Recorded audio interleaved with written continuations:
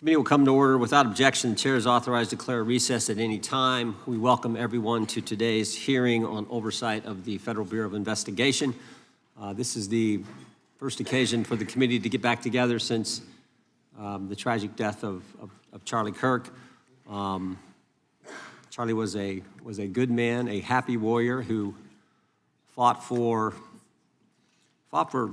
principles and values I think make our country special, and certainly was a strong proponent of defending the First Amendment, something this committee cares deeply about. I said this over the weekend. I think Charlie lived that scripture verse, 2 Timothy 4:7, fight the good fight, finish the course, keep the faith. Charlie certainly lived that, and he did it with a smile on his face. And so the tragic killing happened a week ago while we were in markup here in the committee. And I know everyone, our witness was a friend of Charlie's, and I know many people in the dais were as well. So I know we're all praying for Charlie's family, and I would extend a moment to the ranking member if you wanted to say something.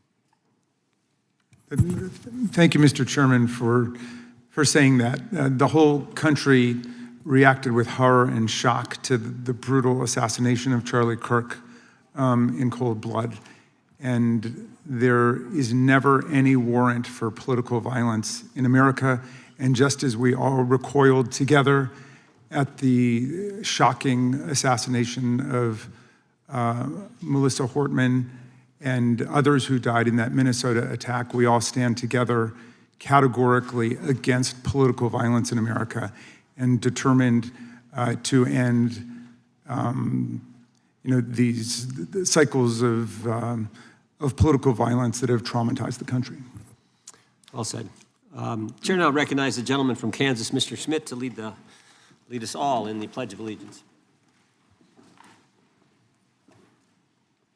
I pledge allegiance to the flag of the United States of America and to the republic for which it stands, one nation, under God, indivisible, with liberty and justice for all.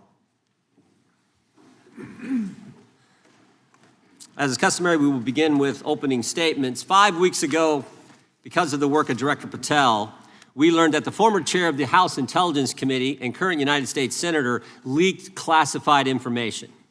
We learned this because a whistleblower came forward.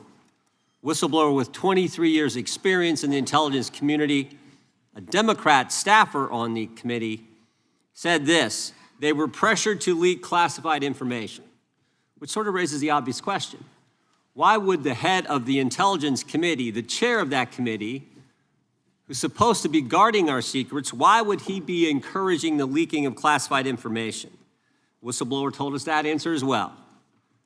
The leaked information was supposed to be used, the leaked information, false information, was going to be used to indict President Trump.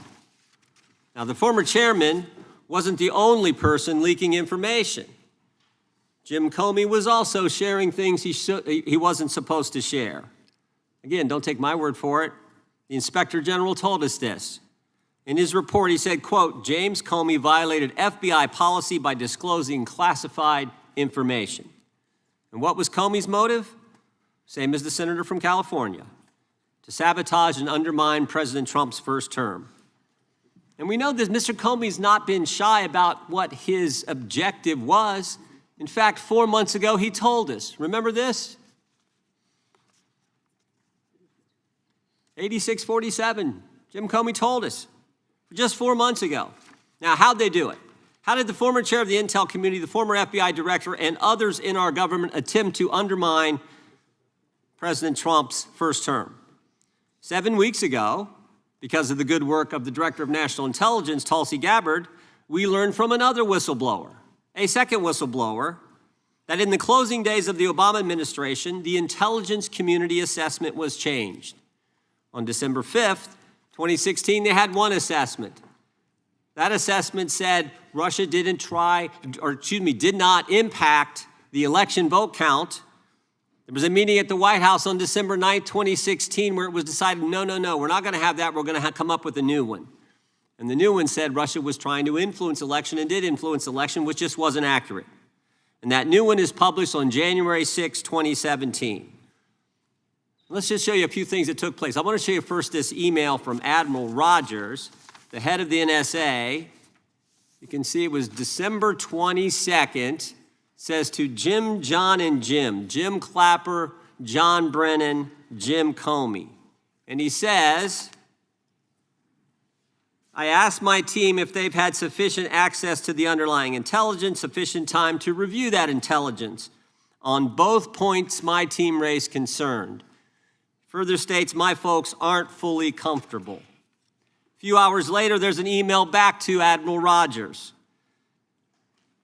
This one is from Jim Clapper, and it says this: it is essential that we be on the same page and all of us are supportive of the report in the highest tradition of, that's our story and we're sticking to it. We may have to compromise on our normal modalities. This is one project that has to be a team sport. That's our story and we're sticking to it. Compromise on normal modalities, that's a fancy way of saying, that's the government speak for we're gonna have to change the rules. In fact, we're not gonna follow our own rules.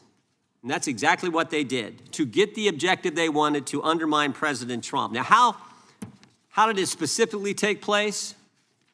The whistleblower said that the government officials ignored concerns about discredited information. And what was that discredited information? What was the discredited information that they didn't ignore the concerns about? What did they use, that discredited information? Of course, it was the dossier. The now famous Steele dossier that was paid for by the Clinton campaign when they hired the law firm Perkins Coie, who hired Fusion GPS, who hired the foreigner Christopher Steele, who wrote all this garbage and lies down. That is what was used to change the intelligence community report. And what happens next? What do Jim, John, and Jim do next?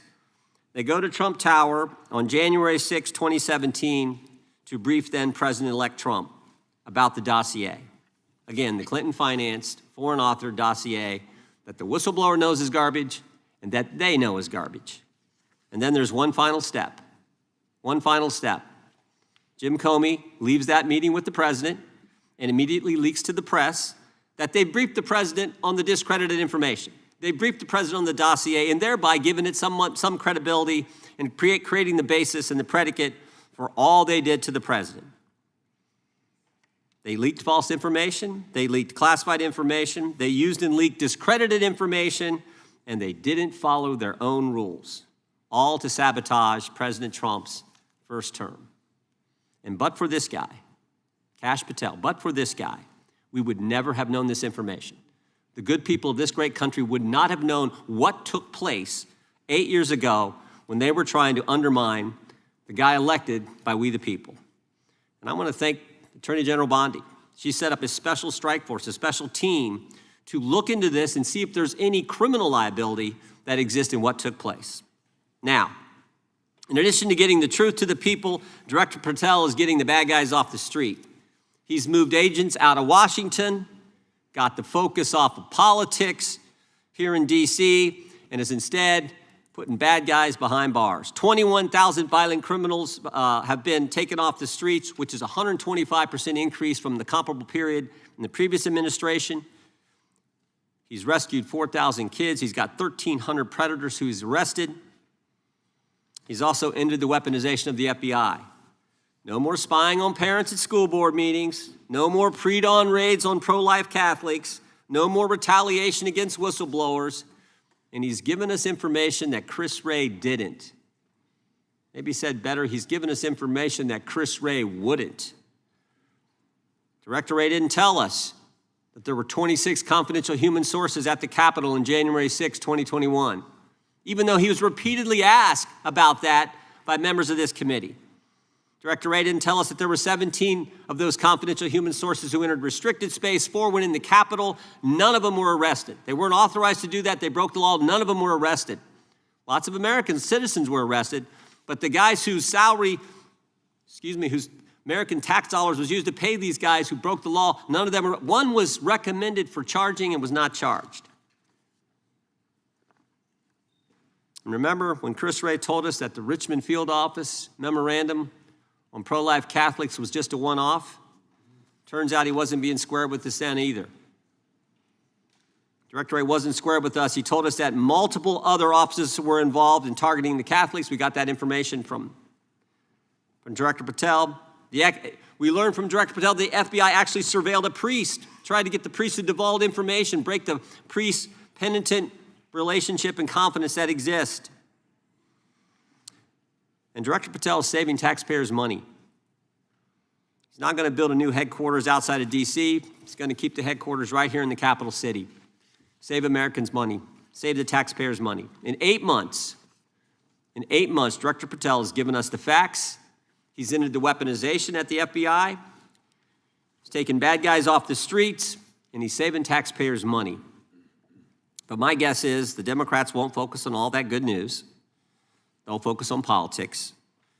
They'll stick with Comey and Clapper and Brennan and continue to try to undermine President Trump. That I yield to the ranking member for an opening statement. Thank you very much, Mr. Chairman, and welcome, Director Patel. You and I have not had the opportunity to meet, and alas, you failed to respond to the 8 oversight letters I've sent you over the last 7 months. So we do have a lot of questions piling up for you, but I want to start with a word of praise. The first FBI director was J. Edgar Hoover, who steadfastly refused to hire women, African Americans, and other minorities as agents. And although he was a closeted homosexual who lived in domestic partnership for decades with Clyde Tolson, he also participated in anti-gay crusades. He aggressively promoted what we would today call white Christian nationalism, and he would undoubtedly be turning over in his grave to see as one of his successors a first-generation Indian American and a proud Hindu. So I congratulate you on being a breakthrough in this sense and being a beneficiary of the civil rights movement that opened up the FBI and the federal workforce to lots of people who never would have been hired in its first decades. Alas, you share J. Edgar Hoover's dangerous obsession with blind loyalty over professionalism and effective public policy. For Hoover, it was blind loyalty to him in keeping his secrets. For you, it's blind loyalty to Donald Trump in keeping his secrets. During your confirmation, it was widely noted on all sides that your primary qualification was your unwavering loyalty to Trump. Unlike other directors, you had no work experience at the FBI, but you had made over 1,000 media and political appearances in support of Trump's campaign. Your Senate confirmation vote was 51-49, the closest in history, with your opponents warning you were not qualified and had no interest in actually developing the qualifications for the job. I hoped that they were wrong. Alas, they were not. While most other new FBI directors drew on their experience as FBI agents, you didn't have that.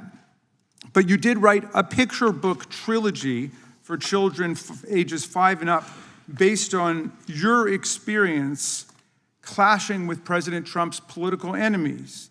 In your book, you describe your literary alter ego, Cash the Knight, as a wacky, easily bored wizard carrying out King Donald's vengeance by driving his enemies out of the kingdom. In the books, King Donald is besieged by the evil Hillary Queentown, but saved in the end by Cash. Then Cash goes on to catch mules who are stealing the 2020 election for the great King Donald from Sleepy Joe. And then in the third book, Cash takes down the dragon of the jalapenos, nicknamed the DOJ. Your supporters had hoped that you would graduate from imagining yourself a romantic fairy tale knight to actually running America's premier federal law enforcement agency. Alas, just as we've learned how dangerous it is to put a science-denying anti-vaxxer in charge of our public health, we've learned how dangerous it is to name as director of the FBI a man who thinks of himself as a fairy tale knight who keeps a fire-breathing dragon named DOJ at home to forcibly drive villains out of the kingdom.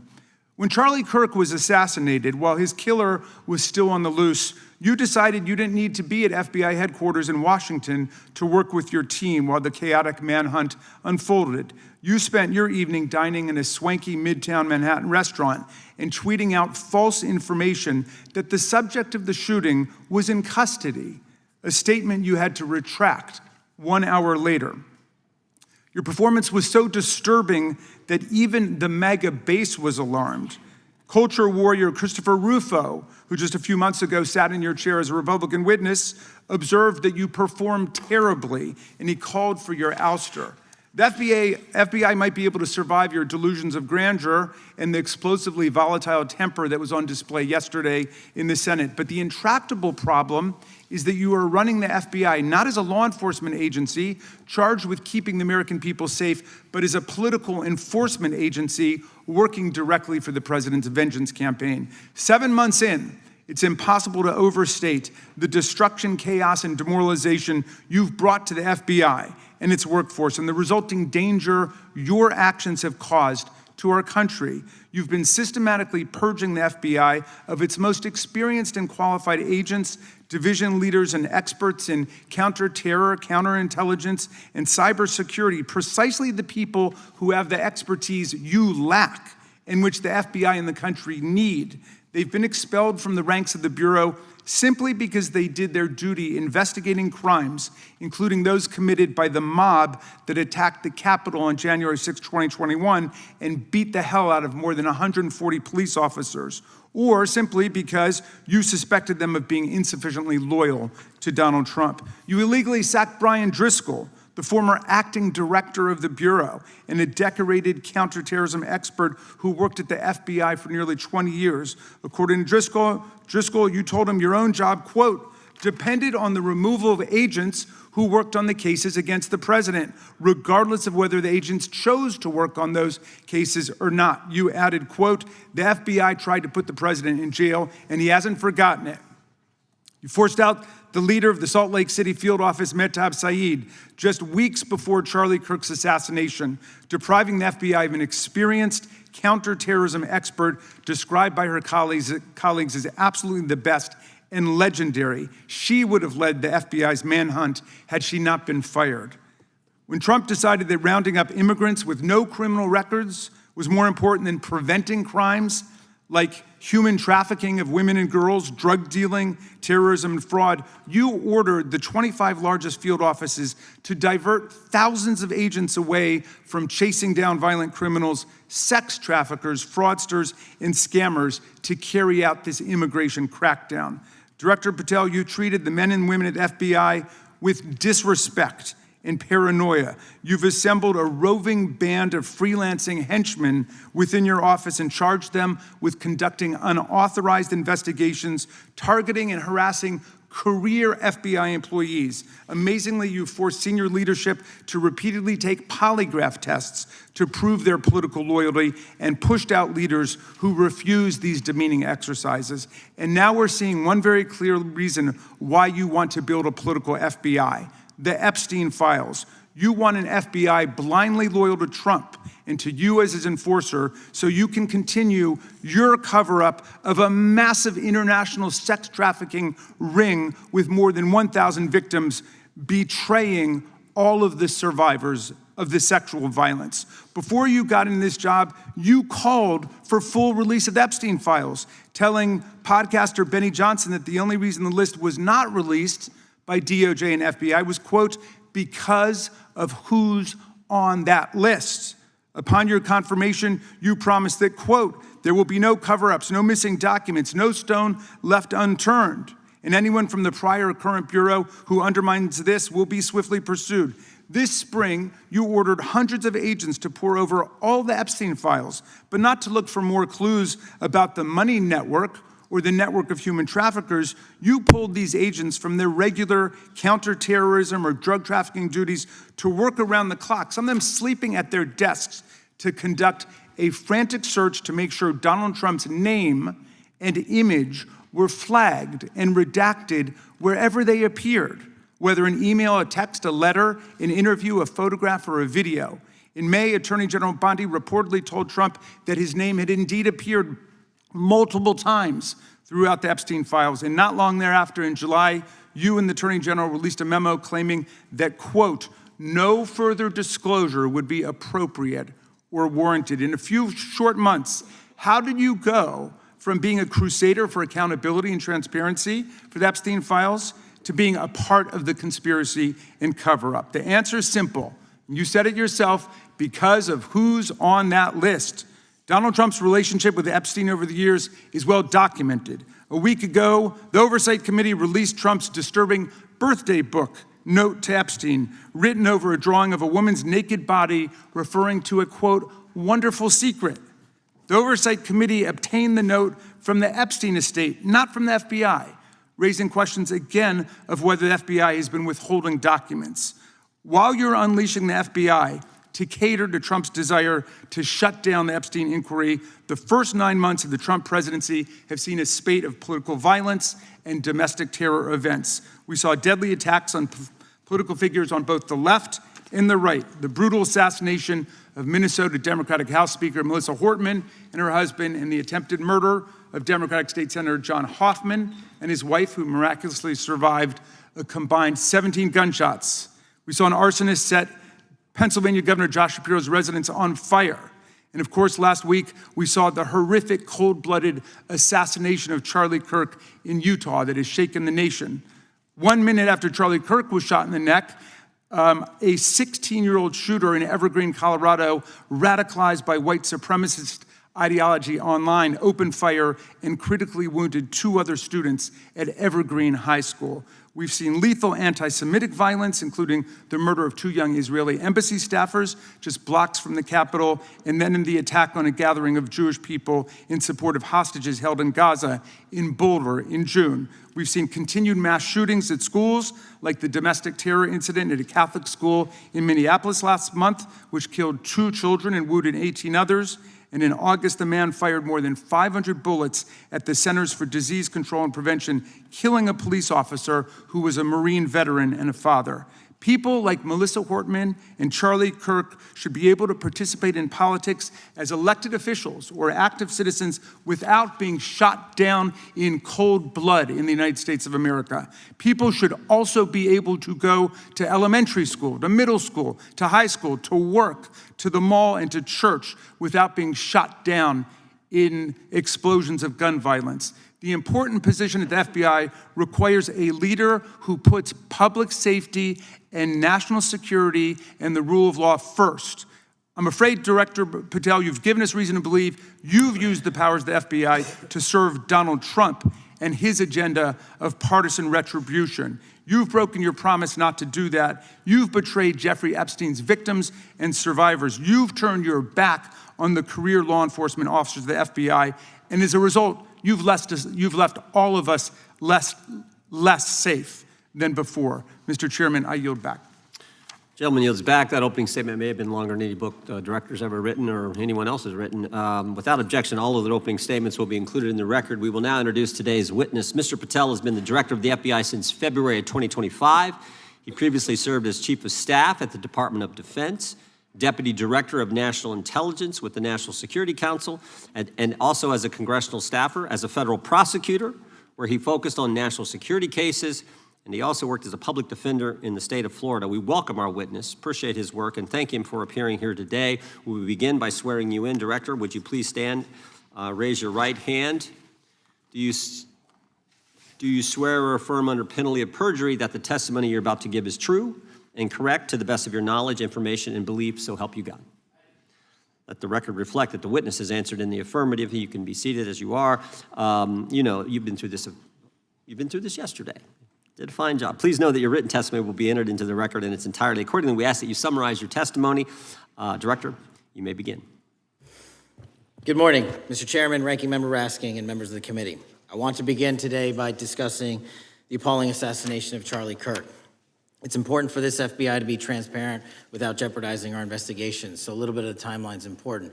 Charlie Kirk was unfortunately assassinated on September 10th. We immediately, the next day, released images early in the day in local time in Utah to start the public partnership in our manhunt for the assassin and culprits. At approximately 5 p.m. local time, I arrived on the ground and walked the crime scene myself, and we flew multiple FBI assets in and out to process DNA simultaneously while bringing in evidence response technicians, hostage rescue teams, and other experts to assist state and local law enforcement with their investigation. At 8 p.m. local on September 11th, the FBI collected and populated and promulgated at a press conference a video of the suspect on the grounds. We also released enhanced images Due to that release that I directed and ordered, the suspect involved was apprehended and in custody at 10 p.m. local time. That's less than 2 hours after we did the video release and the photo release. So within 33 hours, that individual suspect was in custody. And his family, who has since been interrogated, specifically stated to FBI interrogators that because of the video that the FBI released at my direction and because of the photographs that they released, they identified their son, they confronted their son when he swung by their home, and that's what led to his apprehension. We are still, the FBI has that investigation ongoing, and it continues to be ongoing, and I want to thank the state of Utah and the state and local authorities there. And I also want to thank the Attorney General and President Trump for directing resources to allow us to conduct that investigation as we have. Under this administration, the FBI has arrested more than 23,000 violent criminals. 23,000 in 7 months. That's twice as many year-to-date last year.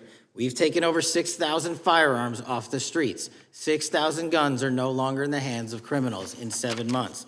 We've identified and found and located 4,700 child victims. That is a 35% increase year-to-date last year. We have arrested 1,500 child predators. That is a 10% increase year-to-date last year in just 7 months.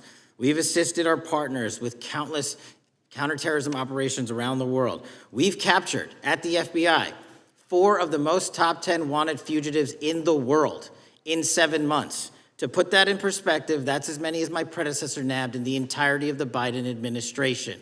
We got 4, we got more coming. On top of that, in 2 weeks, thanks to the help of the CIA, we collected and captured one of the individuals responsible for the horrific Abbey Gate bombing that led to the murder of 13 service members. We did that in 2 weeks. They didn't do it in the 4 years of the entire prior administration.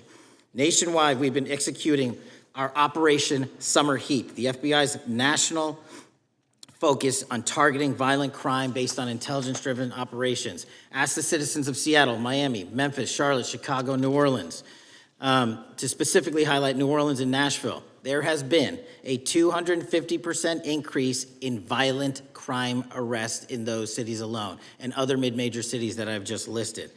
In just a few short months, we have already unleashed 1,000 FBI personnel across this country. Every single state across this country is getting a plus up. This is a fiction that the FBI is short or that we are compromising the men and women in the field. They do not need to be in Washington, D.C., so we're sending them into the field to each and every one of your states. Because of that, crime is at an all-time low. We had to do it because of the explosion of crime. And maybe the most important stat for Americans to realize, in just 7 months, we are on track to produce the lowest murder rate in modern U.S. history by double digits. Those are results not of mine. Those are results of the men and women of the FBI. If you want to criticize me, bring it on, but do not attack the brave leaders in the field. We are also working 24/7, 365 on the opioid epidemic that is killing more than hundreds of thousands of people a year. We have seized 1,600 kilograms of fentanyl off the streets so far in 7 months. Year-to-date, 25% increase. To put that in perspective, that's enough to kill a third of the American population, 120 million Americans. 100,000 kilograms of cocaine and meth gone off the streets. Earlier this year, I highlighted in Cincinnati, Ohio, how we're getting creative to chase down those that were willing to do harm to our citizens, not just by striking at the heart of the fentanyl producers, but the fentanyl precursor companies in China. And we indicted for the first time multiple companies and individuals, not just in America, but in mainland China, that are producing the ingredients that produce and make fentanyl that kill our children. And we're gonna keep going. Counterterrorism work, cyber attacks, and foreign adversaries are something the FBI must never sleep on, and we are not sleeping. In the counterintelligence space alone, this year, year-to-date, 30% increase in counterintelligence arrests from the DPRK, Russia, Iran, and China. And I want the American people to know, in this setting, there's a lot of work that the brave men and women in the FBI are doing we just can't get into, but they don't stop. Our cyber threats, ransomware attacks, those harming our children online. We have nearly a 20% increase in indictments arrests in 7 months alone this year. We're going after those that harm our malware, infrastructure systems, telecom systems, and energy structure. Combating SALT and Vault typhoons are just a little bit of the examples we're doing. Maybe most importantly, under the counterterrorism and domestic terrorism umbrella, our nihilist, violent extremists, and those that label themselves 764, who wish to go online and convince children to maim and mutilate themselves and commit suicide. And we are producing record numbers of arrests under that umbrella organization. We even stopped an individual in the 764 network who wanted to conspire to kill an adolescent girl. He is now in custody. Transparency remains one of my main priorities at the FBI. And this is what I've done in my 7 months at the helm. We've produced more than 33,000 pages of documents to Congress to a variety of committees, including, I believe, 7,500 to this committee alone, if memory serves me correct. To put the 33,000 in perspective, my predecessor in 7 years produced 13,000 pages in total to the United States Congress. His predecessor in 4 years produced 3,000 pages in total. I repeat, I have produced 33,000 pages in 7 years to this Congress and will continue to do so. I'm dedicated to restoring the trust and the mission and the integrity of the FBI, and we cannot do so without congressional oversight, and I promise you I will continue to do so. On the Epstein case, the original sin on the Epstein case was how it was handled by Mr. Acosta when he first brought the case in 2006, 7, and 8. The original case had a very limited search warrant, had a very limited search window, had a very limited investigative window. I was not there when those search warrants and that investigation was launched. I would not have done it that way. They were limited to only 3 to 4 years of investigations from 97 to approximately 2001 and 2002 to 2005. Mr. Acosta allowed Mr. Epstein to enter into a plea agreement where he served weekend jails for trafficking minor women. He also was allowed to relieve jail to go home on the weekends. Plus, he allowed a non-prosecution agreement to be signed as part of that plea deal, prohibiting future investigations from that prosecution and from that evidence, and prohibiting the collection of further material. That is the original sin. We are working with Congress to produce more than any administration ever has material on Epstein. And I welcome the challenge to tell us that we are not being as transparent as the law allows. We even went to court and asked the judges to lift those prosecutorial agreements and to lift those court order seals, and they denied us 3 times. Congress is welcome to do the same and join the fight. And I'd lastly like to focus on operation that the president led in D.C. Because of this, we are taking this fight in D.C. to every single city across the country. 2,100 arrests in the last month alone. D.C. has seen a 60% decrease in gun crimes, 75% decrease in carjackings, and 53% decrease in homicides in our nation's capital.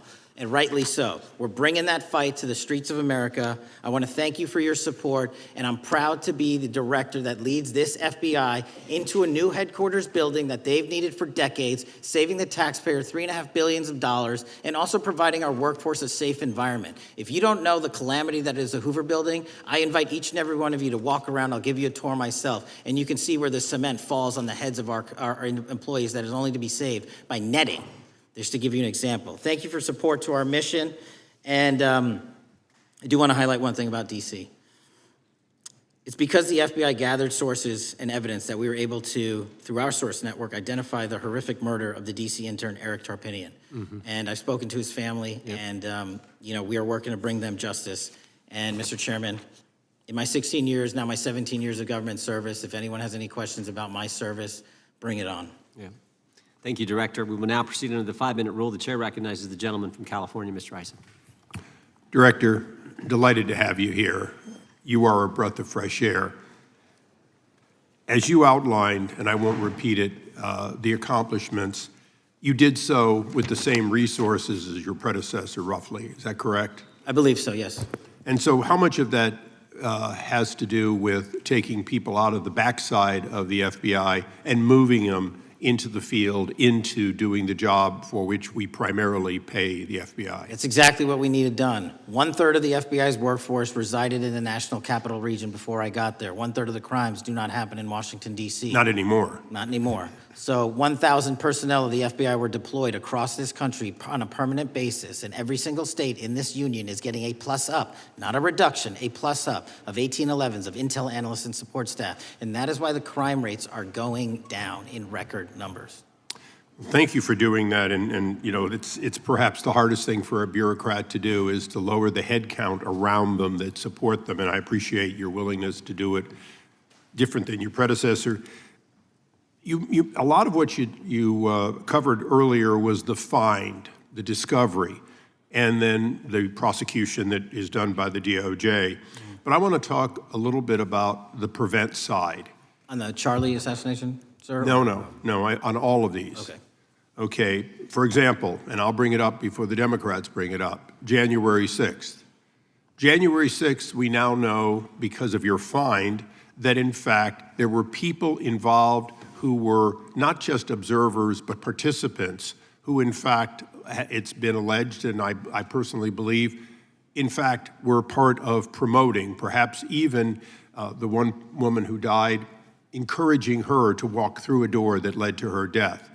When you see that kind of activity, and you know it was done under predecessors with full knowledge, whether it's January 6th, where embedded people crossed the line, or any other activity, including obviously the Russian hoax that we're now dealing with up in, front and center. My question to you is, what can you or others do to prevent it from occurring again? Not on your watch, but on future watches. How can we know that this won't happen again the moment you leave the FBI? It's simple. What I'm doing through our leadership cadre is having FBI agents do what they were trained to do, not what they were not trained to do, not put them in situations that both harm them and the public. We're also utilizing our SORT networks and prioritizing the threat structure to go after the narco traffickers, the counterterrorism people, the counterintelligence threats, and the cyber threats. That's what they were trained to do, and that's what we're letting them do. One major question I have, after decades of doing this, on our side of it, both the chairman, myself, and others, both at Oversight and here, have seen that the FBI and the Department of Justice hide behind non-statutory practices. Now, you've changed the interpretation of many of those practices. That's why we're getting the discovery that was previously withheld. How do we work together to make sure that we never again have false walls, non-statutory walls that say the Department of Justice has a prohibition about giving, quote, you fill in the blank, that has led to the chairman not seeing anything until you took over? I'm wedded to aggressive constitutional oversight. Having been a House congressional staffer, I know that is an important part of securing our democracy. And the way we make it an everlasting, enduring process is by showing the American people the results of what we are doing and the important work of this committee and putting it out to them so they can see government waste, fraud, and abuse. And then they can demand from our constituents and our electors that they want this process to continue. Last major question here. Some things are so sensitive that we both would agree they cannot be made public. Will you commit to this committee, when it is too sensitive to disclose, that you would at least make it available for in-camera review by the chairman and ranking members or others designated? I have done that, and I will continue to do that. Well, thank you, Mr. Chairman. This is a breath of fresh air. This is the beginning of what we need. But my questions today for the director are ones in which I believe that we do need to codify by agreement or by statute if necessary, the kind of openness and transparency that we're seeing from this administration, the kind of discovery that's allowing us to do our oversight properly. And I would hope that that be the follow-up to this, obviously along with the Attorney General. And I yield back my 4 seconds. Thank you. The gentleman yields back. The gentleman from New York is recognized. Thank you, Mr. Chairman. Welcome, Director Patel. In the wake of the tragic murder of Charlie Kirk, Donald Trump said, quote, "Violence and murder are the tragic consequences of demonizing those with whom you disagree, day after day, year after year, in the most hateful and despicable way possible," close quote. I would note for the record that Donald Trump has famously demonized practically every person he has ever disagreed with, and therefore, using his own logic, he has put their lives at risk. About 2 weeks ago, when I announced my decision not to seek re-election, many people on both sides of the aisle, including the chairman, offered me well wishes and thanked me for my service. Donald Trump, on the other hand, took to Truth Social to call me a, quote, psychopathic nut job, among other things. Yesterday, I received a threatening note filled with anti-Semitic comments and hateful attacks that mimicked some of the same language used by the president. I am sure many of us on this committee face similar threats every day. We have seen political assaults on both the left and the right. The attack on Charlie Kirk, the attempted assassination of the president, the murder of the Democratic Speaker of the Minnesota House, the assault on Paul Pelosi, and the attack on the Capitol on January 6th, for example. Director Patel, do you agree that there is political violence from both the left and the right? There is too much political Do you violence. agree, yes or no, that there's violence? There is yes too or- much political violence based on ideologies from either side. Do you, from either side, okay. Are you aware of the study by the Cato Institute, a well-known conservative group, that found that 69% of the violence is from the right? I'm not familiar with that You're study. not familiar, okay. I would commend it to you. Are you aware the administration has threatened to use violence as an excuse to crack down on liberty and freedom of speech? Say that again, I'm sorry? Are you aware the administration has threatened to use violence as an excuse to crack down on liberty and freedom of speech? Nobody at the FBI is doing that. I didn't ask you about the FBI, I said the administration. I speak for the FBI. I would like to enter the record an article from today's New York Times titled, "Trump Invokes Kirk's Killing and Justifying Measures to Silence Opponents." In the wake of Charlie Kirk's killing, President Trump and his allies have laid out a broad plan to target liberal groups, monitor speech, revoke visas, and designate certain groups as domestic terrorists. I ask unanimous consent to insert this into the record. Thank you. Politicizing the murder of Charlie King to go after free speech is not a legacy I believe Charlie King would have wanted. Moving on, I want to address another topic. The FBI has traditionally played a key role in prosecuting public officials for corruption.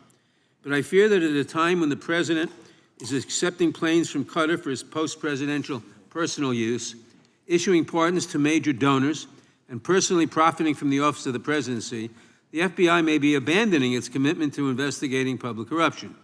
Since its creation in the wake of the Watergate scandal, the Public Integrity Section has been one of the crown jewels of the Department of Justice, investigating and prosecuting corruption among the nation's public officials and acting as a key safeguard against politicized prosecutions. This section's work has been supported by an elite squad in the FBI devoted specifically to rooting out corruption. But according to reports, the Public Integrity Section has now been decimated, and the FBI's Public Corruption Squad has been dismantled. I would like to submit for the record a New York Times article entitled, "FBI Dismantles Elite Public Corruption Squad." I ask unanimous consent. Thank you. These actions are an invitation to corrupt politicians to break the law, since they know that the government is asleep at the switch. Last month, Senator Warren and I, along with dozens of other members of Congress, wrote to you and Attorney General Bondi expressing grave concern over your decision to effectively legalize corruption and to politicize prosecutorial decisions. And he asks unanimous consent to enter this letter into the record. Thank you. I don't have time today to walk through all your questions, all of our questions and concerns, but will you commit to answering this letter in short order so that we can understand what factors led to this decision and how it has impacted the ability to hold corrupt officials accountable? I will review your letter with my team and respond as soon as I can. You will respond. Thank you. I yield back the balance of my time. Gentleman yields back. Gentleman from Arizona is recognized for 5 minutes. Thank you, Mr. Chairman, and thank you, Director, for being here. I appreciate the change in the FBI and the tone since you've been there. We heard the ranking member, however, describe the FBI under your leadership as being resorting to political enforcement and you personally as being paranoid. I would just suggest that perhaps that is the projections of the ranking member himself and not you, sir. I want to refer to something that was said yesterday in yesterday's hearing by Senator Grassley. He said, "It's well understood that your predecessor left you an FBI infected with politics." At your nomination hearing, he gave you records, made public records about whistleblowers regarding something called Arctic Frost. Arctic Frost was the FBI case opened and approved by anti-Trump FBI agent Thibault, and Arctic Frost became Jack Smith's elector case. The new records show that Arctic Frost was much broader than just an electoral matter. In fact, it was expanded to Republican organizations.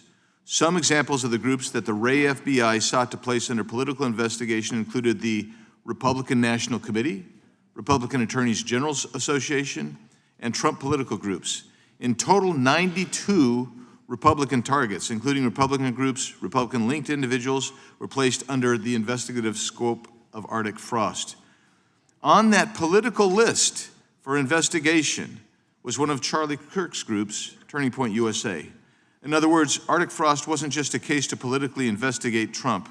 It was the vehicle by which partisan FBI agents and DOJ prosecutors could achieve their partisan ends and improperly investigate the entire Republican political apparatus. I'd ask that, Mr. Chairman, that document be administered. Without objection. So, I know that this may be under current investigation, but I wish to ask specific questions about this for just a moment. What search tools were used in Arctic Frost to view private communications of targets? I believe the traditional search tools, search warrants, lawful service of process, and the tools that the FBI has in our infrastructure systems, cybersecurity systems, and counterintelligence systems. But generally speaking, if I may, I want to use this to highlight the fact that I'm continuing my promise to work with Congress to produce documents simultaneously and also conduct ongoing investigations. I'm giving you as much as I can, and I'll give you more when I can. Thank you.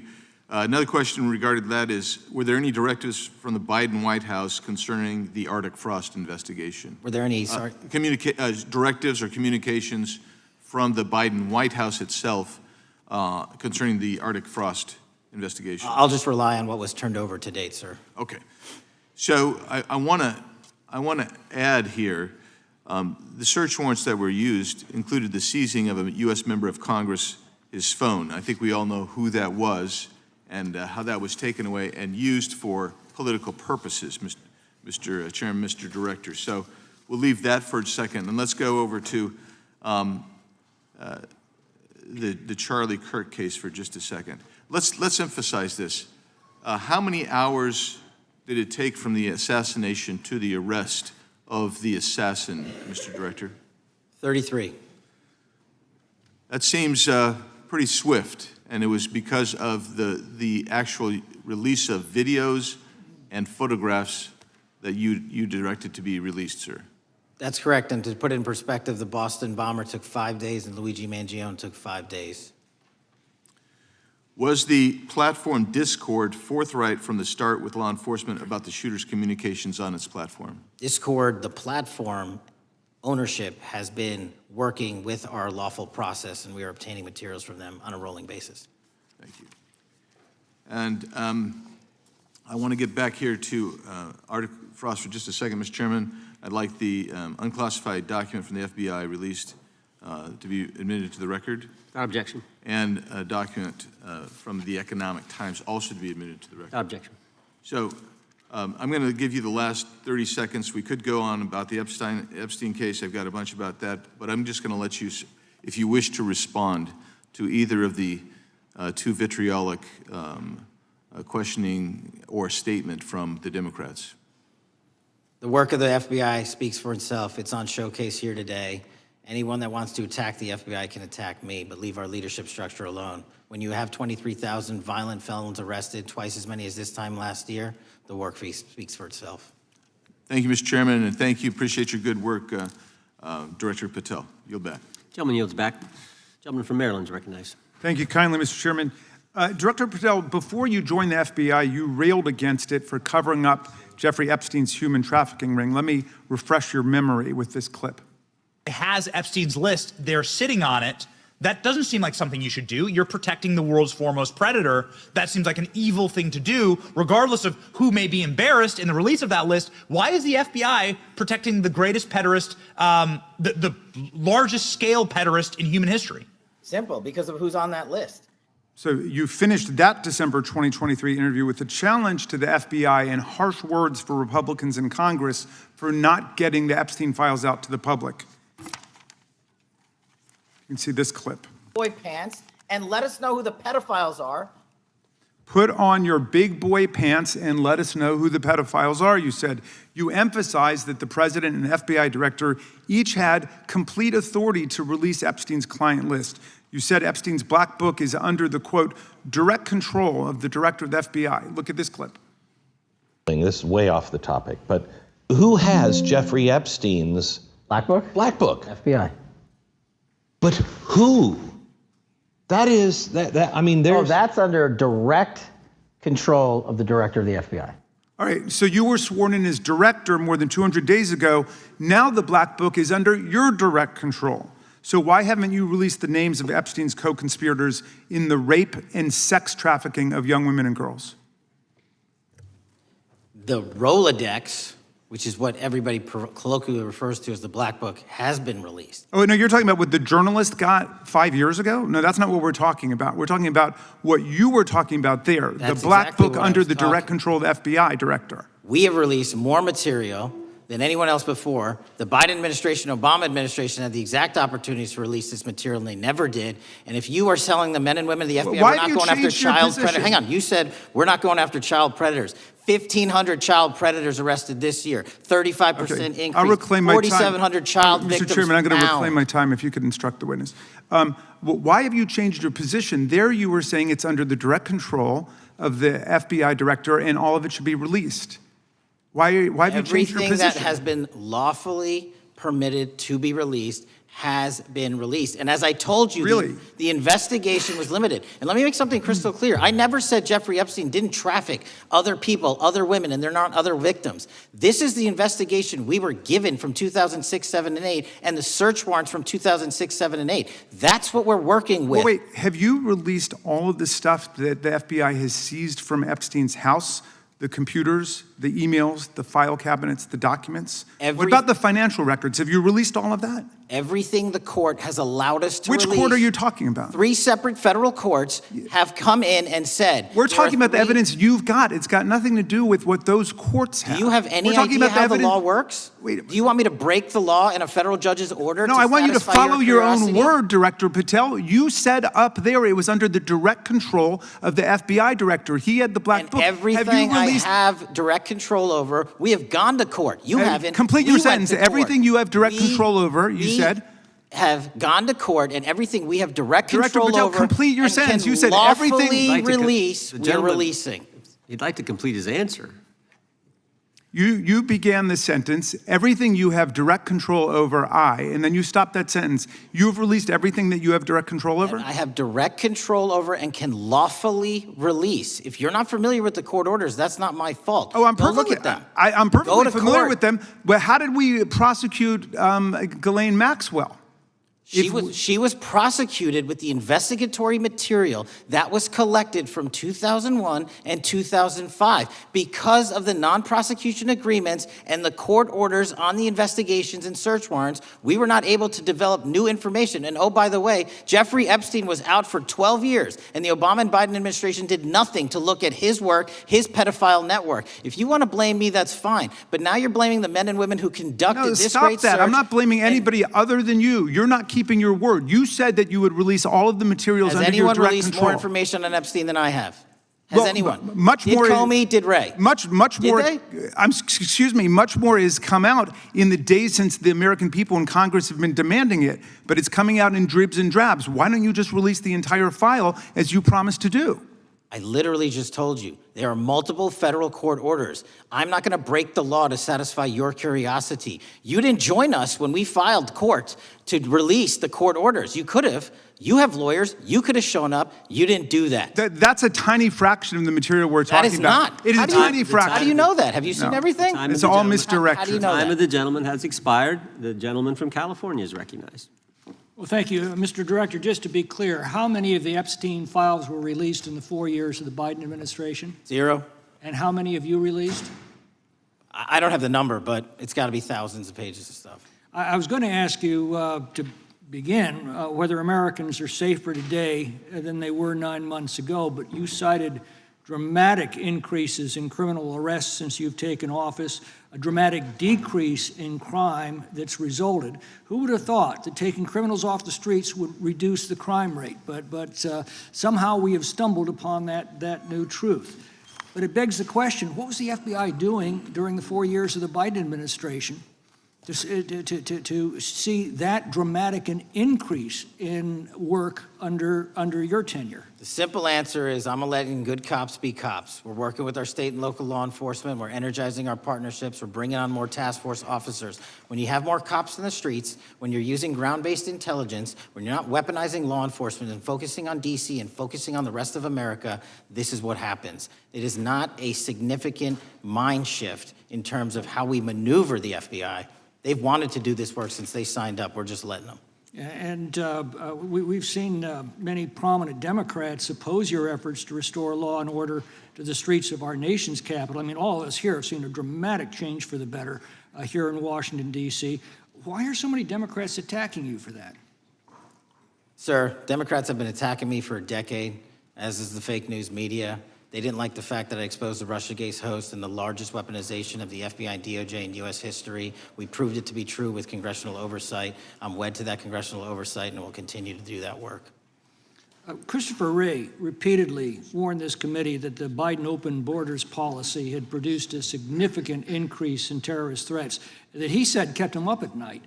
A particular concern, he said, was the 2 million gotaways that entered the country during the Biden administration.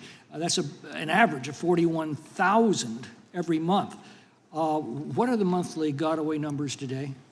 Sir, I'll have to get back to you on the exact gotaway numbers, but identifying that there are gotaways is step one. Going and manhunting them is step two, and that's what we're committing our resources to do. Well, that's my next question, is what progress has the administration made in apprehending and removing terrorist threats that came in during the Biden years? I think you're talking about, if you're not, let me know, known or suspected terrorists, and we've encountered almost zero at the southern border since the southern border has been sealed. But the problem that we are running into is our northern border. It's largely expansive. The enemy has adapted, and we need more focus on the northern border to stop known or suspected terrorists from coming in from places like China, Russia, the Middle East, Africa, Afghanistan. And what can you tell us about the remaining threat posed by potential terrorist cells here in the United States? The terrorist threat that continues to be posed by international terrorists here in the United States is one of my highest priorities. We are working through our intelligence community partners to identify those individuals, and we've taken down numerous individuals and numerous rings across this country to neutralize that terrorist threat, including places like New York City, Los Angeles, and I believe Dallas, Texas most recently. How extensively did criminal cartels like Sinaloa, Jalisco, New Generation, MS-13, Trinidad, and others infiltrate our country during the Biden administration? By the tens of thousands. Well, and what progress have you been making in combating their presence? I think the DHS is best to speak to that, but I think I can't remember the numbers of tens of thousands or hundreds of thousands of individuals they found that came in illegally, and the tens of thousands that associations to criminal networks have all been deported. And that effort is being opposed every step of the way by Democratic leaders in our cities, some of our states, and right here in the Congress. Isn't that true? Well, we're just working where we can in every single city we can, and I welcome the opportunity to partner with Republicans or Democrats on fighting violent crime like we're doing. Mr. Biggs asked about Arctic frost. What else can you tell us about that and what we need to do to assure that it never happens again? Continue the congressional oversight work that you're doing on Arctic frost. Let me provide you with more documentation on Arctic frost, and also call in witnesses from the paperwork that we have given you. You have that right, and the American public deserves to hear what those people have to say. As for my ongoing investigation, there's not much I can say. What role did the FBI play in suppressing the Hunter Biden laptop story during the 2024 election? Off the top of my memory, sir, I believe the FBI was in possession of verified information from that laptop, and it was improperly publicized that they did not have information and masked it as Russian disinformation. We now know that was categorically false. I don't know why the FBI did that, when they did that, but we've released all the materials related to that. Thank you. Gentleman yields back. The gentleman from New York is recognized. Mr. Goldman. Mr. Patel, does Donald Trump appear anywhere in the Epstein files? I'm sorry, could you say that again? It's not a complicated question. Does Donald Trump appear anywhere in the Epstein files? I didn't say it was a complicated question. I just didn't hear you, so my apologies. We have released where President Trump's name's in the Epstein files and everybody else, and all credible information that we are legally allowed to release has been released. All right, so let's go through that. You're referring to court orders that prohibit you from releasing grand jury testimony under Rule 6E. Is that what you're referring to when you say as the law allows? That's a piece of it. Really? What other evidence do those three court orders you cited prohibit from being released? Information that was collected pursuant to those search warrants that were limited Wrong. in fashion. Wrong. That's Okay. not what the court order says, and that's not under 6E. And you're talking, and I said that's 6E, and I said there was others, and I'm answering that. There are sealed court order documents. There are protective orders. From They the are court. unsealed as part of discovery given to Ghislaine Maxwell. They are no longer sealed. That's just not true. We can argue about it all you want. Okay, or well, can go you to court. agree that there are, so your testimony here is that the reason why you are not releasing all of the videos that you have acknowledged, there are so many, and that the FBI spent thousands of hours of reviewing, the photographs, and the photographs that you have. You're saying that you're not releasing those because there's a court order requiring them to be sealed? Is that your testimony? Never said that about the videos. On the totality of the videos, of the thousands of images that were seized pursuant to the search warrants executed at the time, the overwhelming majority of that video is pornographic material that was downloaded from the internet and child sexual abuse material. We will never release that. Well, as you should not release the victims, but if there are videos that relate to others who Epstein trafficked to, such as maybe Prince Andrew, or photographs, that you have total control to release. Yes, and if it And exists, so why haven't you released it? why are you supposing that that is a fact when in fact it is false? Are you saying that You're saying I'm that sitting none on of the evidence? videos Hang on. relate to anything relevant to the Jeffrey Epstein trafficking ring? Every single video that we have collected pursuant to the prior search warrants has been examined for the last 10 years. And every single video has been utilized for whatever prosecutions were able to be legally brought. I'm not asking about prosecutions. I'm asking about why you aren't releasing the full Epstein files, including the names of people who were involved in the sex ring that you promised to do before you became FBI director. I just told you, I'm not going to release downloaded porn of I'm children not asking on the about internet. that. Fine. I'm asking about all the other files. What other videos? Tell me. Tell me. That's what I'm asking. Tell me. You're saying there are no videos that would be relevant to anyone else involved in the Jeffrey Epstein sex ring. Pursuant to Mr. Acosta's collection of information based on the search warrants. That's all we have in our I possession. understand. And I'm asking you, that stuff. That's all we got. I'm not asking all you got. I'm asking you, in that stuff, there's nothing that's related to to any other sex traffic, any other people engaged with Epstein in underage sex. That's correct. To my knowledge, no. Okay. Let's talk about the witness interviews. 302s of witness interviews. Those are not subject to the court order. Those are not subject to any fictional sealed order for a search warrant. Why aren't you releasing those with the redacted names of the victims?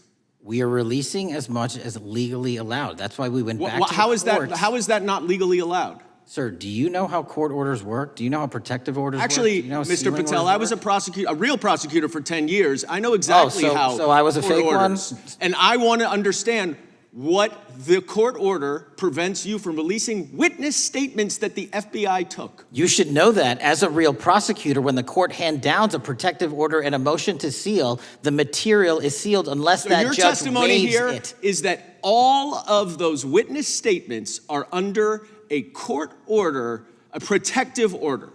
We are providing everything we can legally provide. No, that's not my Congress has question. sent us a My subpoena. question is, why are those witness statements that are not grand jury testimony, that if they were under a protective order are no longer under a protective order, why are they not being released? How are they not And under a protective Why order? are you not going to the court like you did for the grand jury testimony to unseal those The records? DOJ did go to the court. No, not on those records. Why aren't you going? You just went on grand jury. Time of the gentleman has expired. The You are hiding the Epstein files, time Mr. of the gentleman Patel. has expired. You are part of the cover-up.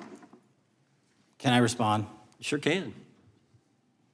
Any allegations that I'm a part of a cover-up to protect child sexual trafficking and victims of human trafficking and sexual crimes is patently and categorically false in the work of my So I hope you will talk to them when they Gentlemen's have time has requested expired. to speak with you. Because the Gentlemen's time has victims have expired. Gentleman requested yields and you are back. not responding to them. Director, yes or no, is the FBI still spying on parents at school board meetings? No, sir. Is the FBI still targeting Catholics? No, sir. Is the FBI still spying on President Trump? I don't believe so. Is the FBI still censoring Americans? No, sir. Is the FBI still targeting Americans for shopping at Cabela's or purchasing Bibles? Nobody is targeted for their faith. Is the FBI still targeting Americans who are pro-life? Nobody is targeting anyone for their beliefs. Is the FBI still cooking the books on crime data? The crime data is real.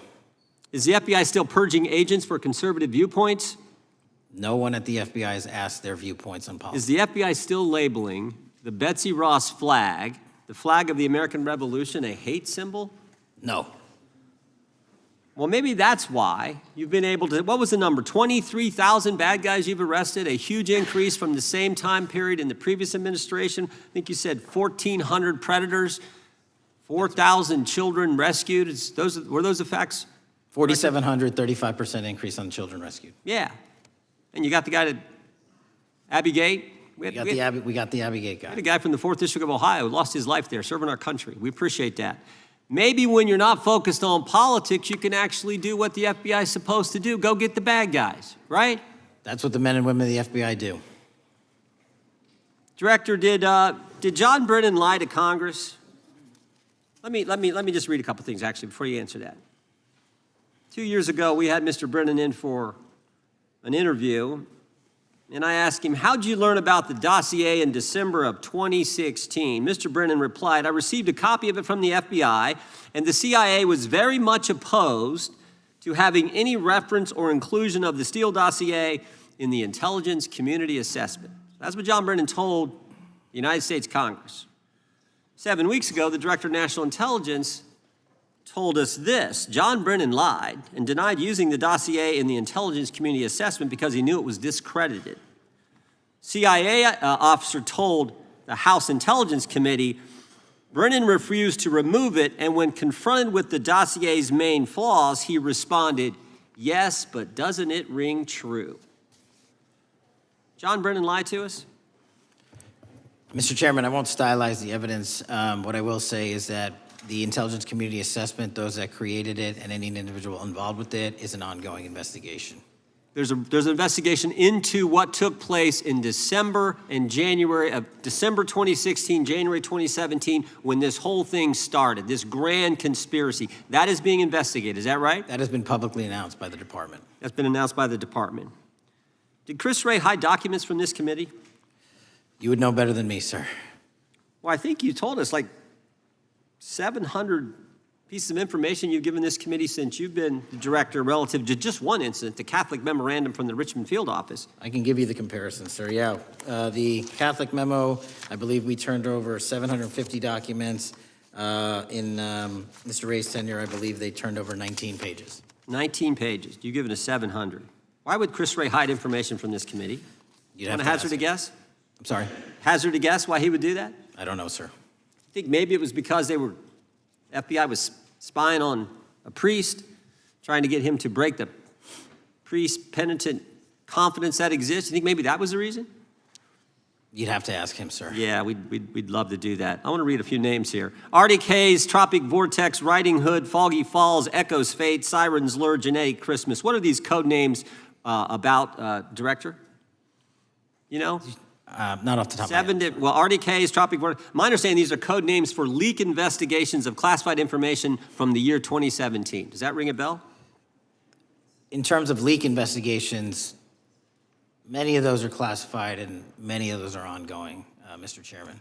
But we are working with you to produce documents as we close those investigations or as we declassify them. Let me ask you this question, because this is something I've wondered about, the way the FBI used to work. Wade, this whole thing so many of these things unfolded. Seems to me you had all these people in government leaking information that then gets reported in the press, there's a story written about it, and then that article is then used to further the investigation and move forward with what they want to do. Did that take place back in 16 and 17? That's the exact scenario that took place in the FISA application for Carter Page and the rest of the Trump campaign. And that is frightening, because that's what the CIA is supposed to do in foreign countries. It's not supposed to happen to Americans, but it did, didn't it, Director? Yes. And not just any Americans, it happened with the President of the United States. Is that accurate? Yes, sir. Yeah, and you were the key guy in helping expose that. And I think our country will be forever grateful for what you did to let the country know that was going on involving Americans, which is not supposed to happen, and not just, again, any American, but the President of the United States. Chair now recognizes the gentlelady from California. Thank you, Mr. Chairman. I'm concerned by reports that FBI agents have been diverted from their important work on crime and anti-terrorism to work on matters that are not critical to our safety. I'd like to play the video, the whole video Jeffrey clip. Epstein's Black Book? Black Book. FBI. But who? That is, I mean, there's... Oh, that's under direct control of the director of the FBI. Or the So, manifesto. but the Black Book, it's not just sitting, I mean, that's Hoover power times 10. And to me, that's a thing I think President Trump should run on. On day one, roll out the Black Book. In contrast to that attitude of let it all out, we're getting reports of actions that run contrary to getting everything out and that also involve diversions of FBI resources. For example, an FBI whistleblower reported that you were pressured by the Attorney General to place 1,000 personnel on 24-hour shifts to mine roughly 100,000 Epstein-related records to redact President Trump's name from the files. Bloomberg reported this, that you directed FBI special agents from the New York and Washington field offices to join the Bureau's FOIA employees in Winchester and another building a few miles away, and that while reviewing the Epstein files, FBI personnel identified numerous references to Trump in the documents, and people familiar with the matter said that Trump's name, along with other high-profile individuals, was blacked out. Now, the New York Times reports, and this is a quote, Justice Department officials diverted hundreds of FBI employees and federal prosecutors from their regular duties to go through the documents at least 4 times, including once to flag any references to Mr. Trump and other prominent figures. Details of the review were based on accounts by 3 former FBI and Justice Department officials who spoke on condition of anonymity because of fears of retaliation, and further that the FBI finished, after they finished its review of the files and materials, was sent to a team of Justice Department lawyers who double-checked the FBI's redactions and, quote, were instructed to flag any mentions of Mr. Trump and other celebrities. Now, I have 3 questions for you, Mr. Patel, about this. First, how many times did President Trump's name appear in the Epstein files? Was it more than 100, more than 1,000? Were the agents who were pulled from their duties to redact the president's name from the Epstein files working on criminal cases or national security cases or child sex trafficking cases? And are the number of agents that have been reported diverted for these purposes, is that accurate? No. No what? You asked if it was accurate. I said it wasn't. So you're saying that none of this happened? That, No, I'm saying it was inaccurate. okay. How many times did President Trump appear in the Epstein files? More than 100? More than 1,000? No, and what we've been able to release is what we've been legally able to release, and that has been No, that's not provided the to question. I public. asked you, how many times did the president's name appear? I don't know. It's your testimony. You do not know that The answer. number of times, no. Could you tell us how many agents were diverted for this task and what they were working on?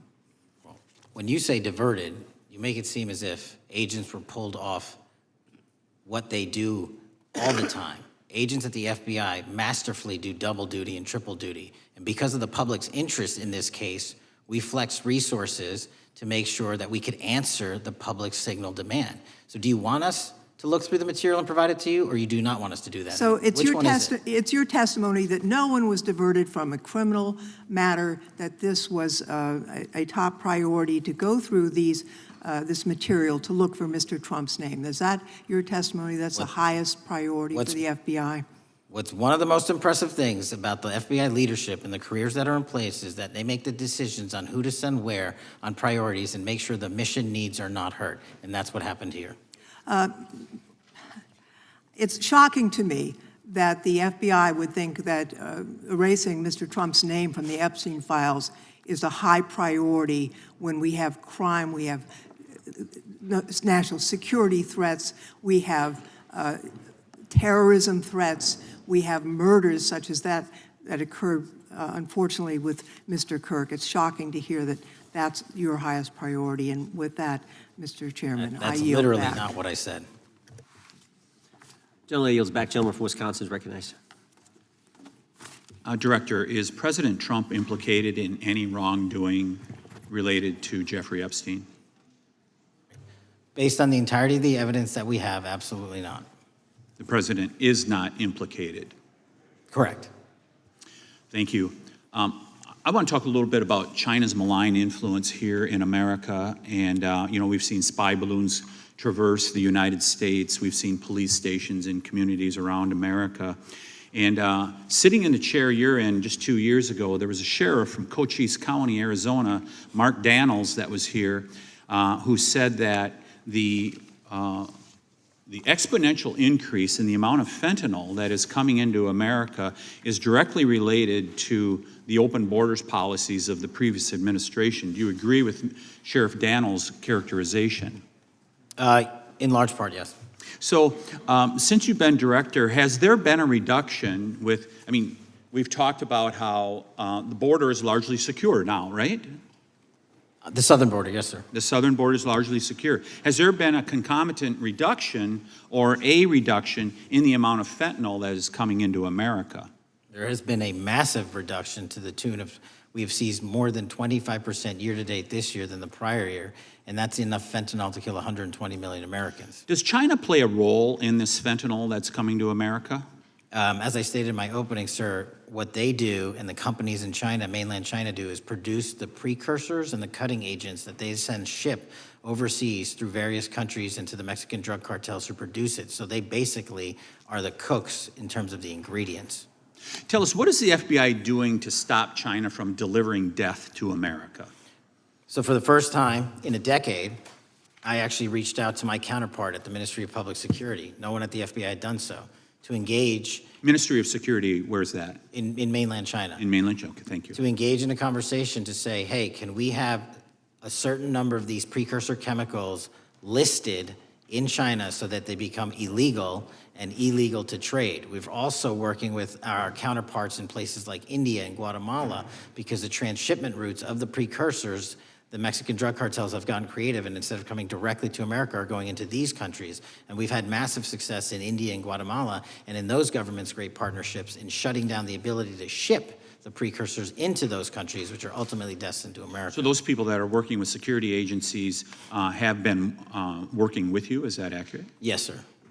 So I want to turn to a couple cases that are at the University of Michigan, where Chinese nationals, on behalf of the Chinese government, smuggled in illicit biological materials, stuff that can harm our agricultural industry. What actions are you taking as we see repeated stories of Chinese nationals doing this in the United States? So just that, sir. In this calendar year alone, as I was mentioning, our counterintelligence operations and cases brought against the Chinese are up by, I think, something like 40%. And specifically, the cases in Michigan show two threat streams, not just against our agricultural industry, which is a threat to national security, but they were also bringing in chemical agents and mushrooms, I'm not the exact expert, that would have ultimately hurt our population. We arrested and charged all of those individuals, and we were aggressively going after them in every single state because they weren't doing it in Michigan alone. Should research universities across the United States be doing a thorough job of vetting Chinese nationals that are coming to their universities? They should. Turning to spying in America, we heard the stories about Senator Dianne Feinstein's driver, who was a Chinese spy. We're familiar with Linda's son, who worked in Governor Hochul's office, Christine Fang in California. What are you doing to find these people who are Chinese spies that are trying to burrow themselves into the politics of America? Because we know it's happening, right? Yes, it is. And what our counterintelligence unit is doing is aggressively seeking the intelligence into where these individuals are working, then we are utilizing our operational authorities to go in and investigate them either through our human source networks and collecting information through lawful process, online search warrants and data so that we can bring proper arrest charges and publicize to the world what they're doing here. And just because we've caught a few doesn't mean we've caught everybody. We've got a lot more to go. I get one more quick question in. The FBI arrested a judge in Wisconsin, Hannah Dugan, for interfering with a federal law enforcement operation. Could you tell us a little bit about that? And is a judge above the law here in the United States of America? Well, no one is, and that case is ongoing, but as you stated, and these allegations said there was an interference in a federal lawfully executed federal law enforcement priority that was interfered with. I yield back, Mr. Chairman. Gentleman yields back. The gentleman from Tennessee is recognized. Thank you, Mr. Chair. Director Patel, I believe you had primary importance in starting Operation Viper in Memphis. Is that correct? Yes, sir. And Operation Viper brought in the FBI, the DEA, the ATF to help the Memphis police in policing the city. That'll be phase two, sir. Phase one was FBI and local law enforcement in Memphis for the last few months. Okay. You did a good job, and the police director and the mayor have told me that has been helpful, the FBI working with the police. And the FBI are trained in law enforcement. They know Miranda rights, they know how to do policing, and they do a good job working with the police. Do you think that the National Guard is necessary to do the work that the FBI is doing now? Thank you. I do think it's necessary to finish it. What we've done is 500 arrests in Memphis and 110 federal indictments. But what we need to do is we've only secured a piece of where the criminal conduct is occurring in Memphis, and we can't work inside perimeters that are not established and safe, and we don't have the manpower to give us the space to fully go into the areas where the criminal activity remains. Well, are you suggesting that the National Guard is going to go into the more heavily crime areas? They're going to establish, like they did in Washington, D.C., perimeters where local law enforcement and the FBI, DEA, ATF, and U.S. Marshals can go into. We can't be going into all these areas knowing that they're extremely volatile and jeopardizing the safety of our agents. Did the National Guard do anything in Washington to help the FBI stay safe from these dangerous elements? They established perimeters. Established perimeter, and the criminals knew about it, so they... It was a visible force, sir, so they kind of saw it.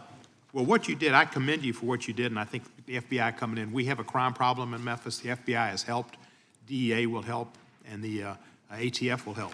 I don't think the National Guard's going to help, and what I've seen, they're not trained in law enforcement, are they? No, sir. And so that could be a problem. Who will direct the National Guard in Memphis? Will it be, will they have control over your agents? No, sir, they won't. Who will have control over your agents? You? Well, the SAC and then ultimately the chain of command up to Washington, D.C. will control the FBI, but there's a task force that was put together that is going to be led by an interagency. The heads of U.S. Marshals, DEA, and FBI will be working together with DHS collectively on this. Have you visited Memphis before? Yes, sir, I have. So you know how good a city it is. I love Memphis. A lot of us do. And Memphis is a great city, great history, civil rights museum. Might say something about slavery, but that was the history. Needs to be taught. Blues, Elvis. Beale Street. Beale Street, right, barbecue. And people should come. It's not a troubled city. We've got some crime, but it's not a troubled city. We're not troubled, and we love our city, and we hope that the National Guard doesn't come in and cause people to have questions about Memphis because it's a city they should visit. Let me ask you this about, you said that the homicide rates are coming down to an all-time low? In modern recorded U.S. history, yes, When sir. does modern recorded history start? I think the FBI, and I'll get back to you on this, has stats on that going back about 30 years, sir. Okay, I was thinking back to Ozzie and Harriet, and I didn't think you could beat Ozzie and Harriet's time. Secondly, you mentioned the Epstein case. Did any of the women that were victims, and they came up here and had a press conference and all, did any of them contact your office and ask to give information? To my knowledge, no, sir. If they did, let me ask you first, is there a statute of limitations on sex crimes like that, with sex with a minor, rape? The DOJ is the expert, but I do not believe there's a statute on that, limitations on that. So if there's not a statute of limitations, should you not be interviewing those people who know who raped them and the names and the places and give you that information, that seems like that's a treasure trove of information. And it's a serious, serious, serious number of crimes. Sir, I couldn't agree with you more. We've been very public about asking individuals to come forward with new information, and we would run out every single lead on that. Well, I'm sure the women will come forward, especially today, to be sure that they will get an opportunity, because that seems like something we ought to do.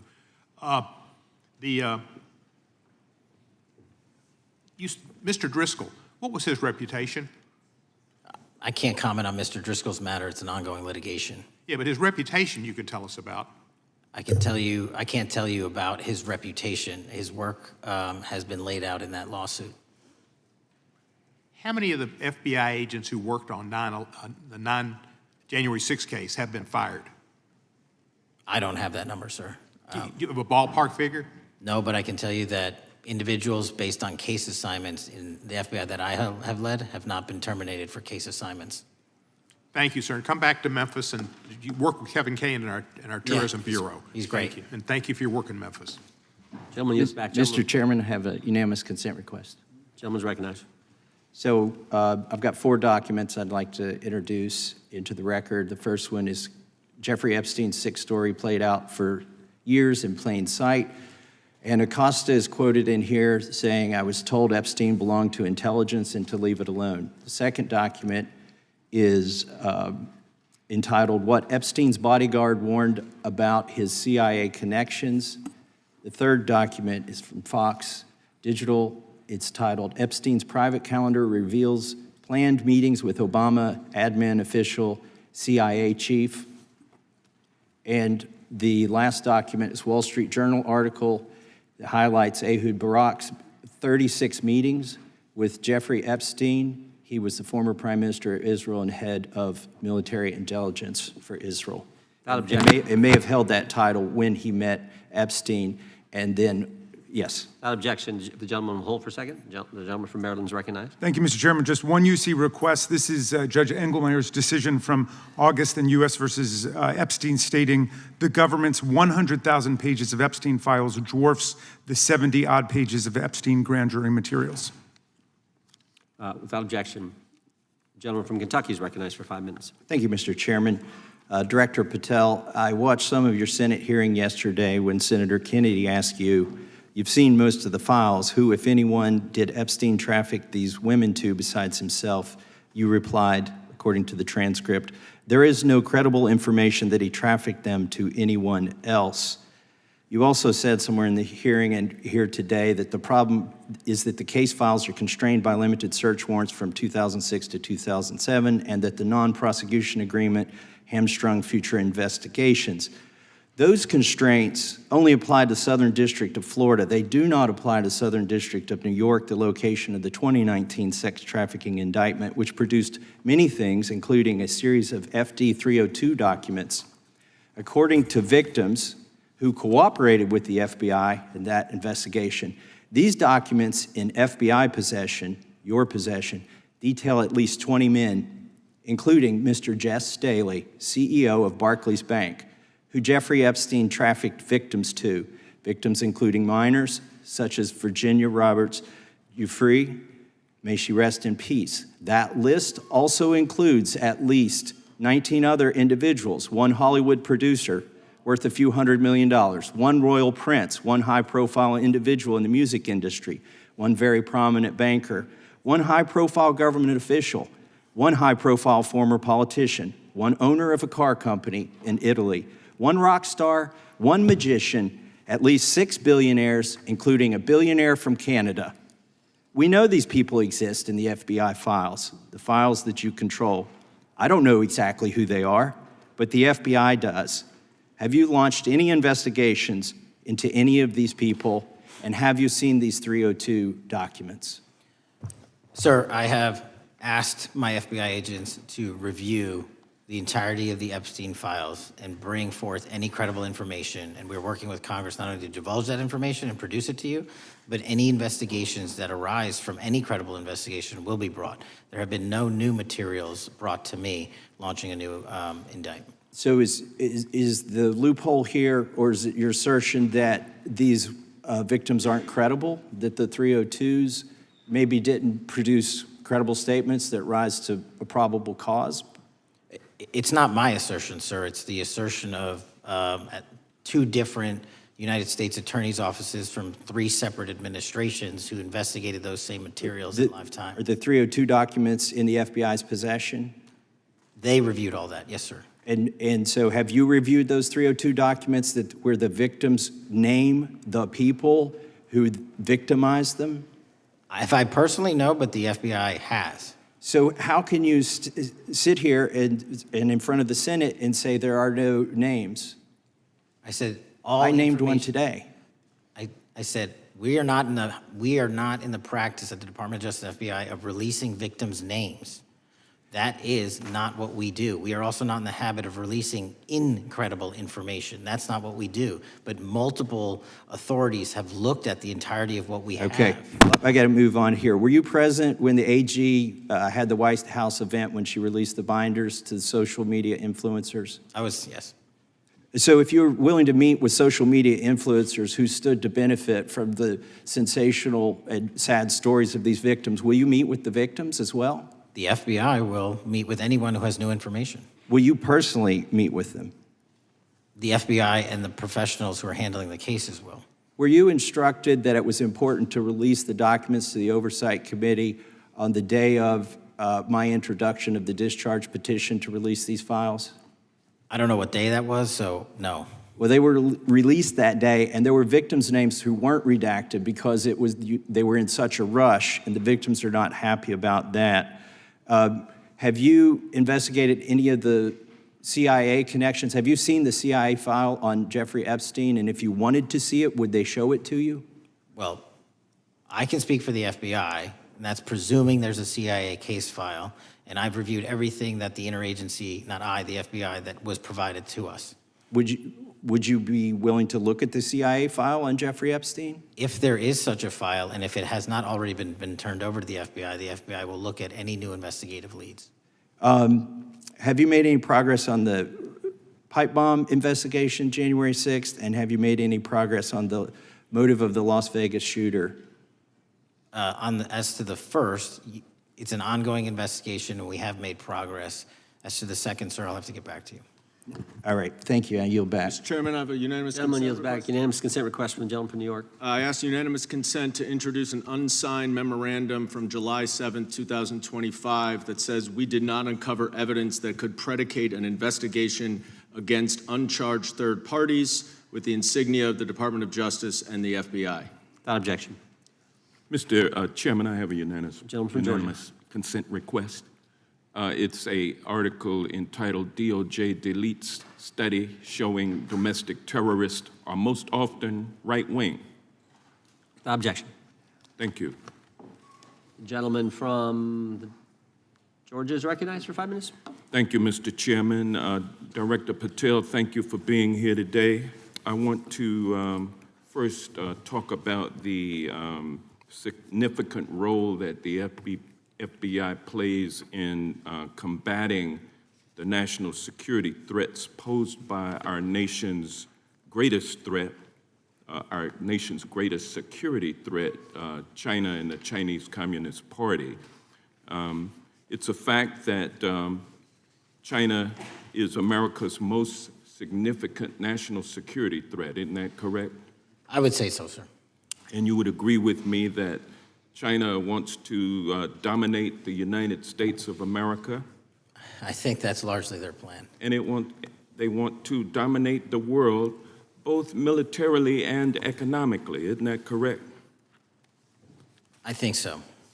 And sir, you've been FBI director for the last, 8 months? 7 months, yes. 7 months, and during that time, have you held any stock in any companies founded in China?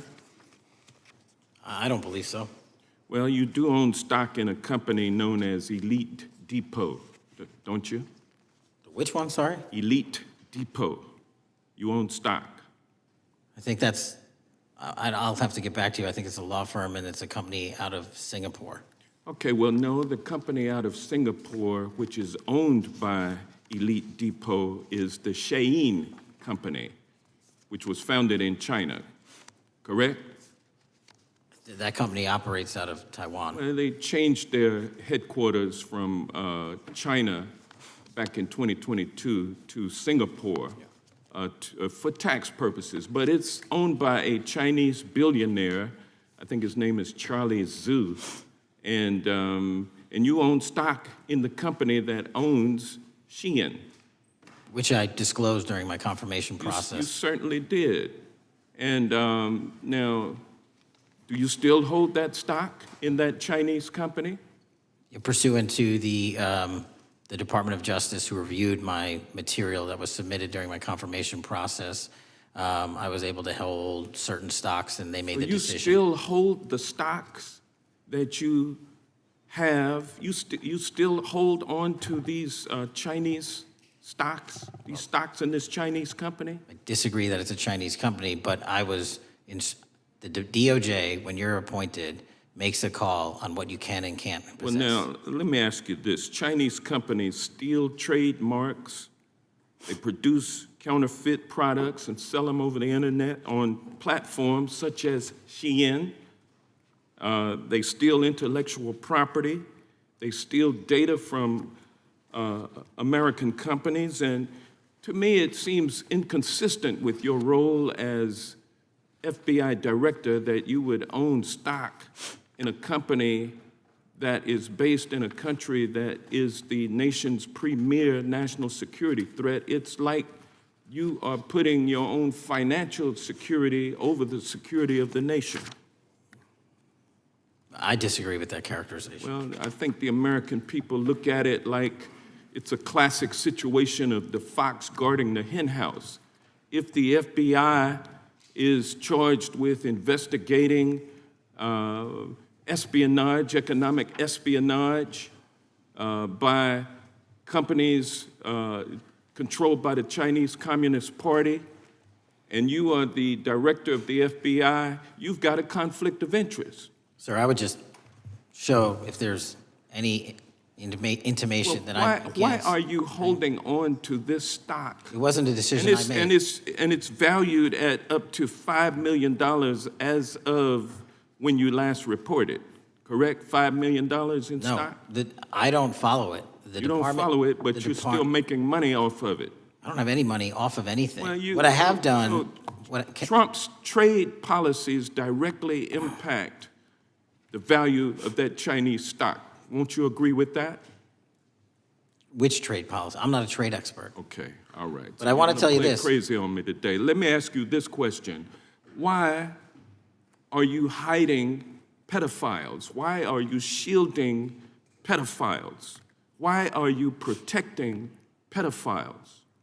That is maybe the most offensive thing you could say to me, given the numbers. Well, you have not released given the Epstein numbers files of pedophiles. You were aware of the we have Epstein arrested. client list that was published in the 18,000 Time the gentleman has emails released? expired.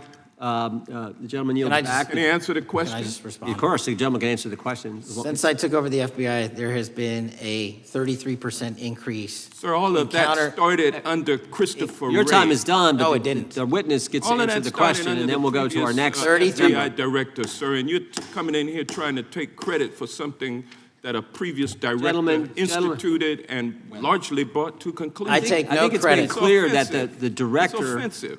has numbers are so incorrect much also. better than the previous director. It's Dr. Patel, if you want to I take- answer the question. I take no credit. The men and women of the FBI have seen a 33% increase in the number of counterintelligence arrests out of the PRC. And so all of a sudden, when And you the- coming in 7 months ago, and, Gentlemen, his time has Heaven on earth. expired. and on sir, the pedophile the American public not gonna accusation, go for that. we have arrested 1,500 child predators in the last 7 months. Under That's investigations more than initiated by anybody the prior Appreciate the directorship. director's good work, and we really appreciate that the time of the gentleman has expired. We now go to the gentleman from Texas. I thank the chairman. I thank the FBI director for coming before the committee.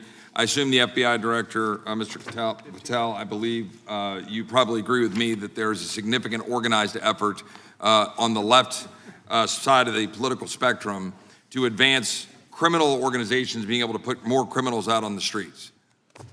That what we've seen this in daily action. Are you familiar with the report that came out this last Monday from the Law Enforcement Legal Defense Fund I'm not familiar with that, sorry. So this report came out this past Monday, and it said that significant amount of the money flowing out of George Soros and other leftist organizations and funders has been funding DAs and prosecutors, and quote, many of these DAs had never managed an office, prosecuted a criminal case, developed organizational policies.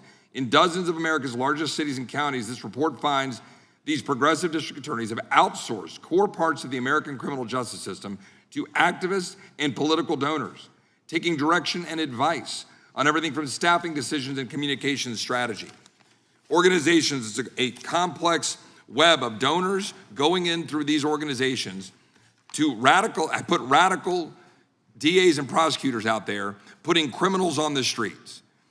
Does the FBI director agree that this exists and is a problem? I will accept the factual representation, and if that exists, it is a problem.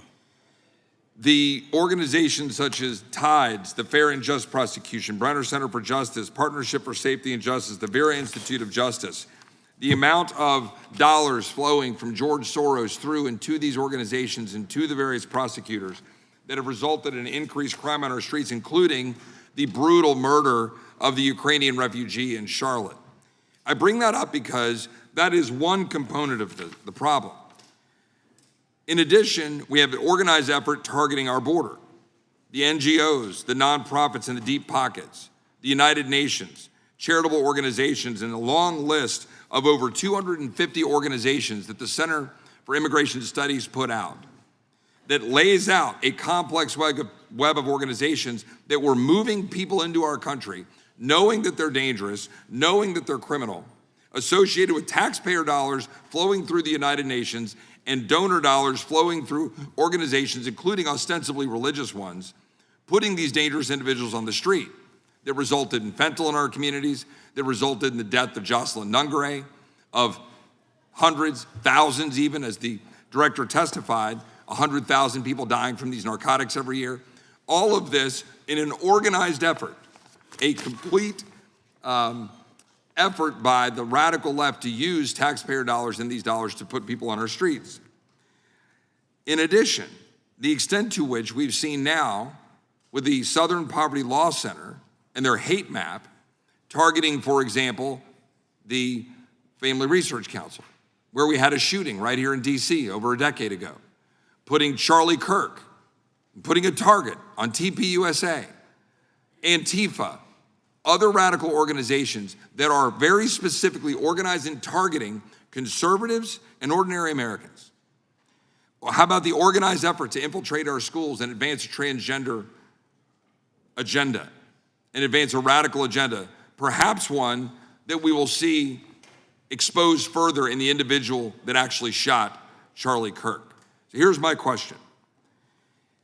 Will you as the director, and are you as the director, pursuing all legal channels to follow the truth wherever it may lead on this organized effort, one? And two, do you agree that Congress should take all action necessary to expose this web of dollars that are flowing to undermine our way of life? I got another minute in my time, then I'd like to hear from you on this topic broadly. I'll keep it short. Investigatively speaking, we are doing the following. We are following the money. We are following the money in every organization and every person that is violating the federal code. And it doesn't matter what your background or ideology is, we are following the money. We are using legal process to follow that money, issuing subpoenas to follow that money, using grand juries to follow that money. And when we have results to recommend for prosecution to the Department of Justice, we will do that. And we will continue to publicize documents through Congress, yes, when we make these findings. Mr. Chairman, I'd like unanimous consent to insert the record outsourcing justice by the Law Enforcement Legal Defense Fund that I alluded to before. I would ask unanimous consent to add a 2024 list provided by the Center for Immigration Studies on these United Nations and other affiliated groups that are responsible, over 250 of them, for moving individuals into our country in a coordinated effort. I would like a unanimous consent to insert a letter that I sent that currently has 33 members of the United States House of Representatives have signed on it, calling for a special select committee to pursue the organized effort from the radical left to target our way of life and undermine our security by putting criminals on the street and having our borders being wide open and putting us in danger. Without objection. With that, I would yield back. Without objection. Gentleman yields back. Mr. Chairman, I have a couple of unanimous Gentleman's consent recognized. requests. One is a letter from Senator Tom Cotton dated last year urging the U.S. to, quote, ensure that data from U.S. companies is not harvested by the Chinese Communist Party through the purchase of Xi'an software and technology. Without objection. And also a statement by Marco Rubio, then Senator Marco Rubio, which warned our UK allies about, quote, Xi'an's deep ties to the People's Republic of China. Without objection. Also, crime is the record crime is down in 2025. Trump doesn't deserve credit, which demonstrates that the crime rates have been decreasing since 2023, which was published by the Vera Institute. Also, a unanimous consent request to enter into the record a NPR report from July of 2024. GOP vows to make America safe again. Statistics contradict their growing crime claims. Without objection. Also, a report out of the American Presidency Project dated January 17, 2025, record low crime during the Biden-Harris administration. Without objection. Also, Joe Biden is correct that violent crime is near a 50-year low, which was a PolitiFact publication of May 2024. And last but not least, a FBI releases 2024 reported crimes in the nation statistics. These are FBI statistics published on August 5th, 2025, which details decreases in murder, rape, aggravated assault, and robbery in 2024. Without objection. Gentleman from Kentucky is recognized for unanimous consent. Mr. Chairman, I ask unanimous consent to submit two sets of documents. The first is a series of emails from the victims of Jeffrey Epstein. They are making FOIA requests to get their own FBI files and not having any success. So I want to bring attention to that by submitting that to the record. The second document that I want to submit to the record, for the record, I know we don't usually read these. This one's not readable. It's completely redacted for the most part, the first 50 pages. This is actually the search warrant that was served on James O'Keefe for a diary that he had already given to the government 2 months before. And as it turns out, there were no indictments here, yet he still doesn't know why he was raided, and I think he deserves to know. So, Without objection. Thank you. The chair now recognizes the gentleman from California. Director, the first time you saw Donald Trump's name was in the Epstein files. Did you close the files or keep reading? I have reviewed not the entirety of the files, so I You haven't reviewed all of the Epstein files? Personally, no. You're the director of the FBI. This is the largest sex trafficking case the FBI has ever been a part of. Buck stops at the top, and your testimony today is you have not reviewed all of the files. What I've been doing is been busy providing the safest country this country has seen in modern U.S. history in historic speed, because the men and women of the FBI are given the resources to reduce the homicide rate, to reduce the drug trafficking rate, to reduce the amount of children that are being trafficked, and the number of pedophiles. It sounds like those children being trafficked would appreciate the director reviewing the files. You said you don't know the number of times Trump's name appears in the files, so it could at least be 1,000 times. Is that right? The number is a total misleading factor. We have not Could the released number at least anyone's be 1,000 name times? that we have not released anyone's Could it name in the at least Epstein be files 1,000 that times? has not been credible. Director, And could it at we have least be 1,000 released times? every piece of legally permissible information. Okay, You can so- characterize the numbers however you want it. Claiming my time, Director. It sounds like if you don't know the number, it could at least be 1,000 times. Which It's not. leads me- It's not. Is it at least 500 times? No. Is it at least 100 times? No. Then what's the number? I don't know the number, but it's not that. Do you think it might be your job to know the number? My job is to provide for the safety and security of this country. My job is not to engage in political And that innuendo includes protecting so you can go sexual out to the assault victims. sticks and get your 20-second hit in your fundraising reclaiming my article. time, And Director. keep going, reclaiming your time, because the Director, people of California If are being Trump- if the underserved by president- your If the representation. president is not implicated, why not release everything that involves him? We have released everything, the president and anyone else's side, that is credible and lawfully be able to be released. Your fixation on this matter and baseless accusations that I'm hiding also child Mr. Massey's pedophiles is disgusting. interest. Anyone that says that needs to look at the stats alone. And go back to the state of California, who's receiving the biggest surge in FBI resources through Director- my redeployment because the cities of Los Angeles, San Diego, and San Reclaiming Francisco my time, need it. Director. Remembering your oath to tell the truth, did you ever tell Donald Trump his name is in the files? I have never spoken to President Trump about the Epstein files. Did you ever tell the Attorney General that Donald Trump's name is in the Epstein files? The Attorney General and I have had numerous discussions about the entirety of the Epstein files and the reviews conducted by our team. Did you tell the Attorney General that Donald Trump's name is in the Epstein files? And we have released where President Trump's name is in It's the a simple attorney's question. file. Did you tell the Attorney General that the President's name is in the Epstein files? During many conversations that the Attorney General and I have had on the matter of Epstein, we have reviewed The question is painstakingly simple. who Did you can tell be- the Attorney General that Donald Trump's name is in the Epstein files? Yes or no? Why don't you try spelling it out Yes if you're or going to mock me? no, Director? Use the alphabet. Yes or no? No? A, B, C, Director, D, E, F? it Don't wanna sounds do like it? you don't want to tell us. Did you tell the Attorney General that Donald Trump's name was in the Epstein files? Why don't you try serving your Director, constituency did by you tell the focusing on Attorney reducing General violent that Donald crime in this Trump's country and the number of pedophiles that are Director, legally reclaiming my harbored in time, your Director. sanctuary cities in Director, California? reclaiming I'll my work with time. you on that. Do Regular you wanna order, Mr. work with us Chairman. on that? Director, Time reclaiming my belongs to the time. gentleman from California. Did you tell the Attorney General that Donald Trump's name is in the Epstein files? Yes or Question no? has been asked and answered. You have not answered it, and we will take your evasiveness as a consciousness of guilt. Director, did Donald Trump ever say to you, just find and release the entire truth? Don't worry if I'm in it. The instructions from the administration were to release all credible information, and we have done that. Did Donald Trump ever provide information about Jeffrey Epstein as an informant? Donald Trump has not been, and I can only speak for the FBI, an informant of the FBI. So, Director, you've played this cute shell game where you say you can't release everything because the court has said that it legally is not allowed to be released, but the court calls bullshit. Judge Richard Berman said that when you went to the court, quote, information contained in the Epstein grand jury transcripts pales in comparison to Epstein investigation information and materials in the hands of the Department of Justice. So let's move on, Director. You wrote a book called Government Gangsters. You identified 20 individuals in that book. You put me on that list at the top of the list. Thank you. My children find it flattering. 20 of those individuals have been investigated or have had adverse actions.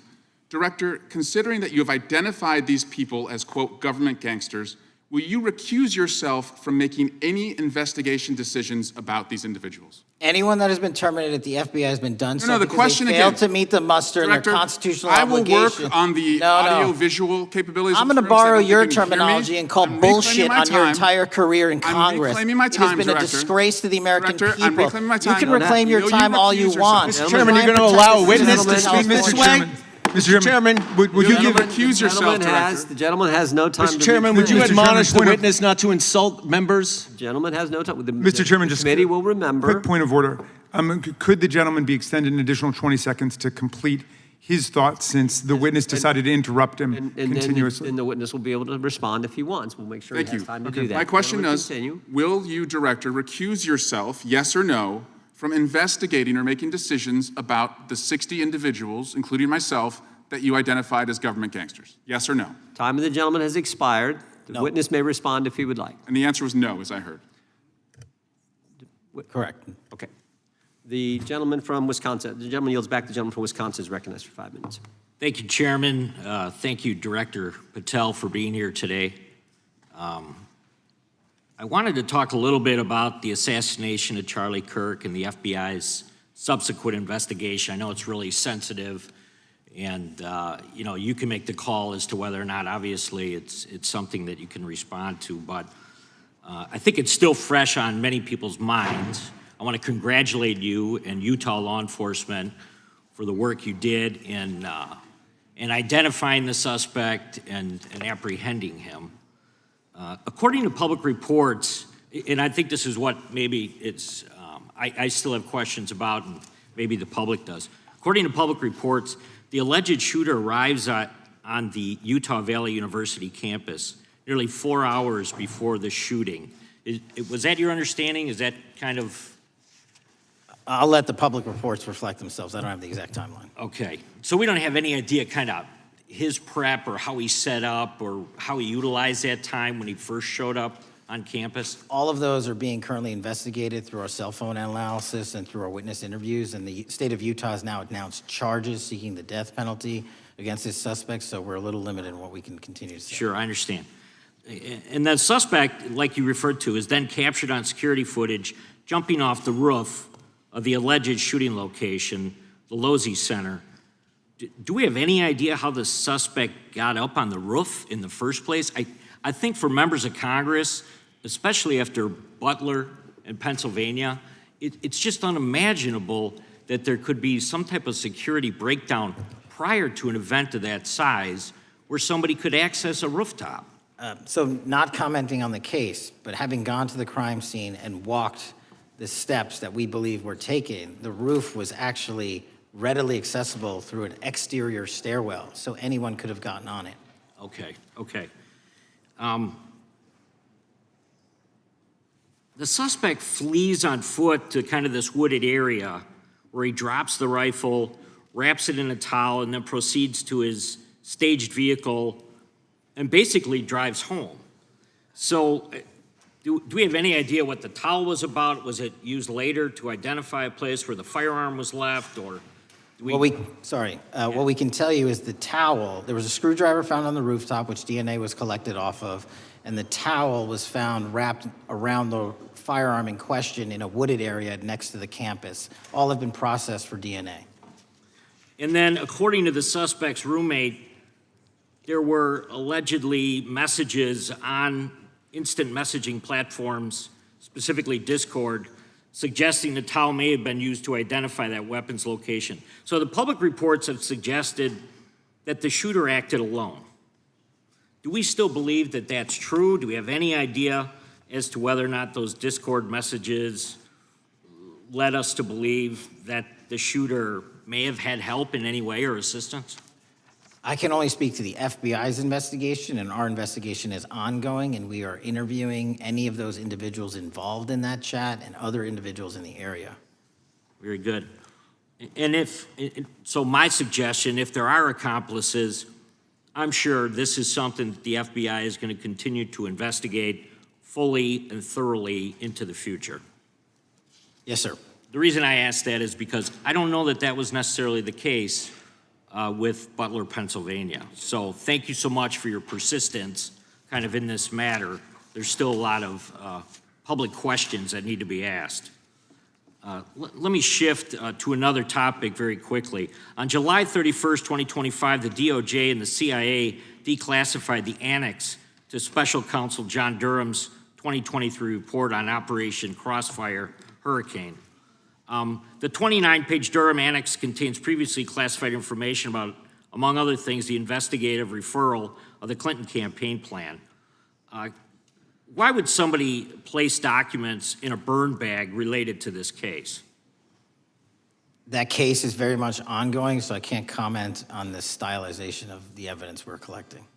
Can you comment at all on the Durham Annex as I described it?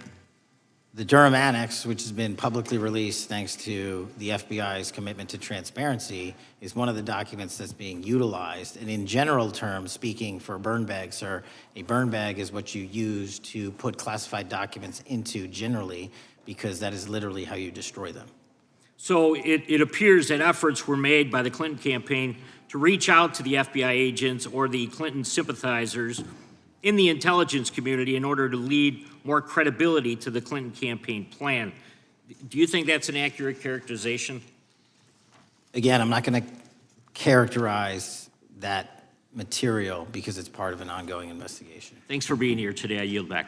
Gentleman yields back. Gentleman from California is recognized. Thank you, Director Patel, for being here today. The FBI searched Jeffrey Epstein's Manhattan residence, correct? I believe that happened in 2018. I think there was 2 locations, sir. It's 2019, and in that residence, the FBI found a safe, correct?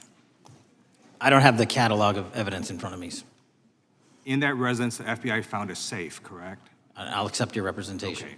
And in that safe, the FBI found topless and lewd photographs of girls, correct? Again, sir, I'll accept your representation. I don't know. Thank you. It was all over the media at the time. There's a New York Times article that says Jeffrey Epstein is indicted on sex charges as discovery of nude photos is disclosed, dated July 8th, 2019. And the Times reports a trove of lewd photographs of girls was discovered in a safe inside financier Jeffrey Epstein's Manhattan mansion. Author Michael Wolff has conducted numerous interviews of Jeffrey Epstein.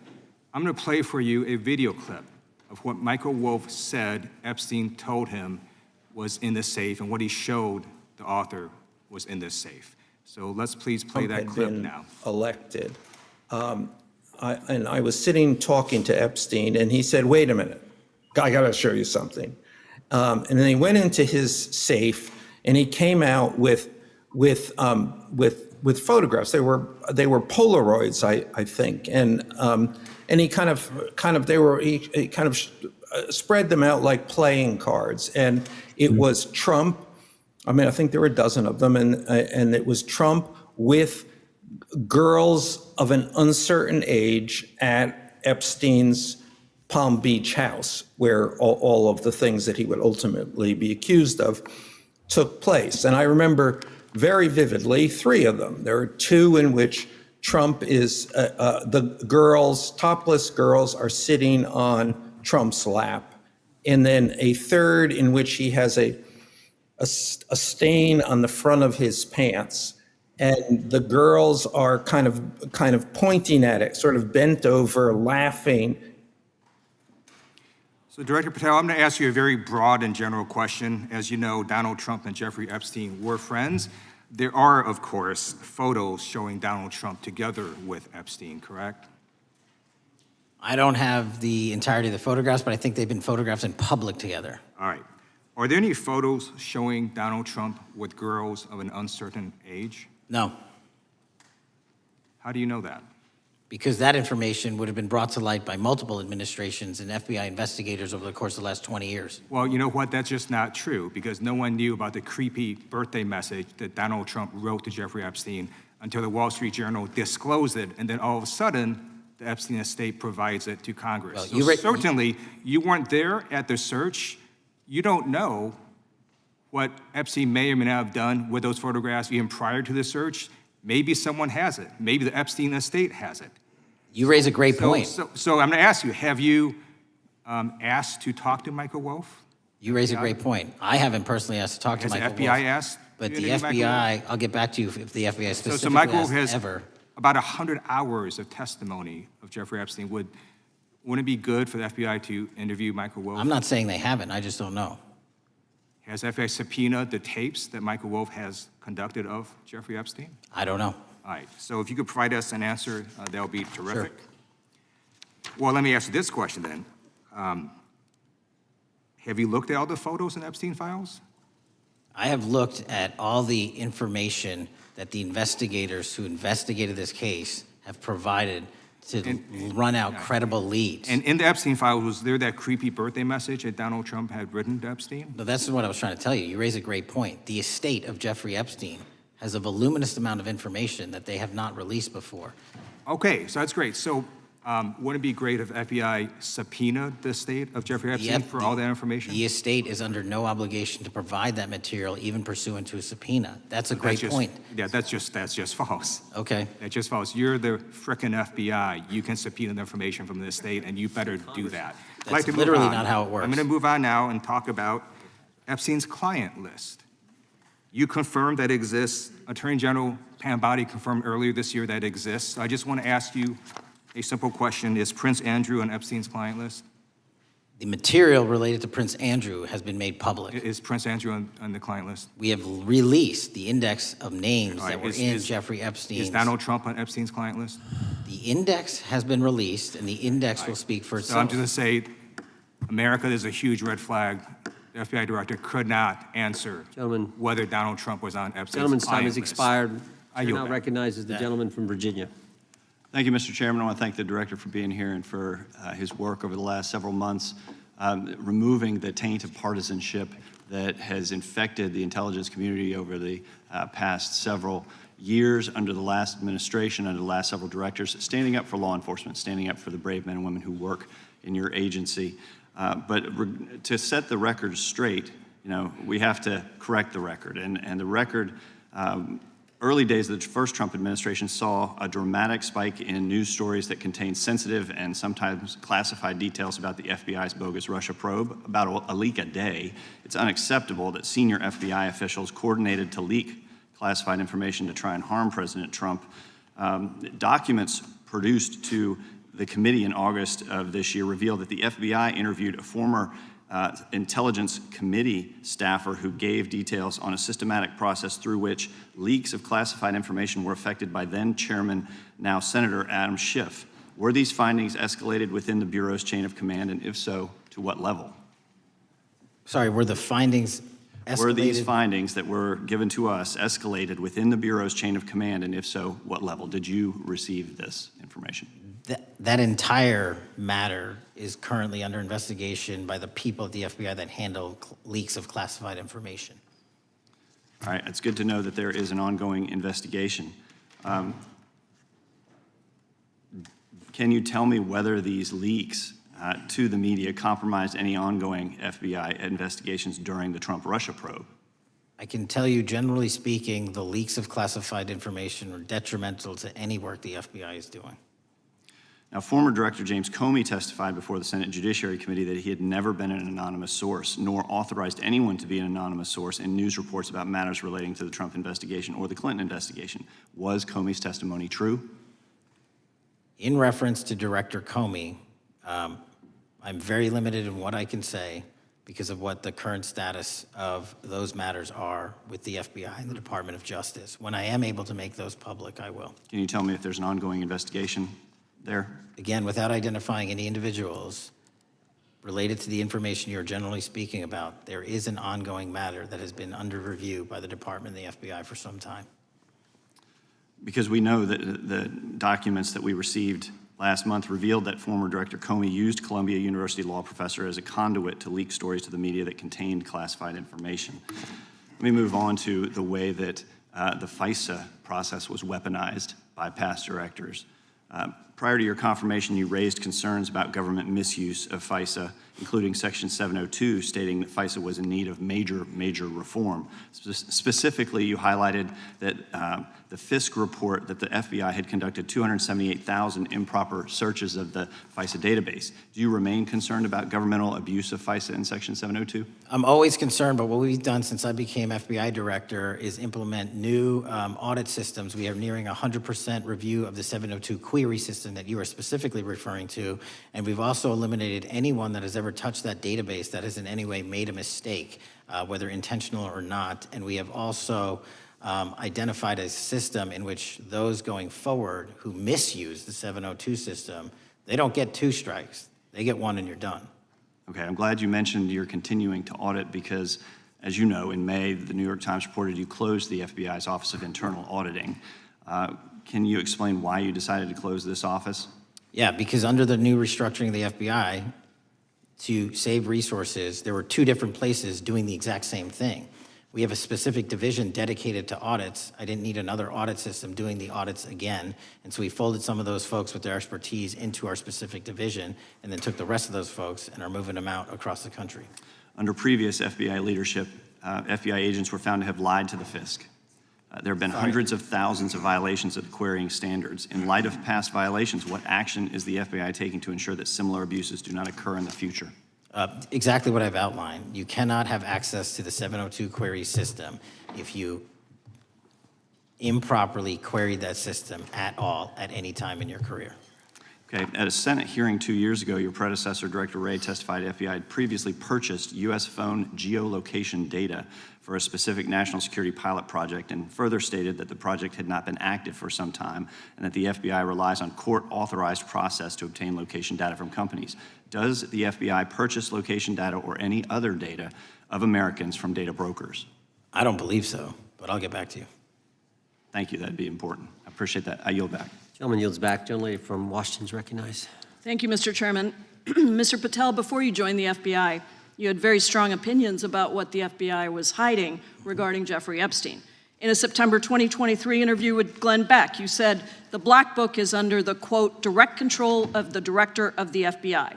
In December 2023, you said, let us know who the pedophiles are. Even for a short time after becoming FBI director, in February of 2025, you tweeted, quote, there will be no cover-ups, no missing documents, no stone left unturned.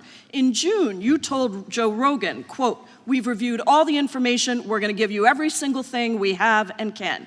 But then suddenly in July, everything changed. You and Attorney General Pam Bondi released one video and said that there was nothing more to see. Your July memo says you uncovered more than 300 gigabytes of data and physical evidence, but that you had decided no further disclosure would be appropriate or warranted. That is a quote.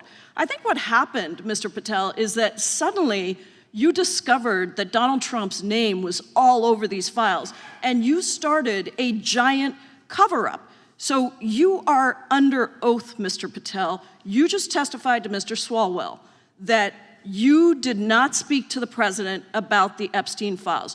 To your knowledge, did Attorney General Pam Bondi speak to the president about what was in the Epstein files?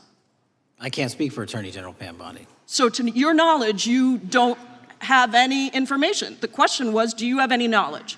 Do you have any knowledge? I can't speak. You are refusing to answer the question, so let me tell you that the Wall Street Journal reported that in May, Bondi told Trump that he was in the Epstein files, and at the same meeting said that the DOJ did not plan to release the files.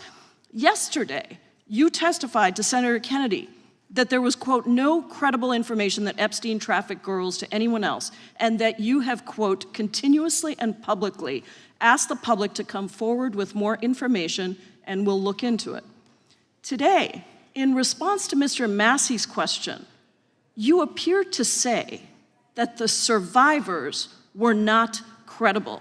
These are survivors. That's not at all what I said. Okay, great. I'm going to ask you this in a second, but let me tell you about the don't lie about survivors, me. and let's bring them up here into the room. These are women who came to the Hill and testified that they were groomed and raped at the age of 14 and 16 years old, and they called to meet with the president and to meet with the FBI and to have people investigate their claims. Some of them have never testified before. If you are so interested in getting the public to submit any information, why have you not met with them? You said you haven't met with them. Have you met with them? I'll give you one more chance. My job as the FBI director is to Is the invite all answer yes or investigative no leads. to whether or not you met with these women who were sexually abused and raped? Any insinuation by you or any What people is on the your an- side that I am not manhunting child predators and sex traffickers, just look at the Mr. stats. Patel, And you talk Mr. about Chairman, cover-ups, man. Mr. Chairman, you this talk is about my time, cover-ups. and I will take Why- as much time as I Where were want. you during the Instruct Obama and witness, Biden Mr. administrations Chairman. when these so-called Instruct the cover-ups were witness. going on? Mr. Why didn't Chairman. anyone in those administrations talk to any of these Mr. purported Chairman. witnesses? Let's I get have some regular order, Mr. every Chairman. single person to provide credible information. Time belongs to the gentlelady from Washington. And I'm but gonna when you- take when another you couple accuse of the minutes. witness of something, he's allowed to respond. That's how it works. You say Listen, he something, didn't you say even, them- excuse me, he's allowed to Mr. Chairman, you respond. have Point always of been order. fair, but I'm- this is and I'm not being fair. fair, and you will get No, your- this you will is get your my time. and he You will give the said gentlelady that the a few witnesses additional were not credible. seconds of time. I'm going to get an additional minute of time because No, that's you'll how get much time you he won't took. get a minute. You'll get some seconds. What we think is under 5 minutes. You don't get to demand how Mr. much time you Patel. get. That's not how it works. Mr. Patel, are the victims of the Jeffrey Epstein horrific trafficking ring, are they credible? Any person with information about ongoing I sexual didn't. trafficking. I'm asking you if they're credible. Ma'am, I'm Are commenting they on the credible? evidence we have. But And we have routinely asked for people to come forward with more evidence, and we will look at it. And the evidence that we have was the same evidence that the Biden and Patel, Obama Justice Departments Mr. had. Patel, And they this is determined, new. not me, they determined that that Chairman, information was not Mr. credible. Chairman, he's not letting me even ask my questions. You This is ask the ridiculous. questions, he gives an answer. You may not like what he says, No, but that I'm doesn't mean you get to asking- he's not interrupt answering him. my question. Mr. You Chairman, have could we an- restore the gentlelady 45 seconds so she We can will give complete her her question? additional 30 seconds, which is what I said I'm earlier. going to keep taking my time because you'll take here's the time thing. that you get. You get are 30 not seconds. answering the question. The question I is, have, you just don't like the these answer. are these women credible? It's a yes or no answer. I have answered the question. Well, and what I is keep the telling answer? you, I'm the only FBI director that has welcomed new information in this Okay. case. This You're not- administration is the only one that has welcomed any new information in this Is there case. a yes or no to whether Present the new credible victims are credible? information. Present new Are information. the victims credible The victims- or not? I'll tell you what happened in the last Trump Are they administration. credible or not? You can't even Victims say. credibly came forward, and you know what happened? President Trump authorized the indictments President of Jeffrey Trump Epstein, called not them a Biden, hoax. not Obama, President Trump no one called else. the entire thing a Democratic hoax. So I would like to ask The you gentlelady's if time has you expired. will I gave her meet- the additional if 45 you- seconds she if you requested. will The meet- gentlelady yields back. The gentleman from Mr. New Chairman, Jersey is I would like recognized to for his ask if 5 you would minutes. meet with the women who were sexually time does not belong- abused and raped and time groomed does at not the belong ages to the of gentlelady from 14 Washington. and The time now 16 belongs- years old. Are the you time- going to cover up? No, I'm Are not you gonna- going to I'm continue gonna to recognize cover the up gentleman for from the New Jersey rich for and his 5 powerful minutes. men, including those that might be on this committee? I can yell Or too, are Mr. you Chairman. going I don't want to yell allow above them this. to The time belongs testify? to the gentleman from New Jersey. I Are you appreciate the going to allow gentlelady them to yielding testify, back. Mr. Patel? Go ahead, Will Mr. you Angelo. allow them to testify to you, Mr. Patel? Mr. Patel, thank you for being here. I know it's been an interesting and difficult 2 days. And I wasn't going to talk about the Epstein thing because there's a lot of other issues that affect the FBI, but I have to say a few words. I've sat here, I've listened to this, I've watched it, and you know, my Democratic colleagues are so concerned now, Mr. Patel, all of a sudden. Where were they last year? Where were they the year before? Where were they the year before that? Where was the last president in any of this? Well, all I know, the only thing I see is a single letter from the ranking member that was sent in 2019 that he didn't like the plea deal, and some people signed on to that. Most of the truth, the real truth, let's be honest, let's be intellectually honest.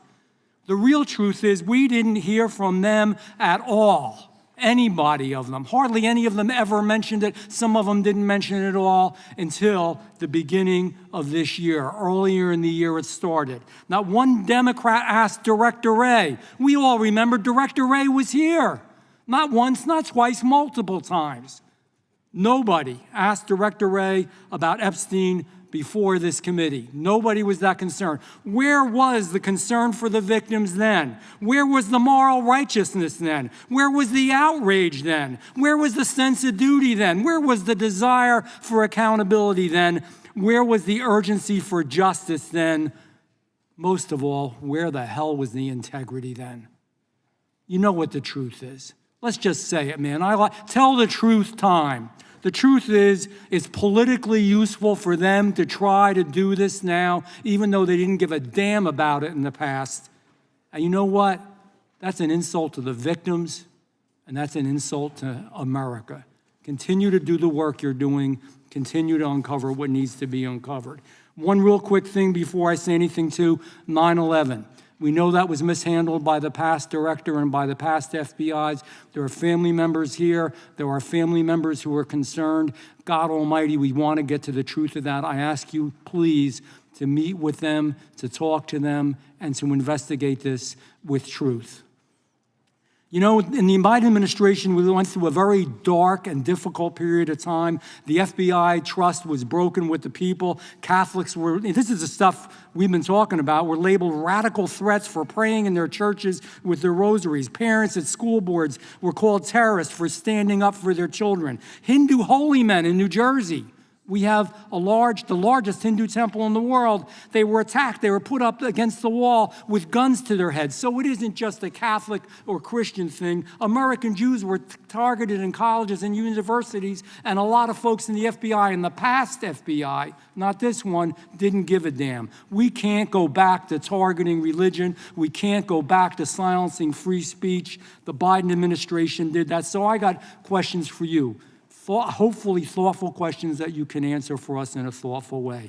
How is this FBI now, under your leadership, how are we restoring trust for Catholics, for Hindus, for Jews, for parents, for all the other, for just American people that were targeted by FISA because they had a different viewpoint? How are we restoring that trust in the FBI? In multiple ways, sir. One, and maybe most importantly, is through transparency and providing the American public with the material so they can see, read it themselves as to what the abuses were in the past, whether it relates to the Catholic memo or the Hindu incident you talked about at the largest temple in North America.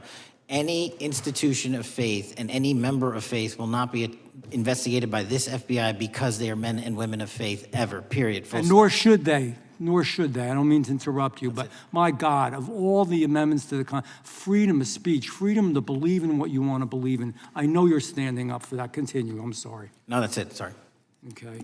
The Richmond memo was driven by a reliance on sources. The Southern Poverty Law Center, you know, the words sound nice, but the organization's not so nice. And we've seen the Anti-Defamation League distort data that counts as violence. Have you been able to identify and eliminate these kinds of partisan sources? We welcome all sources, but we want objectivity and neutrality and decency in the way we report all this. Have you been able to uncover any information there? How do we make sure our sources are good in the future? We have reviewed the source processes that infiltrate any institutions of faith, and they will no longer be going into institutions of faith. They will be directed towards criminal activity and protecting the homeland, the two most important missions the FBI has, and that's what we're going to continue to do. Good. And I'll say this, there was a lot of bull today, a lot of you know what, and I'm not going to say it because I respect the institution so much going on around here. Continue to do the work of the people. You are here for that reason. The administration is here for that reason. It was weaponized and politicized, the FBI, in the past.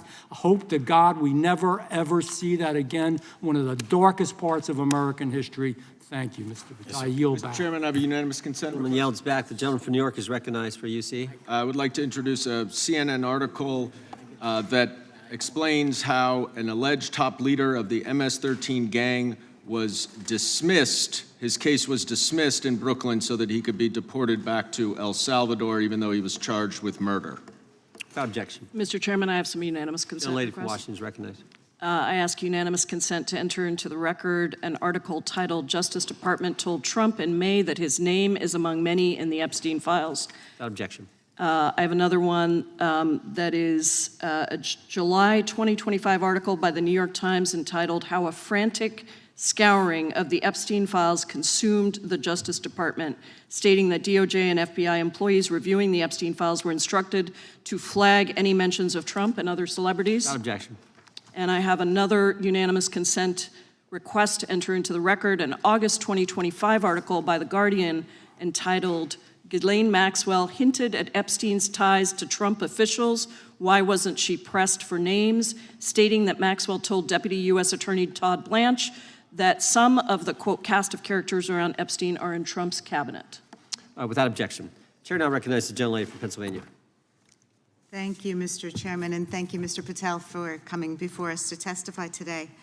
I am concerned by your repeated claims that you're not able to disclose anything further about the Epstein investigation and files, and that there's no evidence of a broader conspiracy or other people who should be charged, because the American people aren't buying that you've been transparent or that there's nothing further to be seen.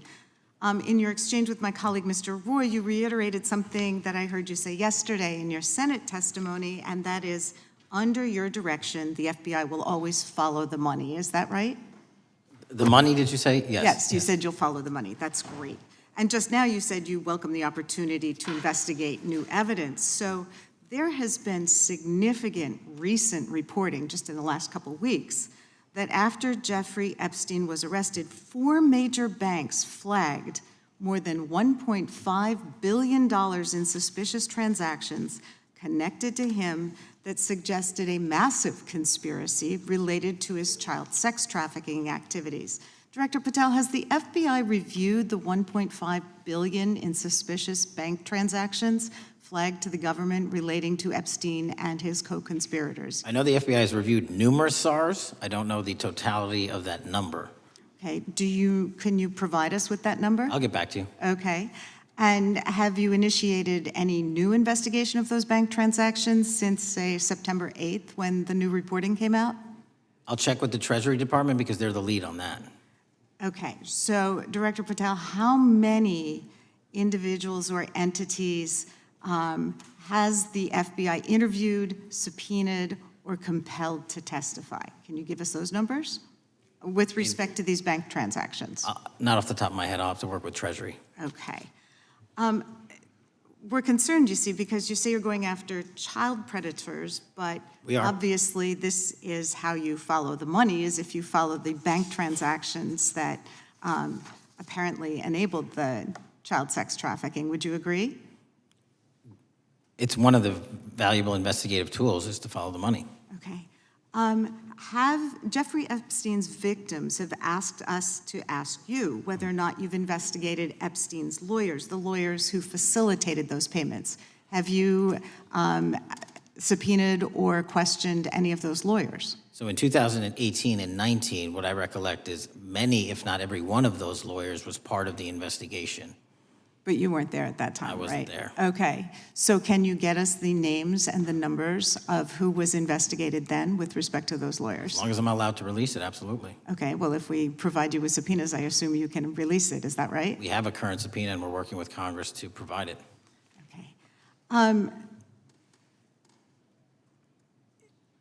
You've said that the Acosta investigation had an original sin. What do you mean by that?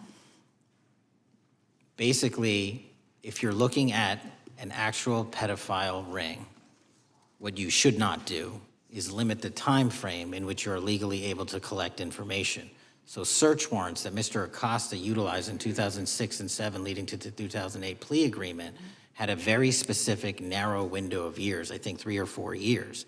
And so information pursuant to legal process wasn't collected for 10 years or 15 years or 20 years. It also, subpoenas were not sent out to hundreds of witnesses at the time, hundreds of victims at the time. None of that was done. None of these people were put in grand juries. And so the totality of information from the jump, instead of being this big, was like this. And that, in my opinion, is not how you run an investigation if you're trying to break a sex trafficking ring. So you're now in charge of the FBI. Why haven't you done that investigation?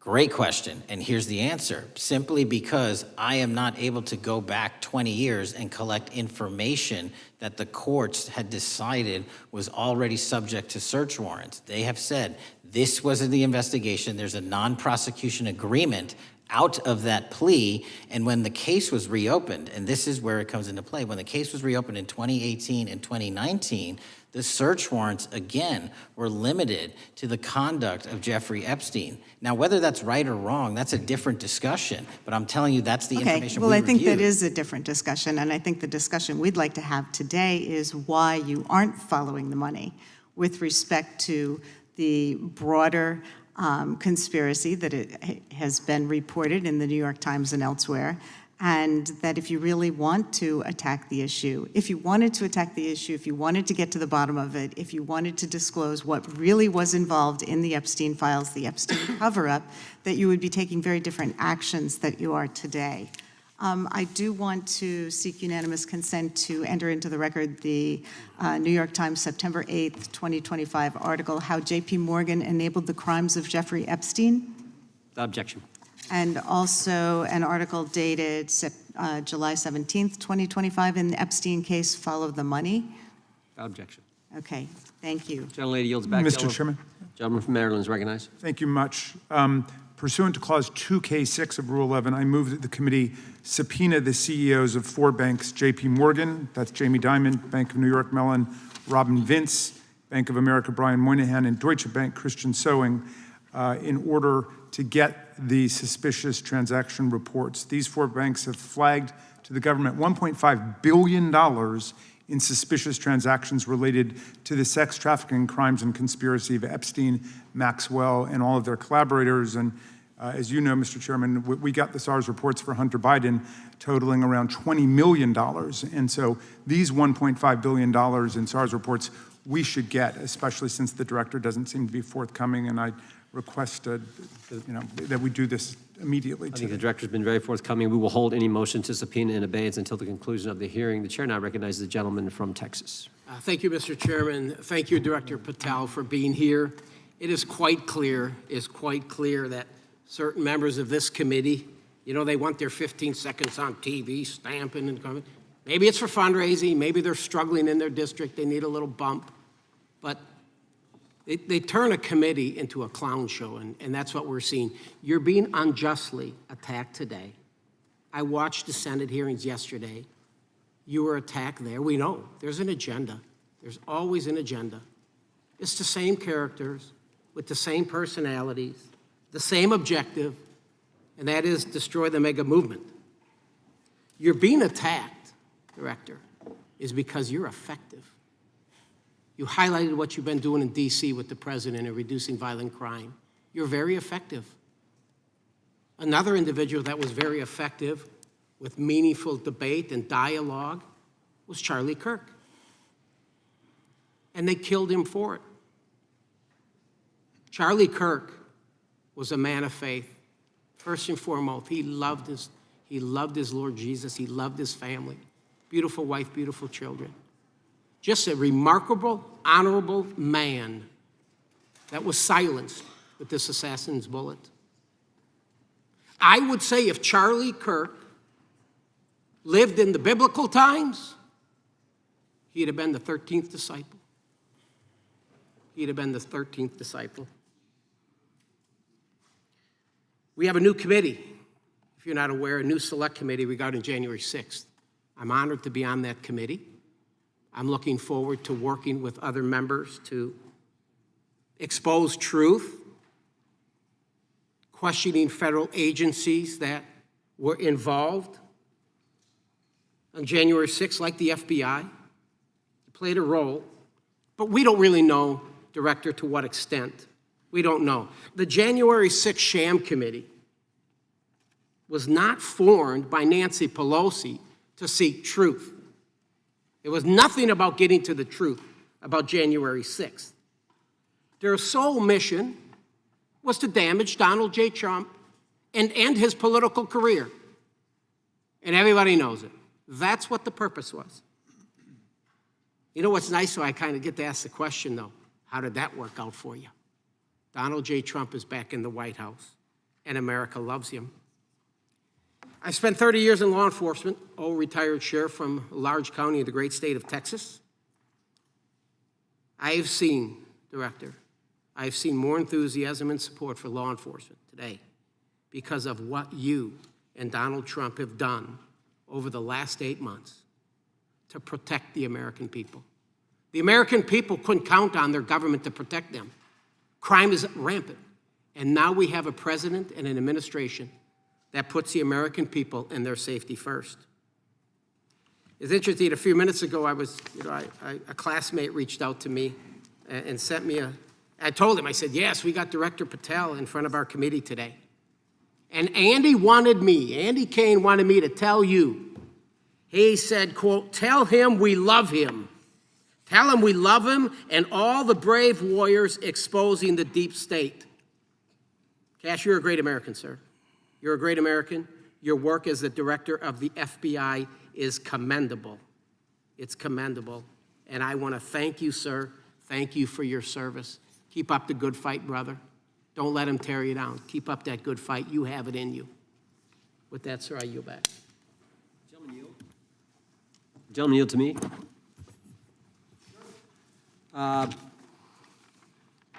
Director Patel, there were 26, the gentleman mentioned the select committee, there were 26 confidential human sources at the Capitol on January 6, 2021.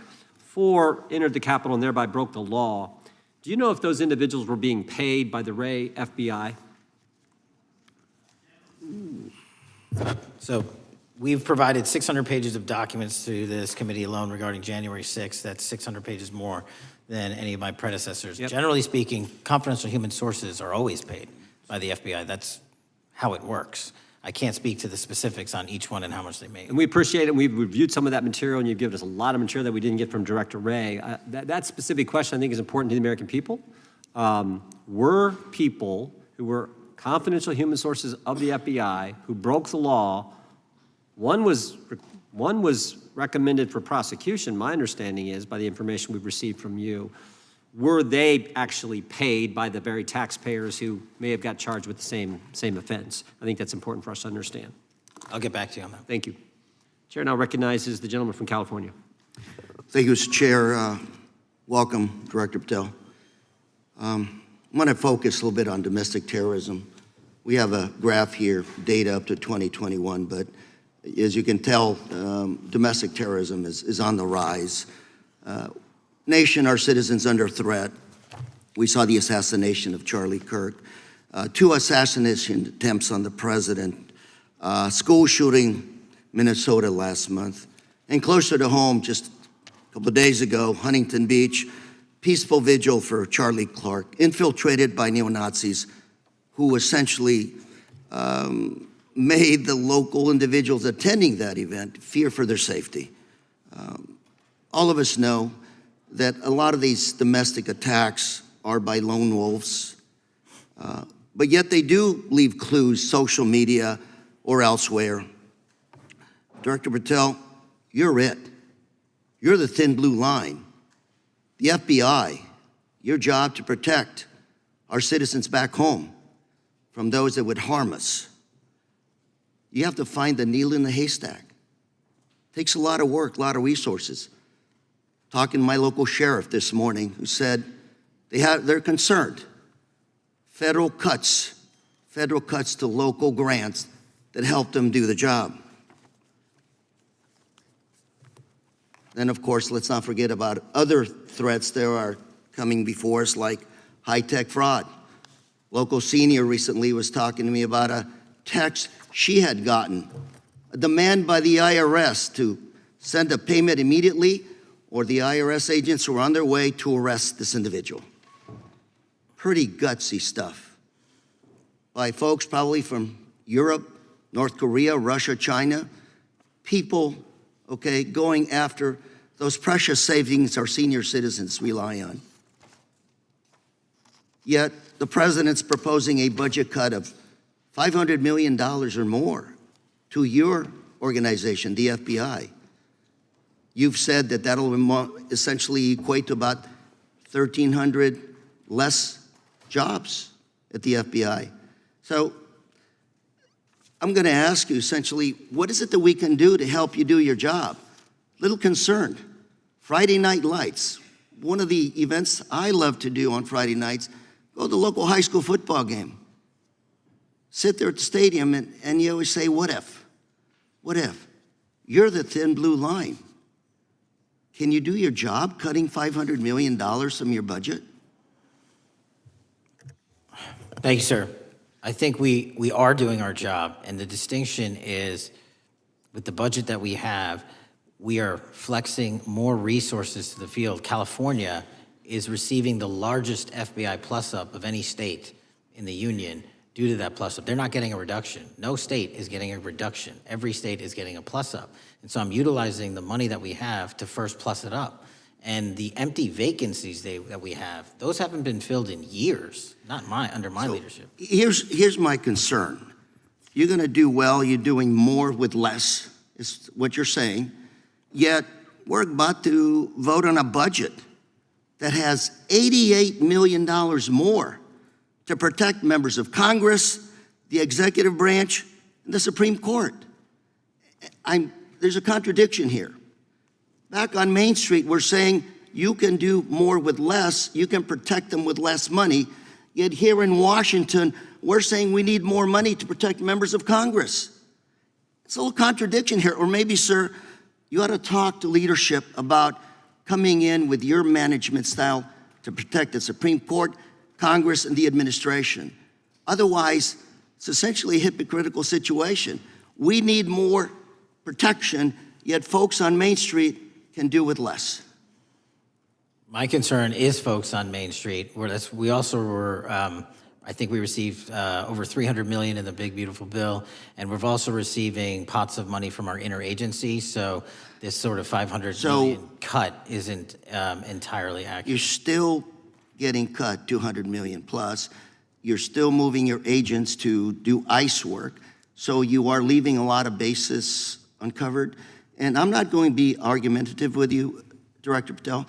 I'm just saying, if that thin blue line does not hold, people on Main Street will pay the price. I agree with you, sir. And I just look forward to working with you, because I am very concerned that these kinds of budget cuts are short-sighted, especially when my local sheriff calls me and says, we need more support, and we're looking at budget cuts. I'll work with you, sir. Thank you, Mr. Chair.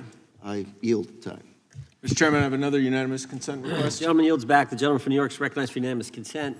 I seek to introduce a December 2024 OIG report from the Department of Justice, which confirms the conclusion of the Bill Barr Justice Department that the so-called whistleblower, a disgruntled former employee of the Intelligence Committee, was not a credible witness, and there were no further actions taken.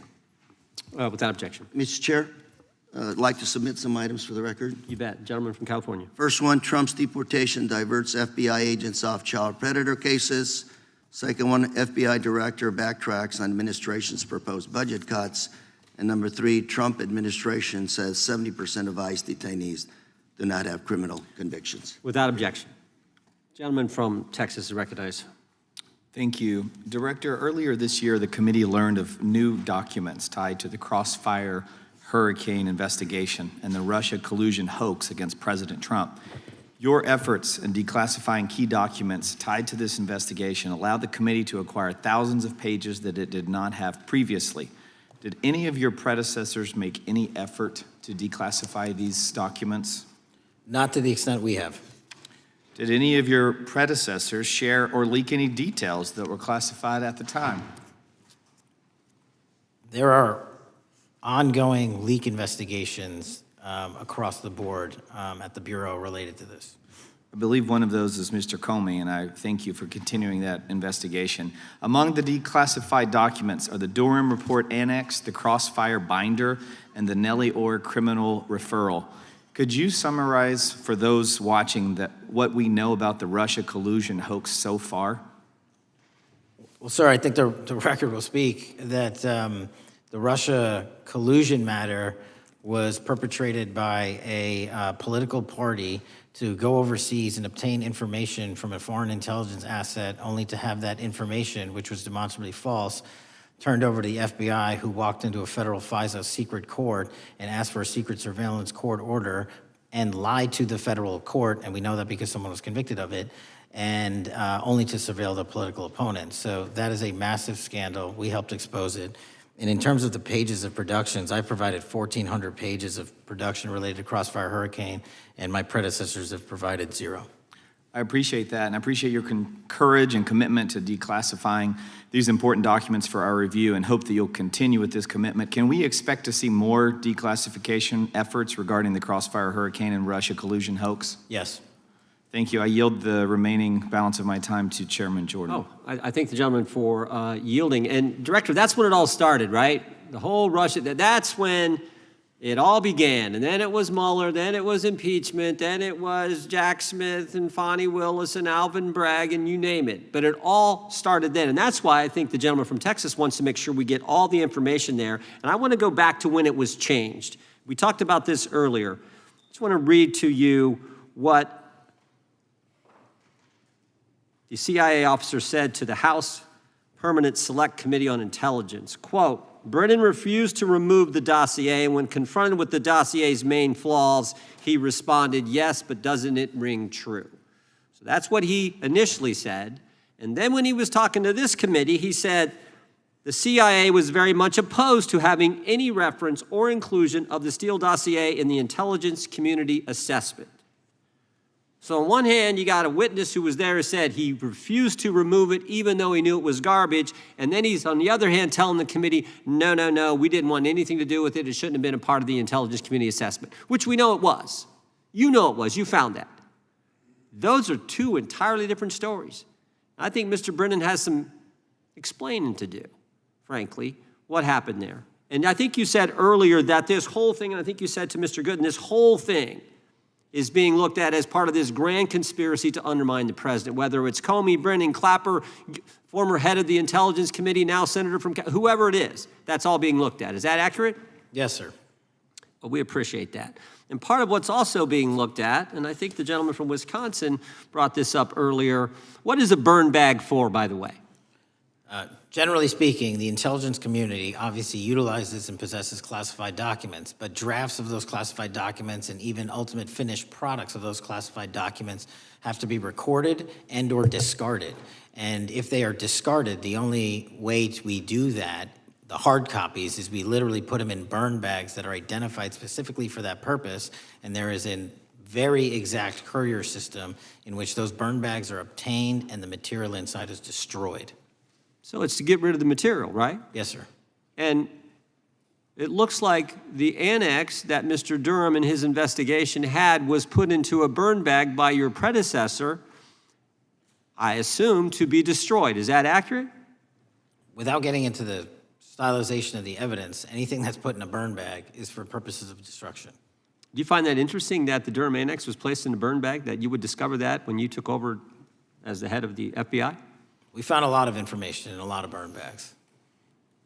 Well, we appreciate you finding that. We'd like to know a little bit more about that, and we look forward to that information coming forward. And I appreciate the gentleman yielding. With that, we now recognize the gentleman from Colorado. Thank you, Mr. Chairman, for holding this hearing. Thank you, Director Patel, for being here today. I have a couple of questions regarding a terrible shooting that occurred in Colorado, a state, as you may know, that I represent. You've testified previously about, I think, what you would describe as your efforts to provide more information regarding the investigation with respect to the horrific assassination of Mr. Kirk. And so, in that same vein, I'm hoping you can provide this committee and my constituents in Colorado with some clarity. Absolutely. I think, as my colleagues know, in Evergreen, Colorado, Jefferson County, a county that I proudly represent, at Evergreen High School, a shooter ultimately injured. 2 students were praying for their swift recovery.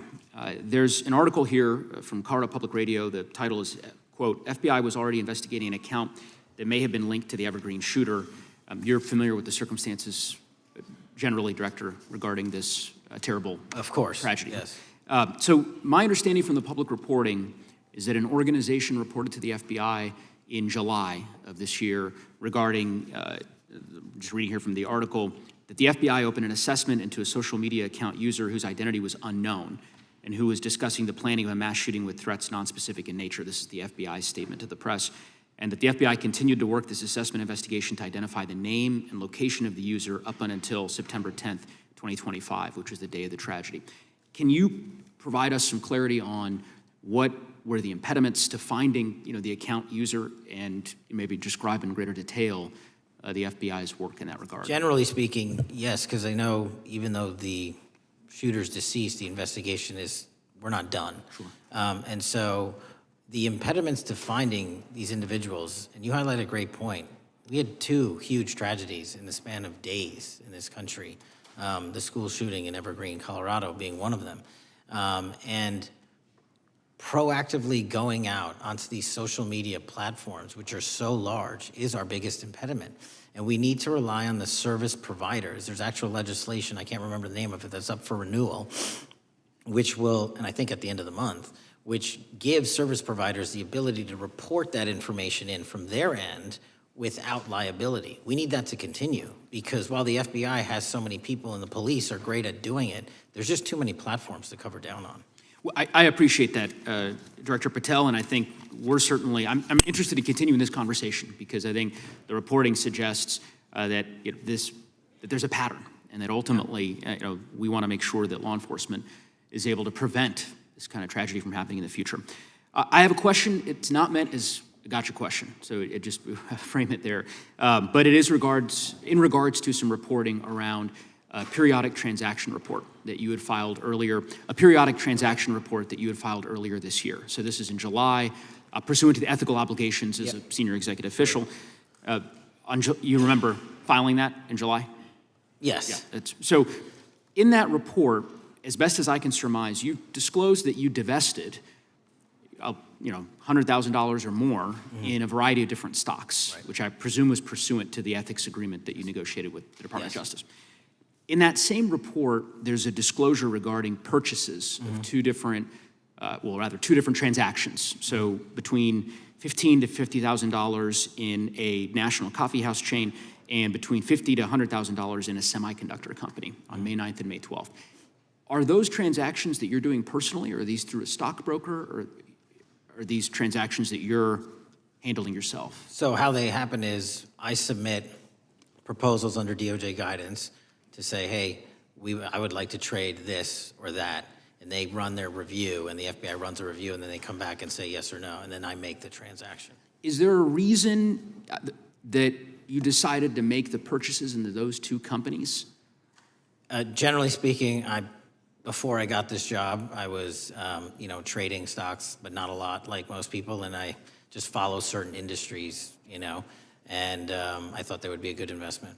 So the reason why I ask, right, because you had divested in other companies, and I presume that wasn't because there were actual conflicts. It's just that you wanted to avoid an appearance of impropriety. It was both. Both, but not all of the companies were conflicts. Whatever they make divested from. I don't make the call, they make the call. Sure. Yeah. I guess my point would be, the reason why I ask is, why I said it's not a gotcha question, I have for years led an effort here in Congress to try to ban members of Congress, senior executive officials, from trading stocks. And it's bipartisan in nature. We're working really hard to get that done, Republicans and Democrats. And you can understand, I think, given your role, given the nature of the position that you hold as the leader of the largest law enforcement agency in our country, that divesting entirely, not doing day trading now, I think would be something that would be in the interest of the American people. So I just would hope you would consider that, and that moving forward, that perhaps not purchasing stocks in individual companies, I would think would be something that would be worth pursuing. Gentleman's time is... I'm happy to give the witness an opportunity to... No, thank you. I'll work with you on it. Gentleman from Alabama is recognized. Thank you, Mr. Chairman. Thank you, Director Patel, for being here today.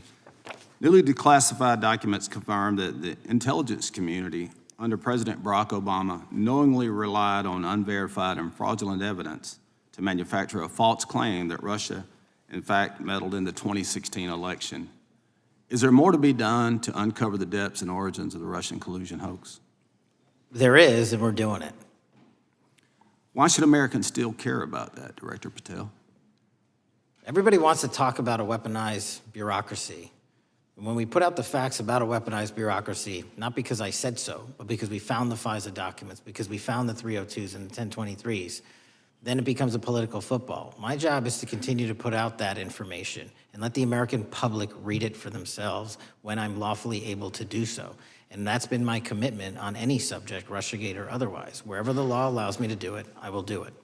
When I first came in 2020, the number one concern as I was doing town halls was the weaponization of the government against the American citizen. And so are there things that you're doing, structural reforms that implementing so that the FBI cannot be weaponized again, whether it's against President Trump or future elected presidents? Well, it shouldn't be weaponized against anyone. And the structural reform is simple. If you're going to go after a political individual or someone seeking political office, there has to be a grounded basis in law and fact to open up a criminal investigation. And if there's not, the investigation isn't even opened. And I've also gone back and reviewed other cases that were opened in prior administrations related to public officials, and we've closed a number of them because we felt that some of these actions were weaponized on either side of the aisle. I felt it wholly inappropriate for the FBI to be playing umpire and referee amongst these decision makers when there was no factual or legal basis to continue those investigations, so I shut them down. And I think that's so desperately needed because we need to restore trust in law enforcement and certainly in the DOJ and the FBI so that the American people don't fear the very government that's supposed to protect them. And so thank you for doing that. On August 11th, you released to the committee documents concerning leak investigations that began in 2017. You believe these leaks were accidental, or were they intentional in order to influence public opinion against President Trump? When I can publicly make a final decision on that, either through a recommendation of charging that the DOJ makes or findings that I have, I'm able to do so, but they're still not complete. Why did the FBI under Director Comey want to undermine the Trump administration? I don't know. You'll have to ask him. Think it might have been political? How will Director Comey be held accountable for his leaks and classified information concerning the Russian collusion hoax? Well, anyone. Doesn't matter what you did before or what seat you were in. If you leak classified information, that's illegal. And we will investigate it fully. And if we can bring enough evidence to recommend charges to the Department of Justice, we will. But as you know, in these leak investigations, it's very difficult to produce the information necessary. We know leaks happen. They literally happen every week. It's one of the most destructive things to this country. Media receives classified information beneficial to one side or the other. I'm a fan of none of it, and I want to shut all of it down. And we need to bring some real cases to deter individuals from doing that, and that's my focus. What was Comey's role in creating the ICA? You know, speaking from my memory, as the head of the FBI, he was charged under then Director Brennan and Director Clapper and the other IC elements to come in with the NSA, CIA, FBI, and ODNI and put together a collection of information on how the information sort of surrounding Russiagate came together. So he represented the FBI in that. Was former Director of CIA, John Brennan, he's denied that the Steele dossier was used in creating the ICA. Is that true? Well, it's, without commenting on him, the FISA has been released, and the dossier was in the FISA. It was in 4 FISAs. So I'll let the public decide. Well, former Director Brennan actually denied repeatedly that he pushed for the Steele dossier to be included in the ICA. Is that true? Did not. I'll let his testimony speak for itself, but then Deputy Director Andy McCabe also testified to the House Intelligence Committee, which has now been declassified, that were there no Steele dossier, there would have been no FISA. Well, my time's getting close, but let me tell you this, sir, and well, my colleague from Texas said, thank you for the job you're doing. You're making the American people safe. You're restoring trust in these agencies that so many of us had lost trust in. So thank you for the work you're doing. That thin blue line, you're doing a fine job, and we want to let you know we appreciate it. Thank you. God bless you. Lady from California is recognized. Thank you, Mr. Chair, and thank you, Director, for coming here today. And actually, thank you for your response to my colleague from New York who asked you earlier about violent extremism. And you said that there is violent extreme ideology on both sides. And I think you actually alluded to that same statement yesterday in the Senate. So I too have some questions I'd like to ask you. These are not gotcha questions, and just deny, please, what you deem to be false. So Dylan Roof, who followed white supremacist propaganda, murdered 9 black parishioners in Charleston in 2015. Do you deny this? I'm sorry, Dylan Ruth? Roof, can you give me some more information? You're head of the FBI, you probably know this. If you don't know, that's fine. You can give me a reminder, I've got a lot in front of me. It was national news. Robert Bowers murdered 11 Jewish worshipers in Pittsburgh in 2018. I do remember that. And it was the deadliest anti-Semitic attack. So do you admit that that happened? Yeah, I'm not saying the other thing didn't happen, I'm just asking for a little information. Patrick Cruces, who posted a manifesto about a Hispanic invasion, walked into a Walmart in El Paso, Texas in 2019 and began firing. He murdered 23 people that day, and the youngest was 15. Do you admit or deny that that happened? I'll take your presentation as accurate. All right, well, I have to say all of these cases have been adjudicated. As I said, they are not gotcha questions. These incidents were national news. And as director of the FBI, you have access to all of this information. So in 2022, Peyton Grendon walked into a supermarket in a black neighborhood in Buffalo, New York, and started shooting. He murdered 10 people that day. And on September 10th, your friend Charlie Kirk was assassinated. Tyler Robinson has been taken into custody and charged, but also on that day, Desmond Holley, a 16-year-old white male, shot and injured 2 students at a high school in Colorado before killing himself. And according to the Anti-Defamation League, he had a fascination with mass shootings and white supremacy. So do you admit to, deny these facts? Those happened. Okay. Your predecessor, former FBI Director Christopher Wray, said that one of the most dangerous concerns is that racially motivated violent extremism, especially white supremacists, has been the biggest chunk of our domestic terrorism cases and is responsible for the most lethal attacks over the last decade. Do you admit or deny, A, that he said this? I'll let the record reflect that. Whatever he said was what he All said. right, and do you agree? That there is racially motivated crimes being committed in America, yes. Yes, especially white supremacists, which is the biggest chunk of our domestic terrorism. I'm glad that you said this. So last week, President Trump was asked if there were extremists on both the left and the right. He was actually asked this by Fox and Friends, and his exact words were, "I'll tell you something that's going to get me in trouble, but I couldn't care less. The radicals on the right oftentimes are radical because they don't want to see crime. The radicals on the left are the problem, and they're vicious, and they're horrible, and they're politically savvy." Do you agree with the president? I don't speak for the president. The president speaks for himself. Do you agree with the president? I don't. On what matter? On the question that I just asked, do you agree with his statement about the radical left? That there's ideology that's driving violence on both sides? Yes, that's what he acknowledged. No, he didn't. He didn't. But I'm glad that you're saying that and actually creating some separation between you and the president. And I'm glad that you That's literally are not what happened. He said acknowledging both. that there is violent extremism on both sides. What's interesting is that the research arm of the Department of Justice, the National Institute of Justice, do you know what that is? I'm familiar with them. Okay, great. It is the research arm of the Department of Justice, and it published an article in 2024 devoted to domestic radicalization, violent extremism, and terrorism. I have it. It's interesting that it's no longer on the website. It has been scrubbed, but I ask these questions because what makes a strong, qualified director of any business, of any household, of the FBI, what makes a reputable prosecutor is not lapdog loyalty, but a commitment to the creed that evidence is agnostic and that the evidence will lead you to making the right decisions. And your job, no one's job is to like the data or the evidence, it is to collect it. That is how you gain trust. And Mr. Chair, I would like to enter into the record, if I may. White supremacist group stands by racist ideology with unanimous consent. Without objection. Dylan Roof, the radicalization of the alt-right and ritualized racial violence.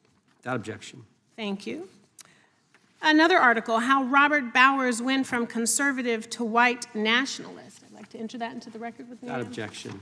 Patrick Cruces believed he was fulfilling Trump's wishes in El Paso attack, his attorney said. I'd like to enter into the record. Without objection. Buffalo shooting, how far-right killers are radicalized online. I'd like to enter that into the record. Without objection. Evergreen high school shooters online activity reveals fascination with mass shootings, white supremacy. I'd like to enter that into the record. Without objection. Murder and extremism in the United States in 2024, a report by the Anti-Defamation League. I'd like to enter that into Without the record. objection.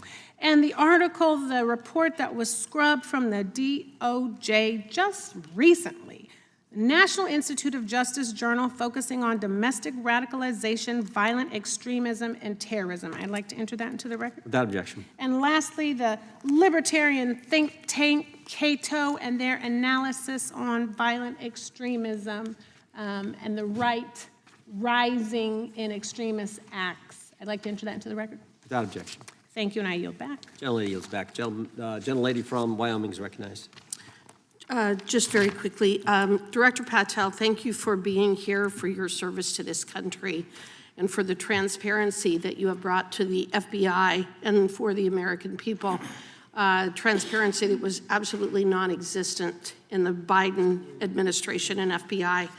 I believe that you might have been asked earlier about whether you had had an opportunity to visit with any of Epstein's legal counsel. Were you asked that question earlier? I think so. Okay. One of the legal counsels or legal fixers for Mr. Epstein was Stacey Plaskett, the Democrat delegate to Congress from the Virgin Islands. So perhaps for those on the other side who are interested in talking to Jeffrey Epstein's attorneys, they could sure visit with one of their own colleagues.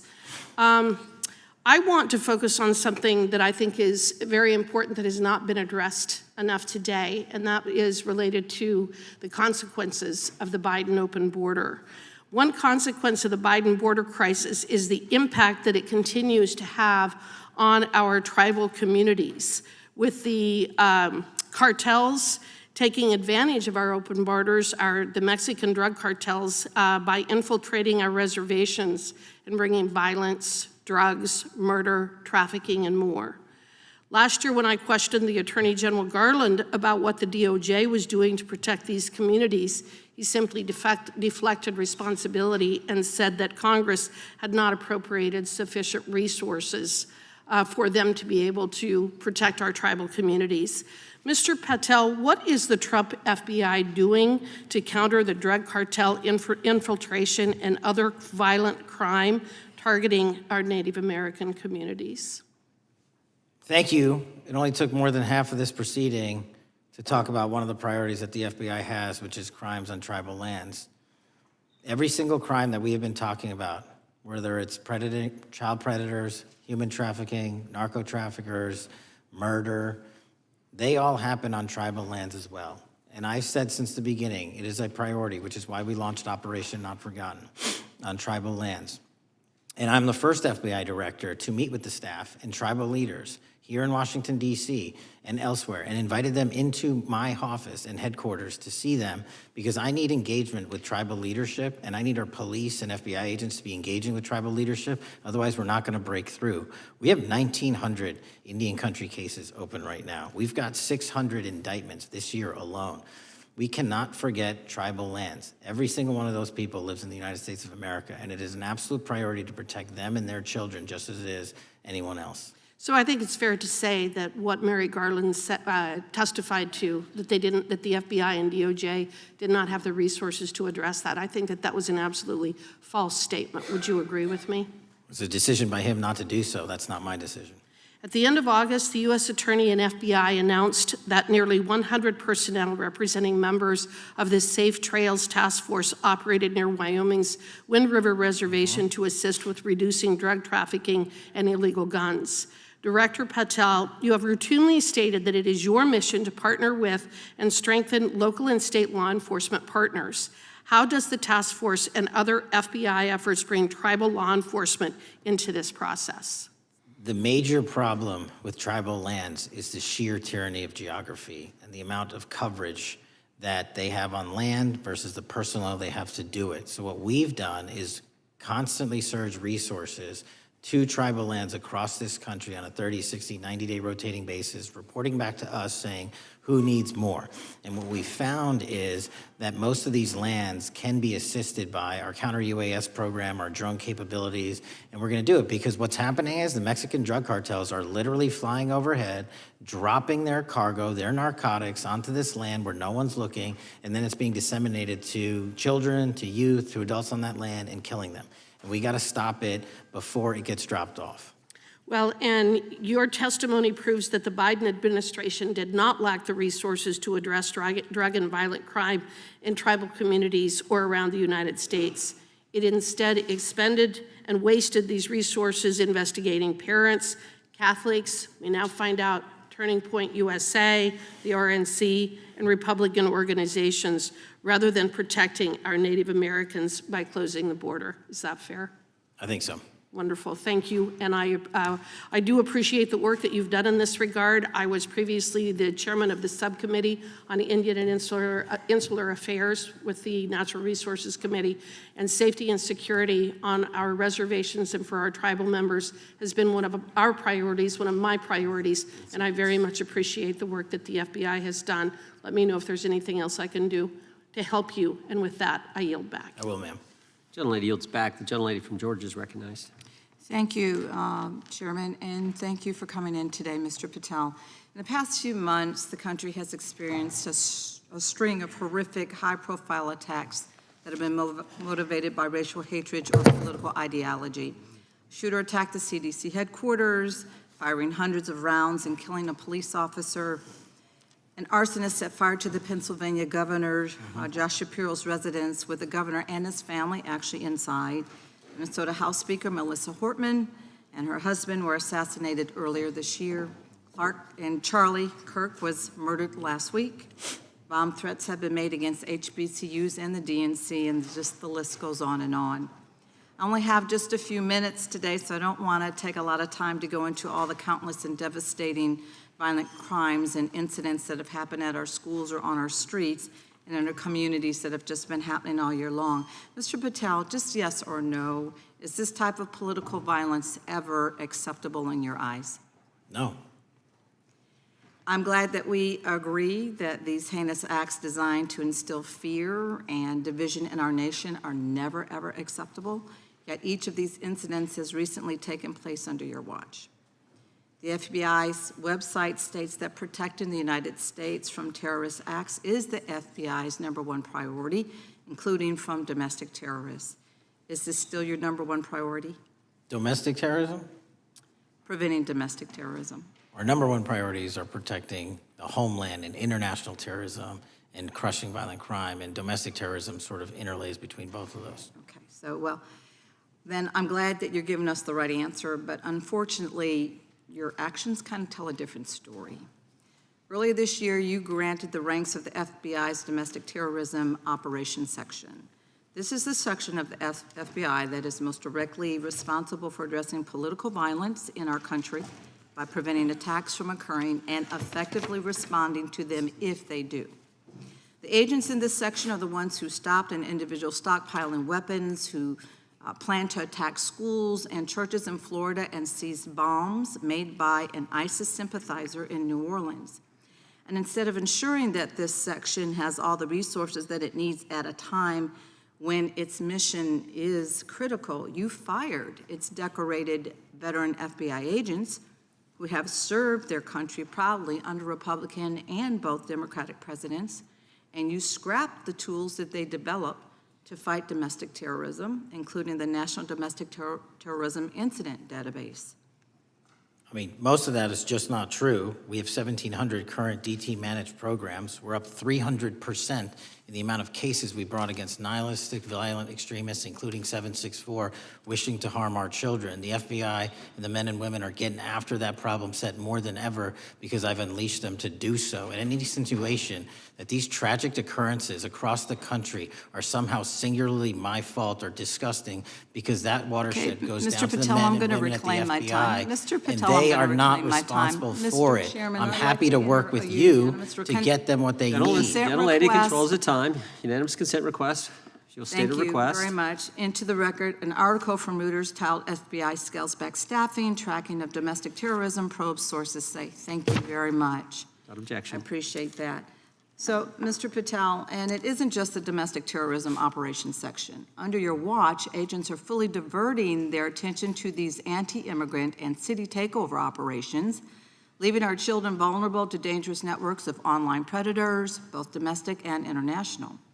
You pulled more than 120 FBI agents from their normal duties to operate sobriety checks and conduct traffic stops, exposing the FBI's fleet of unmarked cars and thereby making it harder for the FBI to combat violent criminal gangs, foreign intelligence services, and drug traffickers in the process.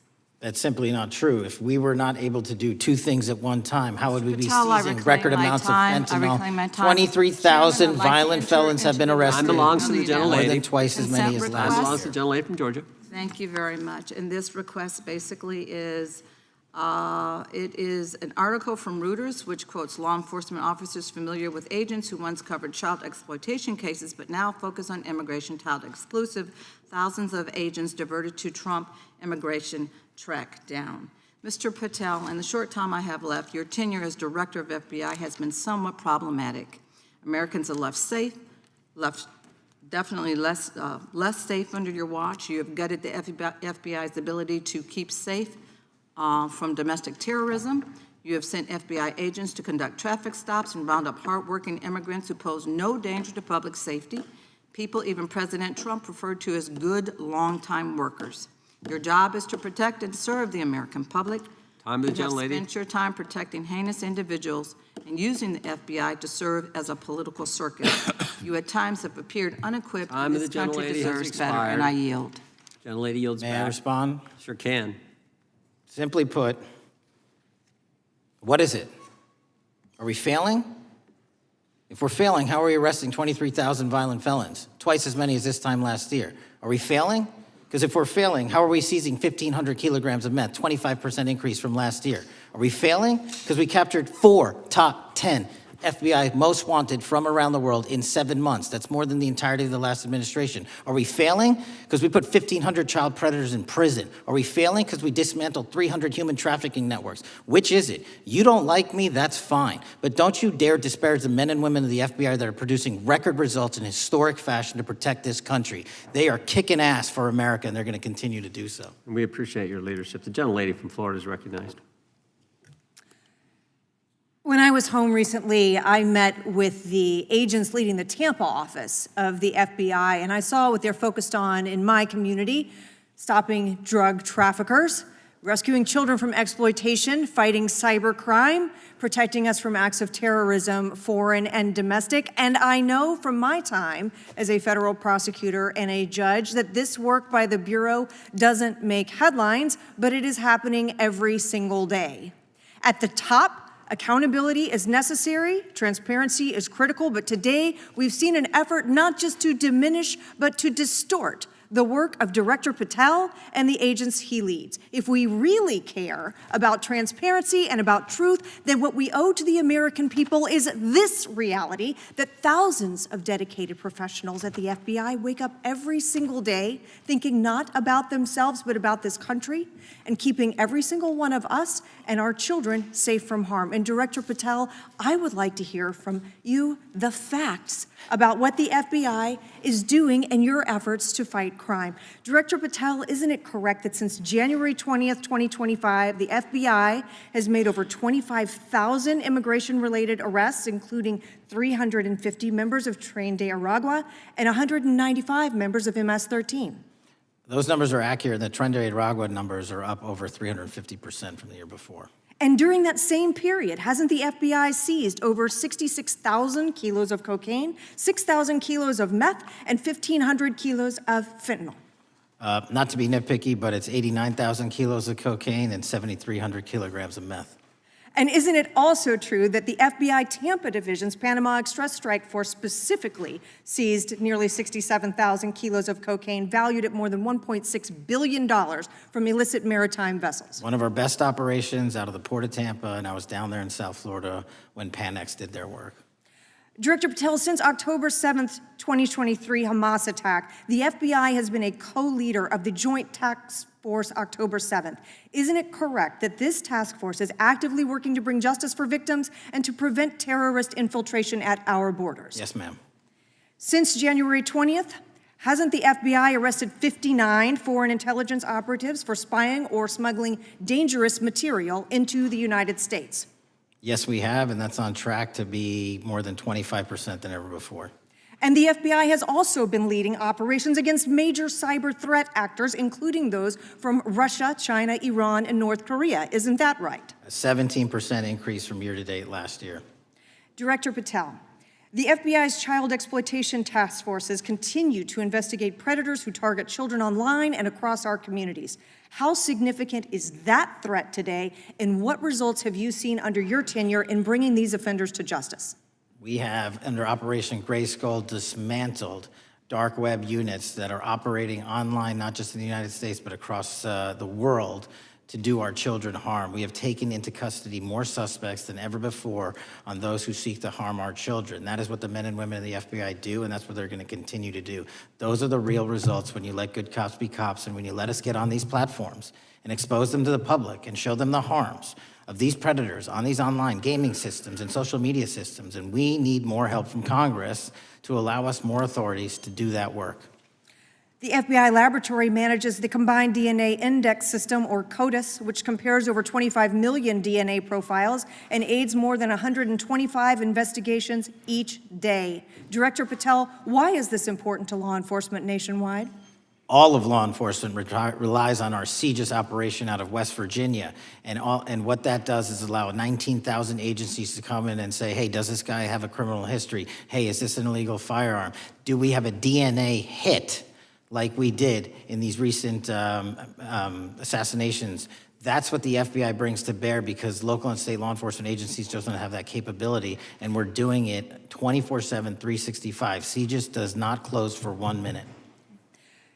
In your testimony, you noted that the FBI has ongoing counterintelligence investigations into China, Iran, and Russia across all 55 field offices. Why is it essential to maintain that scope of coverage, and what success can you point to in disrupting nation-state actors? Our biggest threats involving nation-state actors are the PRC, Russia, and China, and they are up 33%, 83%, and 60% respectively in arrests alone this year. Those nation-state actors wish to do harm in our infrastructure, our critical infrastructure system, our energy, our water supply, and also go after and target individuals and senior citizens and take their money through online pig butchering schemes, which we've exposed in Cambodia by way of the CCP. This is groundbreaking work that the American public should be seeing that their FBI is doing, and I'm happy to have the opportunity to report on it. Thank you, Director Patel. I yield back. Gentlelady yields back. The gentlelady from Mr. Chairman, I have a couple. Unanimous consent. Thank you so much. I appreciate it.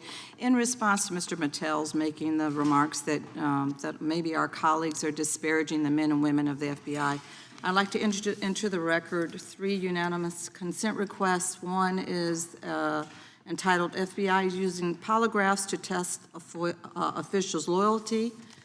The second is Kash Patel knowingly broke law when firing top officials, lawsuit alleges, published by NBC. And the third is FBI forces out more leaders, including ex-director who fought Trump, demand for January 6th agents' names. Without objection. Thank you. Gentlelady from Vermont's recognized. Thank you, Mr. Chair. Director Patel, thank you for being with us today. Appreciate your time.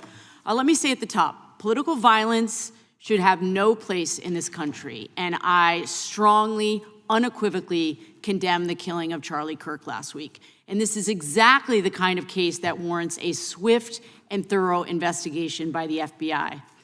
What shouldn't be happening, however, is this administration's seeming attempt to exploit Mr. Kirk's death within minutes of this horrible, horrible assassination, dividing us even further without knowing enough about the killer's complicated, confused political ideology and the extent of his motivation. And this week, Vice President Vance claimed that this is, quote, an extremely destructive movement of left-wing extremism, and said that, quote, it's part of the reason why Charlie was killed. He pledged to go after organizations on the left.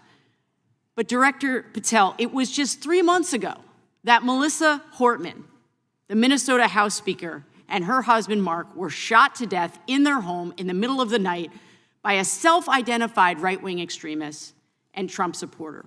When that assassination happened, the FBI released a written statement denouncing the killings and pledging to hold the killer accountable. And I thank the Bureau for that. It was clear, concise, to the point.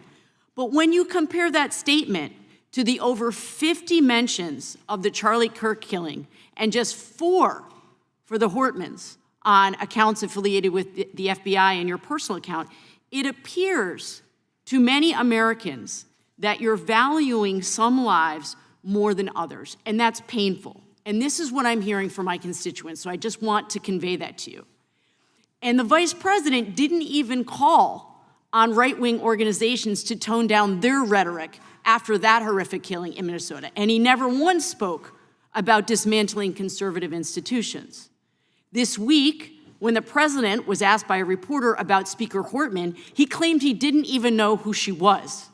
One of the most high-profile assassinations of an elected official in recent memory, and the president claims to know nothing about it, hasn't even heard of it. It was absolutely devastating for her colleagues and for her family. And I think we all can agree in this room that we have to stop this political violence. So my first question to you is, Director Patel, what is your plan as director of the FBI to turn down the temperature, especially in light of the fact that it seems like members of the administration are reacting to political violence based on party affiliation?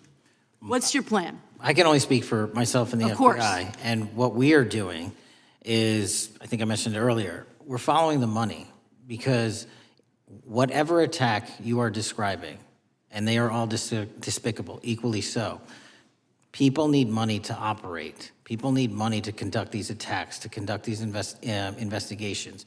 And so what we are doing is finding the people that supported this infrastructure system, because even when you say there's a lone, quote unquote, lone wolf actor, he's not truly a lone wolf actor. Something happened along the way. I agree. And so can I just because we have such little time, are you making a commitment right now to follow where the evidence goes in Absolutely. investigating whether it's violence on the left or the right? Because over the last 10 years, when you look at the ideology, I want to follow up on what my colleague from California said. When you look at the data, you look at the Anti-Defamation League data, 96% of ideological motivated killings were committed by the right wing. When you look at the Institute of Justice report that she cited, it's 5 times the number that 5 times the number of far-left extremist incidents are perpetrated by far right. And it's been reported, and she mentioned this, that as of September 12th, 2025, just 2 days after Charlie Kirk's killing, that the DOJ removed that report from the DOJ website. That's why Americans are concerned that there seems to be a separate system of justice, that if you are a Republican and you are attacked, you will get the full weight and authority of the FBI in this administration. But if you are somebody serving in the Minnesota State Legislature and you are assassinated in your home, that the response is different. And I think to ignore the threats from the right or try to do a both and when there are multiple instances when it's overwhelmingly coming from the right, this is a disservice, because Americans want to know that whoever they are, whatever their political affiliation, that the response is going to be the same, and it is going to be done with the same diligence. And I'm wondering if you will commit to me right now that you will be a voice right now standing up to those voices in the administration that are adding to the violent rhetoric right now. That's what I'm asking you. Will you commit to this? Time of the gentlelady has expired. The gentleman can respond. My voice will be through the investigations that the FBI conducts, and we will conduct them all lawfully and equally. Can we expect in the future that your tweets in related to one killing will be the same level of concern? The gentleman from Texas is recognized. Thank you, sir. Director Patel, thank you for being here today, and most importantly, thank you for restoring trust and faith in the FBI, which has been severely eroded under the Biden administration. Thank you for your service and your continued service in this capacity. On April 7th, 2025, Charlie posted on X, "Assassination culture is spreading from the left. 48% of liberals say it would be at least somewhat justified to murder Elon Musk. 55% say the same about Donald Trump. In California, activists are naming ballot measures after Luigi Mangione. The left is being whipped into a violent frenzy and set back. Whether losing an election or losing a court case justifies a maximally violent response," end quote. And unfortunately for Charlie, that reaction also came when they couldn't win a debate on a college campus. You cannot be intellectually honest and say that this problem is on both sides. It's not just what happened to President Trump, it's also what just happened to Charlie. We've gotten to a point in America where violence is encouraged. When you have a former president of the United States that opens up his campaign in 2019, that's Joe Biden, by saying that his opponent is a, quote, existential threat to this country, Houston, we have a problem. People that you disagree with are not existential threats. They are not Nazis. They are not fascist. They are not racist. They are not deplorable. They are not irredeemable. They are your fellow Americans who have a different perspective on how government should run and what government should look like. whether or not we should have strong sovereign borders, whether or not we should have safe communities, whether or not we should have places to worship our God and not worry about being shot, whether or not we live in communities and cities that are not overwhelmed by drugs and crime, whether or not we have two genders, and whether or not we have common sense in our policies and our values. And people that believe these things are not existential threats. I happen to be one of these people that believes all of the above, and as someone that served this country in combat, I can assure you I am not an existential threat to this country because I swore to protect her. I also want to point out, how many cities have you seen burned to the ground since Charlie Kirk's death? 0.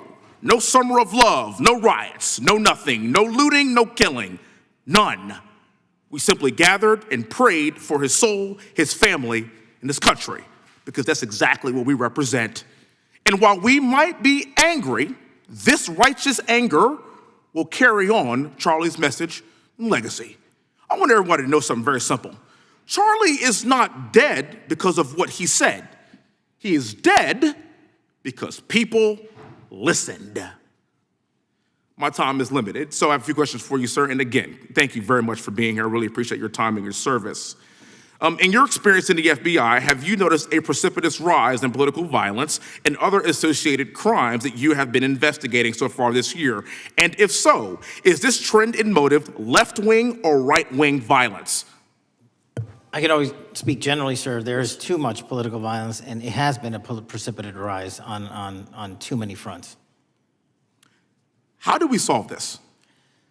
We solve this by giving the FBI more authorities to go into and work with the private sector. There are too many online platforms. There are too many social media platforms. There are too many gaming platforms. There are too many places for people from America and around the world to get together without their parents knowing anything about it, without their school teachers knowing anything about it, and infesting the minds of our children and infecting them with radical ideology, and that is the root cause of these problems, and we must tackle it. It is not a 1950s America anymore. In 2025, the cyberspace needs to be tackled.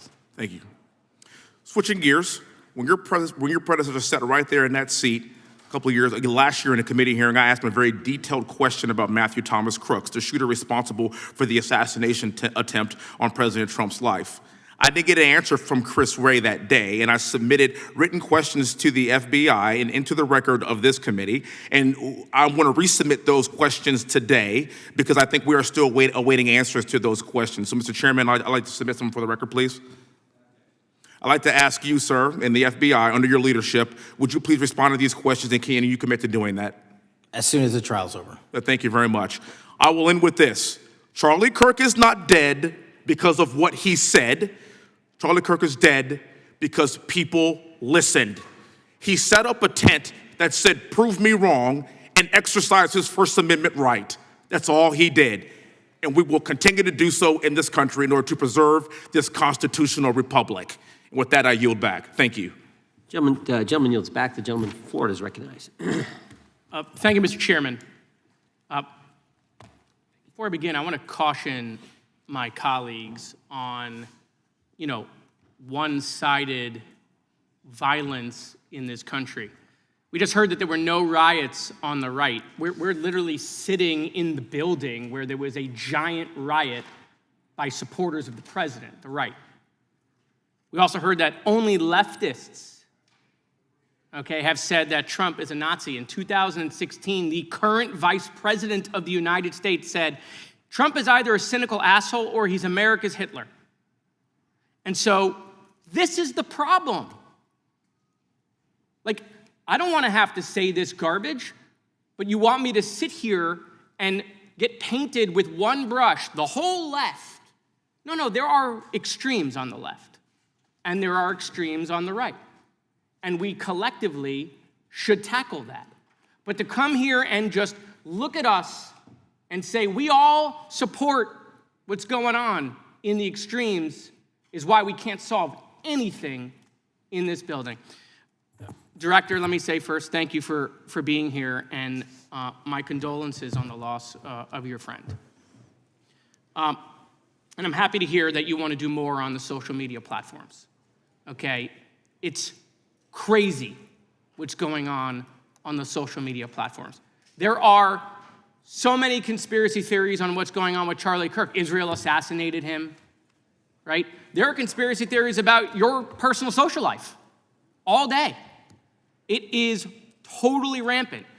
Big names on the right, Candace Owens, right? Talking about how what's been released as far as the dialogue between the perpetrator and his roommate is manufactured by the FBI, manufactured by the administration. It is totally rampant, allowing foreign governments to just perpetrate these platforms, all of these bots, all of the time to weaponize Americans. You see what's going on here? This is a byproduct of all of that. What's going on in the streets is a byproduct of all of that. What's happening is you see people celebrate Luigi Mangione is a byproduct of all of that.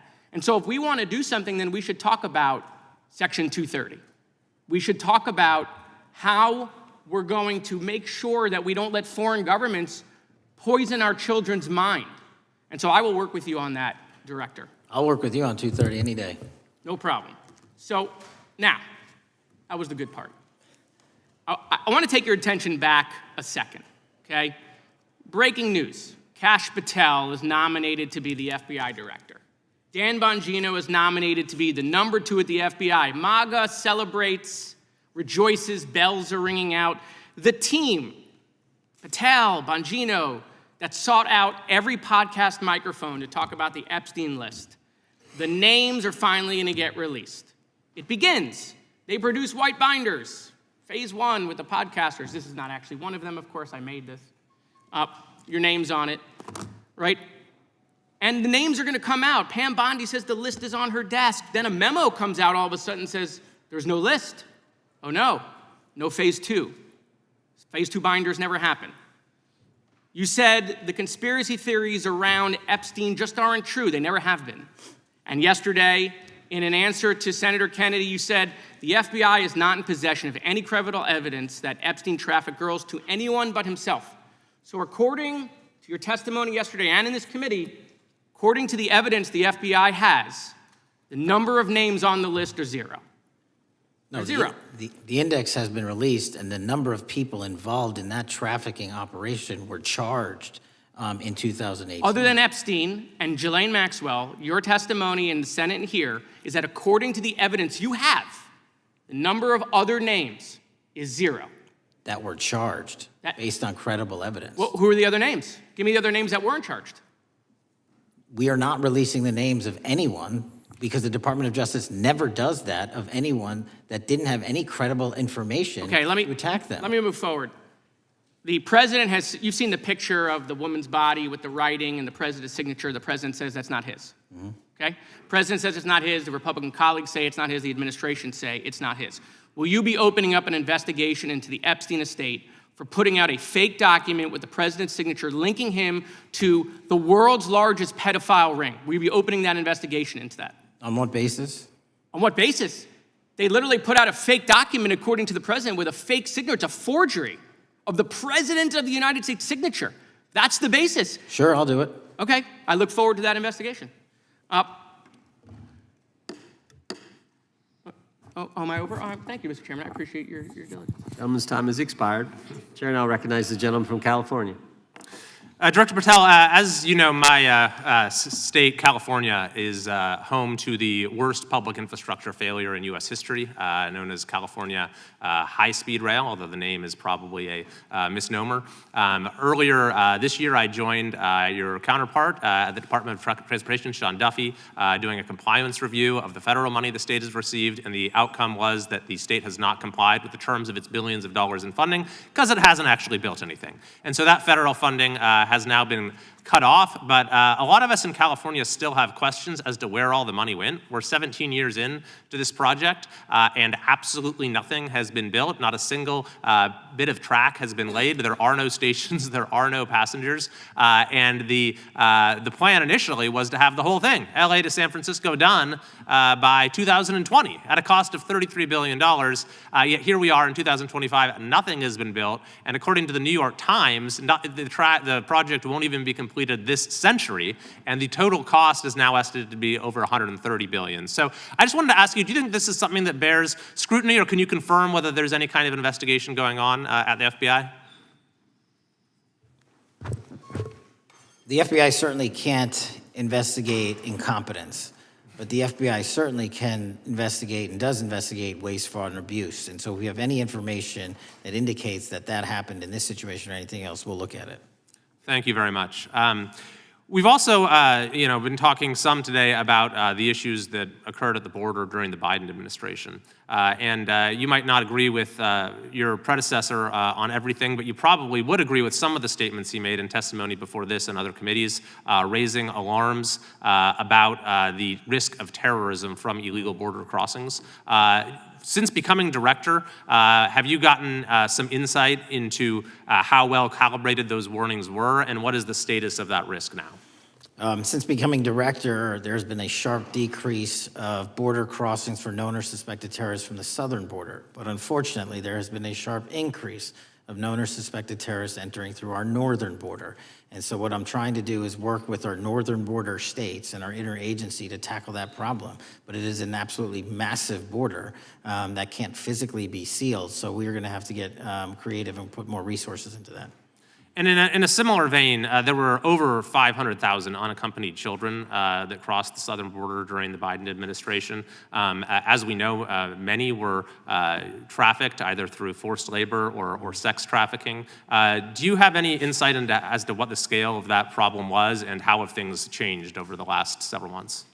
Other than what you outlined in terms of how it was described, I don't have any additional details. In terms of how many people are being trafficked into this country, especially unaccompanied missing children, that number has drastically reduced because the coyotes that smuggle these children for their criminal activity are the same ones that smuggle in narcotics, or the same one that traffic older age women. They're all interconnected, and because of the sealing of the southern border by this administration, that has come to a near halt. That is a very important point, that we have seen far fewer victims of human trafficking because we've finally prioritized border security. And by the way, you have children who are getting rescued because of the immigration enforcement activities that unfortunately some politicians in my state are trying to stop, thereby stopping those kids from getting rescued. We've seen, of course, a substantial reduction in crime here in Washington, D.C. since the FBI and the National Guard got involved. I'm kind of asking you to state the obvious here, but what is the mechanism there? Why have we seen a reduction of crime when D.C. has had such a huge crime problem for years, and then almost overnight we see such a big difference? Because of the dedication and resources from President Trump's administration to utilize all federal, state, and local assets in a heavily crime-ridden area. I mean, if we did not have a crime-ridden area, then homicides, carjackings, and gun violence would not be dropping by 40, 50, 60%. And when you allow the police, the MPD, to work with federal authorities and allow the National Guard to set up your perimeter, this is what you can do in a few short weeks. And we at the FBI, under Operation Summer Heat, have set those Phase 01 operations in motion 4 months ago, quietly at the direction of President Trump. So we are scattered across cities across this country doing just that. But we're going to need more help to complete the job. Yeah, in too many places in this country, crime has just been treated as sort of a norm, that this is the way things have to be. What's happened in D.C. shows that is not the case if we have the right policies and the right priorities. Finally, this is tragically the second time in as many years that we've had an FBI director here following either an assassination or an assassination attempt. And so since there's been some time now since from the attempted assassination on President Trump at Butler, would you say that the public's understanding of what took place on that day is fairly consistent with all of the facts as you know them, or do you believe there's still material facts that have not been made public or are not fully understood by the public? No, I think it's fairly consistent. Thank you. I yield. Gentleman yields back. The lady from Texas is recognized. Man, oh man, there has been so much today, and I truly don't know where to start. So I'm just going to make sure that we start off with a few facts. So a couple of facts that we need to make clear for everyone is that, number one, Director Christopher Wray, when he was appointed to be the head of the FBI, was appointed by Donald Trump. Now, I will agree that I definitely take issue with a number of decisions that Donald Trump makes, especially when it comes to the people that he decides to appoint to very important positions, including this one, because I did have to make sure that I wasn't going crazy. But when I say that you are the least qualified FBI director in the history of the FBI, that is real, because you are the only one that never even served with the FBI prior to joining, yet we are supposed to believe that That's you are false. the greatest thing since sliced bread. I didn't ask you a question. Now, what I want to go false. through is to talk about why you are a failure and why, honestly, we just need to tell you bye-bye. I know that you got a little upset and you put on your show for your boss because it seems like you're trying to save your job when it came to talking to Senator Booker yesterday. But let's go through some of your failures. So before you were even confirmed, and I think one of my colleague from Georgia, pointed out that you were already targeting career officials so that you could direct illegal firings. Mind you, these cases that you were so upset about, which are the ones tied to Trump, the cases came through his handpicked FBI director. And frankly, when people sit around and say things like, oh, you know, we're happy because now we feel safe, I don't know who feels safe in this country except for the white supremacists, because I specifically as a black woman definitely don't feel safe. And frankly, my colleagues have been real nice to you today, and I applaud them, but I don't have the same demeanor because I know that multiple colleagues on this side of the aisle have faced death threats. In fact, somebody tried to kill one of my colleagues, and frankly, I don't know if this FBI or under your leadership, if those people would have been caught. I don't have any confidence in you. And if we start talking about the reasons that I lack confidence, we could start with you not just wanting to acknowledge some simple facts. Simple facts like the vast majority of the threats are coming from right-wing extremism. And I know my colleagues have tried to stress this, but I decided that I would maybe do it in a different way. Number one, I have a couple of UCs. Kim Buck, one of multiple Republicans receiving death threats for voting against Jim Jordan as House Speaker. Without objection. Another one, Republican lawmaker says she received death threats after voting against Jim Jordan in Speaker's race. Without objection.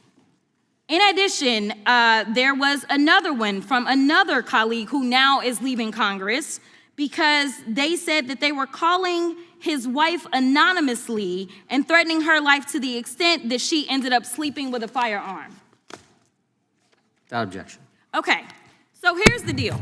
How are we supposed to have confidence when you're sitting up here telling the Senate yesterday that it will take you 14 years before you can get the FBI fully staffed to do their jobs? You're also now redirecting resources so that they can go and play ICE agents on the streets. You're getting rid of your most qualified people, and even when it came down to somebody that you consider to be a friend, you were posted up having some fancy dinner to the extent that you posted not only once erroneously, you posted twice erroneously as it relates to catching somebody, and then you want to go and say, let me take a victory lap. Because honestly, if it wasn't for parents deciding that they were going to turn in their child, it seems like y'all wouldn't have got there, even though he literally confessed online. So I'm confused about what it is that the FBI is doing except for trying to put on a show for the apprentice or whatever you want to call him. The day after all of this took place, there was domestic terrorism that was taking place at HBCUs. They were targeted. Yet I didn't hear anything from the FBI about what was going on. And again, black people kept saying, how did we end up in this? Because the numbers are so very clear that white supremacy is a problem. And honestly, I've not heard anything out of you today that makes me believe that you're going to do anything about the white supremacy problem, the one that is leading to children being killed, children being shot, as well as members of their community as they're worshiping in their churches. The time of the gentlelady has expired. If the gentleman would like to respond to any of that. Well, I mean, I'll respond. Kash Patel, as I said when I introduced him, public defender, former prosecutor, top staffer on the House Intelligence Committee, Deputy Director of National Intelligence with the National Security Council, Chief of Staff at the Department of Defense, and FBI Director. I think that's pretty good resume for the guy who's now running the top law enforcement agency in our country. And we've seen all the stats that he's given to the committee on how much better they're doing at getting the bad guys than the previous guy was doing. With that, I recognize the gentleman from South Carolina. Thank you, Mr. Chairman. Director Patel, I think you're witnessing some auditions, clickbait auditions for the Academy Award for my Democratic colleagues. We'll see how they fare as they're on MSNBC later on today. But do you care, before I launch into my line of questioning, to respond to Ms. Crockett from Texas on that very elaborate and theatric display? Here's what I've learned in my government service. I don't give a damn what they say about me as long as I'm succeeding in the mission. We're succeeding in the mission because the men and women of the FBI have never been empowered to do more work and to hit the streets harder than by President Trump's authorities and resources he's given us. And so all I care about is that we are capturing more child predators than ever before, taking more drugs off the streets than ever before, that we are capturing murderers at a significantly historic rate, and we're delivering this country the lowest murder rate in recorded history. That are facts that you cannot dispute. But you can come at me all you want. I don't care. Thank you, Director, for that, and we appreciate your service. We appreciate the results speak for themselves, I think, pretty plainly, and your commitment not only to results, but to transparency, so we do appreciate that. Director, who was John Durham? He was a former federal prosecutor, United States attorney, and ultimately appointed special counsel in the first Trump administration. Correct, and what there was a document that he released in his findings called the Durham Report. What was the Durham Report briefly, and what were the findings very briefly? It was every special counsel that's appointed produces a report to the Attorney General. Special counsel's Durham Report largely focused on Crossfire Hurricane and included extensive summary findings in classified and unclassified manner, and we released the classified version, finally declassifying it for the American public in this committee. Correct, and you released that in July of this year. I think so. Yes, sir. Isn't it true that in the classified Durham Annex, as it's referred to, that in 2016 the Obama administration obtained intelligence information from a source contained in two separate memoranda, one in January of 2016 and one in March? The two memoranda described confidential conversations between DNC Chair Debbie Wasserman Schultz and two individuals from the Soros Open Society Foundation. Isn't that true? As written in the report, I'll let it speak for itself. In the Durham Annex in January of 2016, the memorandum noted in part that President Barack Obama intended to scuttle the FBI's investigation into Hillary Clinton's private email server and mishandling of highly classified information during her time as Secretary of State. Isn't that found in the report? I believe so. Isn't it also found in the report that in March of 2016, the memorandum also included references to the same Obama effort to shut down the Clinton investigation, but additionally outlined a plan to falsely connect Trump to Russia? Isn't that in the Durham Annex? I think it's in more than the Durham Report, but yes. The memo also stated in part that, quote, the Democrat Party's opposition is focused on discrediting Trump, among other things. The Clinton staff, with the support from special services, is preparing scandalous revelations of business connections between Trump and the Russian mafia. Isn't that also found in the now unclassified Durham Annex? I believe so, sir. According to the Durham Annex, based on analysis and translation of the intelligence, FBI analysts believed that special services could either mean the FBI or CIA, or the Trump dossier author Christopher Steele. Isn't that in the Durham Annex? I believe so, sir. When the Obama administration received intelligence in March of 2018, Fusion GPS was preparing open source opposition research regarding purported ties between Trump and Russians. The research was paid by the Clintons campaign and the DNC. Isn't that open source and also in the Durham Annex? I believe both. Okay. And so also in the Durham Annex, which I found interesting, was the potential campaign plan was shared with high-ranking career officials at DOJ. Isn't that in the Durham Annex? I believe so, sir. The Durham Annex describes that in July of 2016, emails allegedly between Leonard Bernardo, a senior vice president of George Soros's Open Society Foundation, concluded included data providing specificity on the Clinton plan in an attempt to smear Donald Trump by falsely linking him to Russia. Isn't that in the Durham report? I believe so. And so, briefly, this additional evidence that you've unclassified and released to the American public, what does that purport to show or augment about the Durham report that you can share with the American people? Put simply, that the FBI was weaponized. Against a political campaign. Yes, sir. Thank you for that, Mr. Chairman. I yield back. Gentleman yields back. The I have UCs. gentlelady from Texas recognized for unanimous consent. Yes. First one is Russia's ghostwriter hacker group takes aim at German election. This is from Politico. Objection.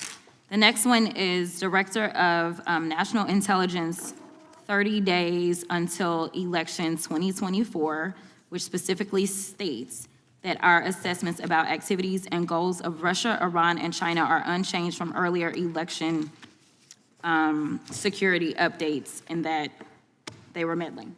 Without objection. And I've got three more. The last three are that how Russia is using artificial intelligence to interfere in elections. Moscow's attempts to interfere in U.S. and other elections are nothing new, though their tactics and strategy are constantly evolving. Without objection. The next one is Russian interference coming soon to an election near you. Russia pursues a systemic strategy of undermining elections and influencing public opinion in the West. EU and NATO countries must recognize that Moscow often acts through agents within their own borders and build resilience to such interference. And what's the source? This one is CarnegieEndowment.org. Okay, without objection. Thank you. The gentlelady from North Carolina is recognized. Thank you, Mr. Chairman, and Director Patel, I'm glad that I'm going a little out of order here because I'm going to pursue some of the things that you were just talking to Mr. Fry about and remind you about your confirmation hearing. At your confirmation hearing in January, you said under oath, and I quote, "There will be no politicization at the FBI. There will be no retributive actions taken by the FBI should I be confirmed." And in your written response to the Senate questionnaire, you said, I quote, "Personnel decisions shall be based on performance and adherence to the law. And every FBI employee will be held to the absolute same standard, and no one will be terminated for case assignments." So I want to just go through a couple of scenarios with you to get a sense of whether you think these are examples of politicization of the FBI or making decisions based on the performance and adherence to the law. So, first question. Would hiring FBI agents, analysts, and supervisors from only one political party being politicization of the FBI or making personnel decisions based on performance and adherence to the law? We don't ask FBI people, applicants, where their political parties are. Mr. Patel, do you ask FBI applicants who they voted for? The FBI does not. Are you aware that in the lawsuit that Mr. Driscoll filed against you and the FBI, he was asked who he voted for? Since that lawsuit has been filed and it's ongoing litigation, I'm not able to comment. Well, but it also means that you just said that what happened in his situation didn't happen. So we will go on to the next question. Let me ask you an even easier one. Does firing agents for working on the cases that they were assigned to and that the president didn't like, is that politicization of the FBI or making personnel decisions based on performance and adherence to the law? The FBI doesn't terminate anyone based on case assignments alone. Has the FBI ever been sued by somebody who felt that they were terminated based on case assignments? In the entire history of the FBI, I'm sure they have. No, since your tenure. I'm sure there's ongoing litigation. Yes. In fact, there is ongoing litigation. And in fact, people have been asked who they voted for. And in fact, you are running an FBI for the President of the United States rather than the people of the United States, because my questions were not hypotheticals. They are the things you have done during your tenure. And according to a lawsuit filed last week by long-term FBI agents, you fired former acting director Brian Driscoll. He had served with the Bureau for nearly 20 years, earned a Medal of Honor, Medal of Valor for bravery during the dangerous ISIS raid, and had a wealth of crisis response experience and led the FBI's Critical Incident Response Group. When the Trump administrations interviewed Mr. Driscoll for that role, they interrogated him about his political leanings and who he voted for in the last 5 elections. Questions Mr. Driscoll refused to answer because those types of questions impermissibly politicized the FBI. You also fired Steve Jensen, who served the FBI for nearly 2 decades and ran critical terrorism, counterintelligence, and organized crime operations, whom you once described as embodying what the American public demands of the FBI. But he was fired because he took part in investigating crimes committed on January 6th. And Trump's MAGA base lambasted you online for keeping him at the FBI. So he's no longer at the FBI.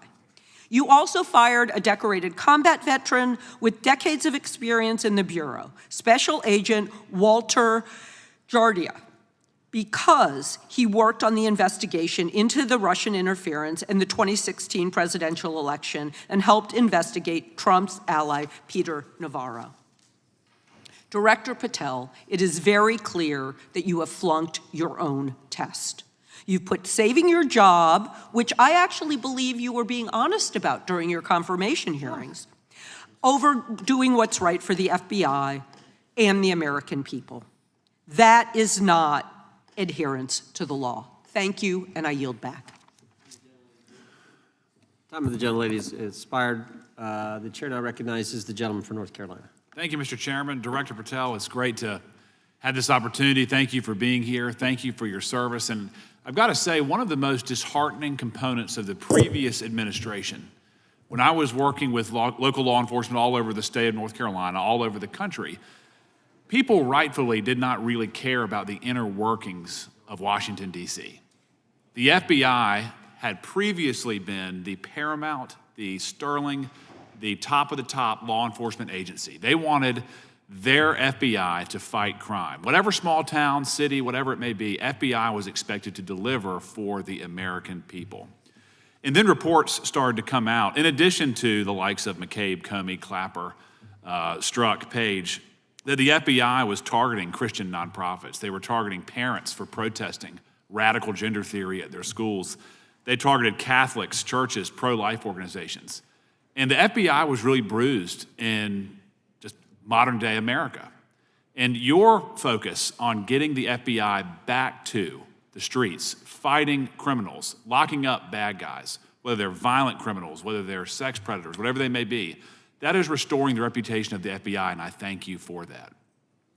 In regards to the perceptions, I want to be very clear here. You mentioned the statistics about removing dangerous illegals, removing thousands of kilograms of drugs, violent criminals, guns. The border is secure. These accomplishments are noteworthy and they're needed. But at the same token, I want your take. The fight is not over. Isn't that correct? When we look at what happened in the previous administration, the number of illegal alien criminals that made their way into this country of every type, they're embedded, they're here, and it's going to take a sustained effort to win this battle. That's the critical component, sustained effort. And that's the critical component when you look at what happened in Washington, D.C. We're not here for 4 seconds in terms of safeguarding Washington, D.C. Yep. It's a sustained initiative. We're taking it to Memphis and wherever we decide else. And so we are going to continue the mission till it's done. In regards to offloading some of the agents from Washington, D.C. to the states, to the people, can you just explain how tactically that is a force multiplier in the law enforcement community around the country? Yeah. It's pretty simple. You don't even have to be in law enforcement to know that. If you put cops with other cops, they're going to do cop work. That's right. And what was needed in the communities out there was more cops. What was not needed in the bloated bureaucracy of Washington, D.C. was a third of the FBI's workforce, because a third of the crime does not happen in the Washington, D.C. NCR area. And so the results speak for themselves. Our state and local partners, I've always said this, are our biggest ally, our greatest ally and partner, and we cannot do the work without them. But we got to send our guys to them. That's right. And in regards to the last 4 years, the open border policies, whether it's terrorism, drug trafficking, human trafficking, violent crime, massive amounts of organized retail theft, and other types of criminal behavior, can you describe, just so anyone who's listening here can talk about, how serious the levels of criminality have become in the United States?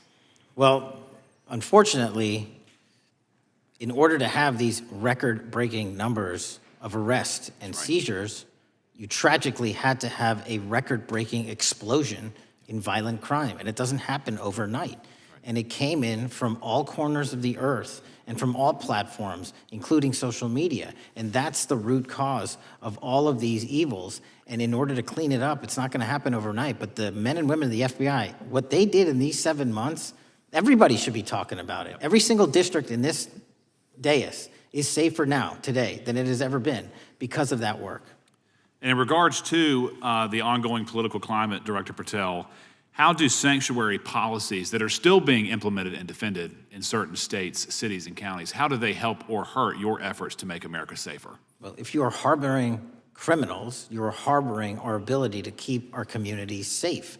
It's that simple. If you have a fugitive warrant for a violent felony offense, and we are not able to procure you because of policies or rules that don't allow us to go get them. And time again, we have heard all too many illegal immigrants who should not have been here, murdering women, murdering children, giving drugs to our youth, and raping our children, and that is unacceptable. Straightly put, can you separate immigration enforcement with fighting crime? They're intertwined. Thank you. In regards to policies like cashless bail, how does that help or hurt your efforts? Criminals know that there are certain jurisdictions where if they shoot someone, they'll be out the door within the next hour to do it again. Yep. And that's an ethos and a system that has been built out over years that we are combating. How is defunding the police around the country, how does that help or hurt? As long as I'm in this seat, we're not defunding any cops. Good. Thank you, Director. I yield back. Gentleman yields back. Mr. Garcia is recognized. Thank you, Chairman Jordan, and welcome again, Director Patel. As members of the Judiciary Committee, we have a responsibility to conduct oversight of the FBI and assess whether or not you're doing a good job in a responsible and impartial manner, or whether you're just a henchman for Donald Trump, who's weaponizing the Bureau at the expense of public safety. As Congressman for tenure, is the Bureau's expanded role in low-level, non-criminal immigration enforcement. I have a report here from the conservative Cato Institute.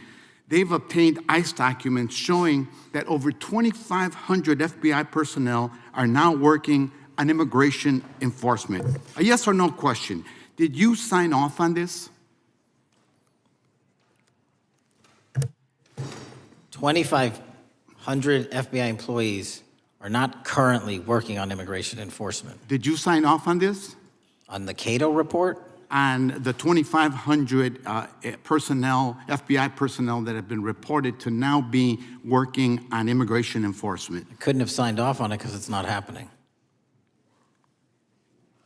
You can call it whatever you want, but the reality is that over 2,000 personnel individuals are now working at ICE instead of their jobs. I want to follow up on something that Senator Durbin asked you about yesterday. This article from MSNBC reports that nearly every agent on Baltimore's domestic terrorism unit, who was, by the way, investigating the 764 network of child predators, was diverted to work on immigration enforcement full-time. That forced them to, and I quote him, walk away from investigations of a network of violent predators that targets and exploits children online. Yes or no? Were you aware that this happened, and did you sign off on it? The premise is false. The 764 network in Baltimore is taken down, and FBI agents do double and triple duty all the time. I'm reclaiming my Resources where time. You necessary. told Senator Durbin yesterday you didn't know about it, so your testimony is inconsistent today. No, I found Final out. question. Let me ask you, again, a yes or no question. Are you aware that agents have been told by supervisors not to documenting their shifting of resources toward immigration-related work? That's a literal another falsehood. It's impossible to remove a human being without documenting that work. As FBI director, you must be transparent with Congress. You need to provide us information about how many agents have been diverted to non-criminal immigration enforcement, why the Baltimore unit was dismantled, and whether there's a cover-up of what's happening under your leadership, because this goes to the heart of whether or not you're carrying out the stated mission of the FBI, keeping our communities safe. Diverting FBI agents from investigating violent child predators doesn't make us safer. Using FBI resources to target parents, children, and other immigrants for low-level, non-criminal enforcement doesn't make us safer. Enabling violent, lawless conduct by federal enforcement doesn't make us safer, as we saw last week when an ICE officer killed one of my constituents. And I know that the FBI has been involved in that investigation. And yesterday, ICE did a raid in the suburb of Elgin where 2 U.S. citizens were arrested, and who accompanied them on that filming of that show? Secretary Nunn. Shameful conduct. And weaponizing the FBI to serve Donald Trump's political agenda instead of the American people does not make us safer. Before I yield back, Mr. Chairman, I request unanimous consent to submit the following documents for the record.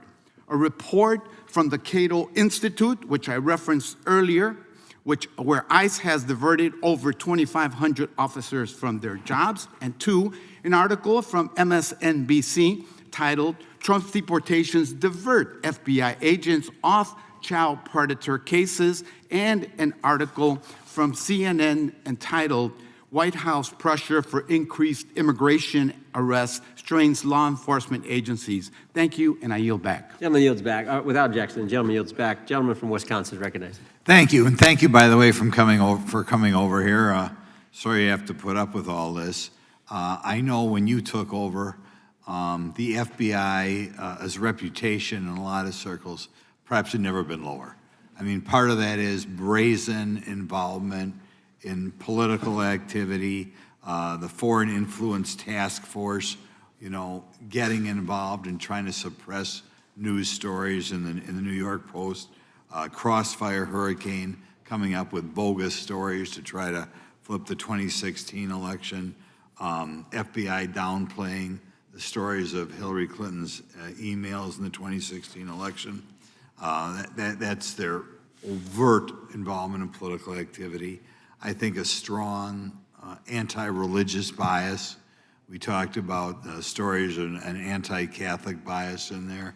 I know I've talked to people about horrific overreaction at the big Hindu temple in New Jersey, in which, just so people understand, you had a rectory in the temple area. The religious leaders, taken out at gunpoint, big problems. And I think finally the FBI trying to turn America's viewpoint on certain political issues. And when I talk about that, I'm talking about what was done in Mexico with regard to shipping weapons, fast and furious, shipping weapons into Mexico in an effort, I think, to try to turn the Americans against the First Amendment. But in any event, what scares me is, and all these horrible things that were done in the past, there were individual FBI agents who participated in which apparently their supervisors told them this is okay or even admirable. And what I'm going to ask you, are you able to do anything to make sure that in the future, these corrupted FBI agents understand the importance of religion in our life, and they're not to view it with suspicion? They understand parental rights and the idea that traditionally in America, parents have the ability to object when their young 5 or 6-year-old children or year-old or very young children are getting what most people consider highly inappropriate sexual contact. What are we doing there to try to make sure we don't have problems with these FBI agents again, or make sure that in the future administrations, they would object if they are asked to behave in such a immoral fashion? Two things. If you are corrupt, you don't work at the FBI. It's that simple. So we don't tolerate any form of corruption or any deviation from our high standards, whether you're an agent, an intel analyst, or whatnot. And just to show the American public the resurrection that the FBI has had in these last 7 months, you don't have to believe me. Our applicant pool has doubled month over month, every year, from the highest point it has ever been. More people want to work at this FBI than ever before in U.S. history. I'm sure that's because of you, and you're kind of anticipating my next question. I talk to retired FBI agents in my area who sometimes retired in part because they hated the woke, anti-conservative culture at the FBI. And they are concerned, the retiring agents, about new agents, not on your watch, but before this, being corrupted in the universities before they were hired. And they are very worried about what will happen with the new agents. So I think you're answering my question. Do you feel you'll be able to a certain extent solve the problem of inappropriately woke agents filling up the agency in the past, because now you're going to have a larger pool to draw from? Everybody that comes to work at the FBI is allowed to have their own belief system, but they're not allowed to bring that belief system into the workplace. And anyone that does won't work at the FBI. Okay, very good. Now, recently, there's another potential scandal, I guess, a politically motivated thing, Arctic frost. Do you want to comment on that? And it appears one more time as perhaps the FBI was getting involved in what would normally be considered political events. We are not getting involved in political events, except this one. Okay. And final thing, with regard to prejudice against Catholics, what happened in the big Hindu temple there in New Jersey, do you think, have you ever, has anybody ever apologized to the Catholic Church or apologized to that temple? I don't know, sir. Okay. Is that something you think would be perhaps a good idea to do in the future? I think leadership should address it. Thank you. Gentlemen, time has expired. Gentleman yields back the, so we got the gentleman from North Carolina, Mr. Harris. All right, thank you, Mr. Chairman, and thank you, Director Patel, for your endurance and your perseverance throughout today's hearing, and for all you've shared. First of all, let me start by saying that I was very grateful and glad to see that the FBI has joined the investigation of the tragic and brutal murder of Irina Zarutska in Charlotte, which is just right by my district. This woman, as you know, fled the war in Ukraine only to be killed in cold blood by a man who had no business being on the streets whatsoever. This man, who had been seen stabbing Irina to death on video, had been arrested 14 previous times, served prison time, and was diagnosed with a severe mental illness.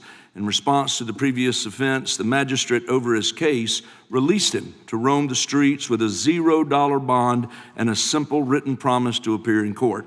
Mr. Patel, let me just ask, should judges apply the most lenient bail standards to people with extensive criminal history? Do they apply the most lenient? I'm sorry. Yeah, should they apply the most lenient bail standards to people with extensive criminal history? That has not been my experience. That should not happen. Is America a place where young women should fear to ride public transit? No. And was Irina Zarutska's death, would you say, possibly the result of Democrats' pro-crime policies? That investigation and matter is in open trial, so I don't want to stylize the evidence. I understand. Well, Mr. Patel, let me just say, taking over the FBI after the Biden administration's blatant weaponization of the agency is no easy feat, as we've recognized throughout this hearing today. For 4 years, we witnessed the Biden administration targeting regular Americans rather than violent criminals. For example, the Biden administration's FBI spent its time and resources going after churches and Christians. We know that the FBI used an undercover agent to collect information about a parishioner. We know that the FBI investigated and surveilled a Catholic priest. And all of this was in response to First Amendment protected activity. Mr. Patel, I want to ask you, should the FBI use its resources to spy on Catholics? Never. So what does it say about the culture of the Biden FBI that law enforcement resources were used to go after Catholics, and some FBI employees were comfortable with taking such actions? Well, pursuant to my transparency initiative and working with Congress on oversight, those documents, that's it. Those documents are available for the American public to see and read and hold people accountable, and that's what I'm committed to. And so have you been able to hold accountable those at the FBI who went after law-abiding Catholic church members? If they did so improperly, yes. Well, I've been a pastor for 36 years, and I've constantly stood up for life and stood up for family amidst a culture that's increasingly hostile to both of those things. And if the Biden administration targeted Catholics, could I have been targeted by the Ray FBI as well? Well, I don't know, but I'm not going to target you. Well, I know that President Trump respects religious liberty and that his administration is seeking to right the wrongs of the Biden administration. Securing our freedoms and protecting faith leaders and communities requires a multi-pronged approach.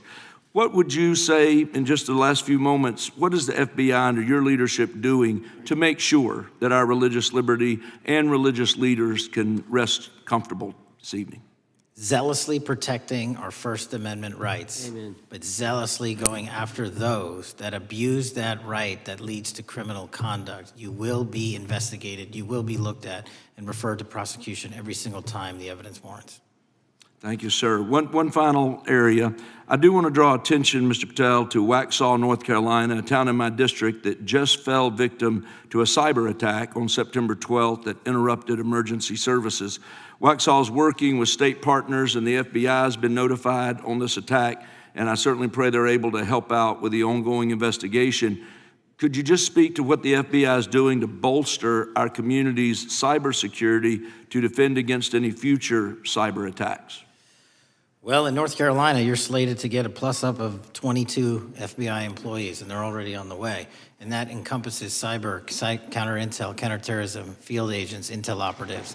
And what we're doing on a macro level on the counterintelligence and cyber front is going after the people that fund these operations on these online platforms and breaking their banks. Because once we do that successfully across the board, they won't have the ability to attack us.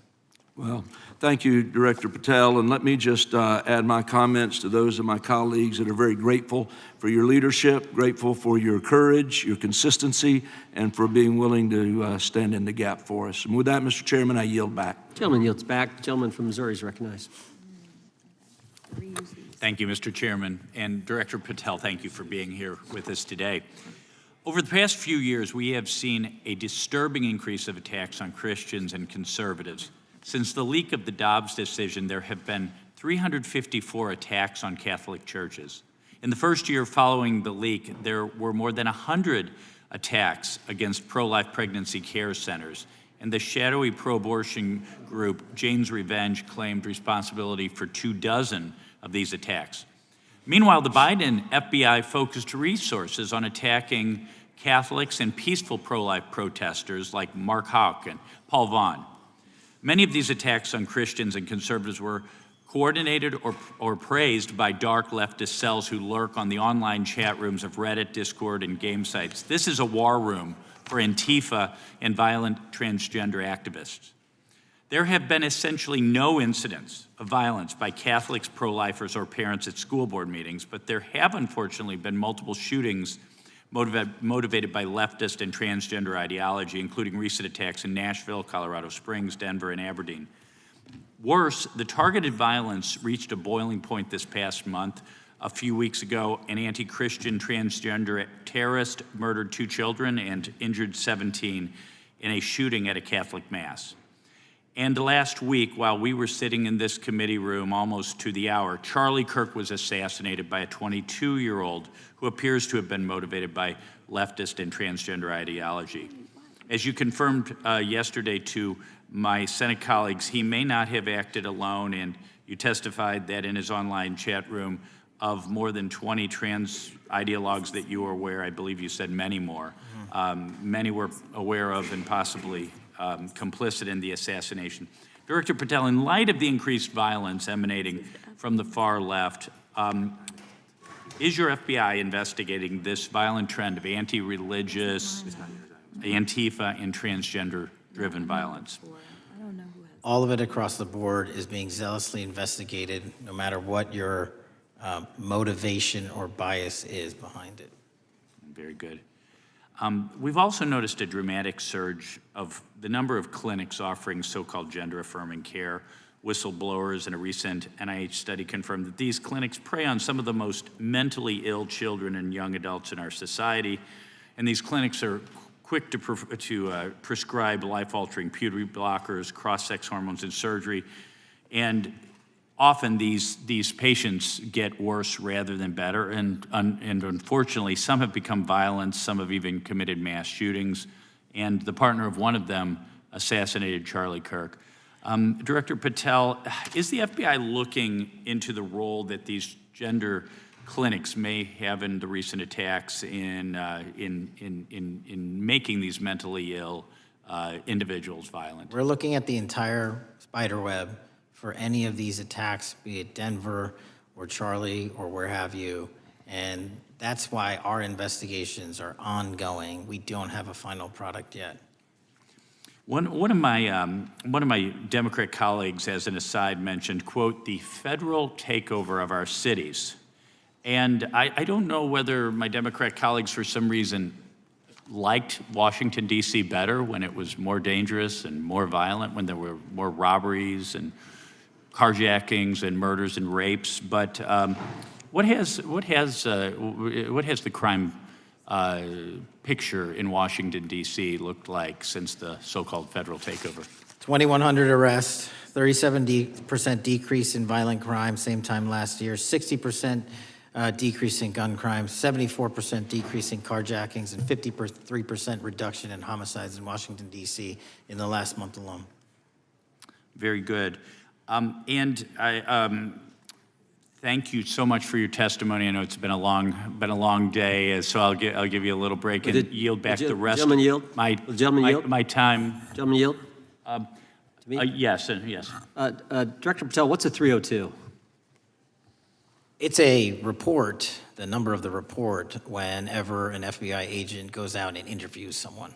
And are you familiar with the 302 where the FBI agent interviewed the whistleblower who's come forward and talked about the former chair of the Intel Committee here in the House pushing staff members to leak classified information? Well, I'll just read from it. Staffers were instructed to use, this is from the 302, interview this person. Staffers were instructed to use any sources that had developed within the United States intelligence community to gather information, which would then be made public through the media in order to compel public opinion. You familiar with that? I am. Yeah, and that's how they played the game, wasn't it? Leaking information, classified or otherwise, true or otherwise, to create this public opinion to compel action to undermine the president. Is that accurate? I believe so. Just one other point I would make from this. This witness also said in the 302 that the agent recorded that the witness provided the interviewing agents with copies of both his handwritten notes and an email. So he gave them the stuff he wrote, and at the actual time this was taking place. That's all in the 302, right? Yes, sir. All right. Mr. Chairman. Mr. Chairman. Gentleman from Missouri. Mr. Chairman, I would like to submit for the record an article from The Hill, Massive Crime Drop in D.C., City Sees Zero Murder Week, dated August 25th, 2025. And I'd also like to submit for the record an article from the New York Times, dated April 18th, 2025. Man who set fire on Shapiro's mansion cited treatment of Palestinians, police say. Yeah, thank you. Without objection. I have Gentlelady from UC. Texas and then Pennsylvania. Thank you so much. My first UC is the FBIAA letter to Congress on summary terminations, where it states denying fundamental due process and summarily dismissing special agents will only make it harder to protect our nation. These actions distract agents from their work, foster fear that their assignments could cost them their careers, either now or under the next administration, and increase the risk of criminal and national security threats by undermining unity and morale within the Bureau. Without objection. The next one is a CNN article. FBI agents are again pulled from their day jobs to address a Trump priority. It states, morale is the worst I've seen, said one law enforcement source. The Bureau is becoming unrecognizable. Lots of people are weighing really difficult decisions right now. Without objection. Gentlelady from Pennsylvania is recognized. Thank you, Mr. Chair. I'd request unanimous consent to introduce into the record a September 16th, 2025 article in the New Republic entitled DOJ Quietly Deletes Study on Politics of Domestic Terrorists. The Justice Department has taken down a study that proves Republicans' entire narrative wrong about left-wing violence. Without objection. Thank you. Gentleman from Washington is recognized. Thank you, Mr. Chair, and thank you, Director, for being here. I think without question we can say that Donald Trump has been tougher on crime and tougher on international terrorism than any president in American history. I imagine that brings you a lot of satisfaction and pride as director of America's foremost law enforcement agency. Recently, President Trump conducted very strategic and important strikes on Iran's nuclear apparatus in that country. We also know that there are concerns of significant Iranian sleeper terrorist cells here in the U.S., perhaps exacerbated by the open border during the Biden administration. What can you tell Congress and the American people about what the FBI is doing to safeguard us from potential terrorist attack by Iranian cells? So our counterterrorism division, which is fully stocked up, watches for reflections in the intelligence streams that our intelligence community collects and produces, and works hand in glove with our partners at the CIA and elsewhere to make sure that any threat, even if it's hearsay, double hearsay, triple hearsay, or totally incredible, is not only fully run down, but we also take our duties to notify and give defensive briefings to those who are mentioned in those intelligence reports to make sure that we do both our notification obligation and our investigatory obligation. Thank you. The FBI is also the foremost counterintelligence apparatus here in the U.S. We know the U.S. faces a more complex threat of global, more complex array of global threats than any time perhaps World War II or even superseding that time. As America continues to be under attack from various intelligence agencies globally, what can you tell us about the counterintelligence operations of the FBI as a core function? This is why the CIA mission is so important to the FBI, because as you said, no one else can do it. No one else has the authorities to do it. And even if they did, they don't have the capabilities to do it.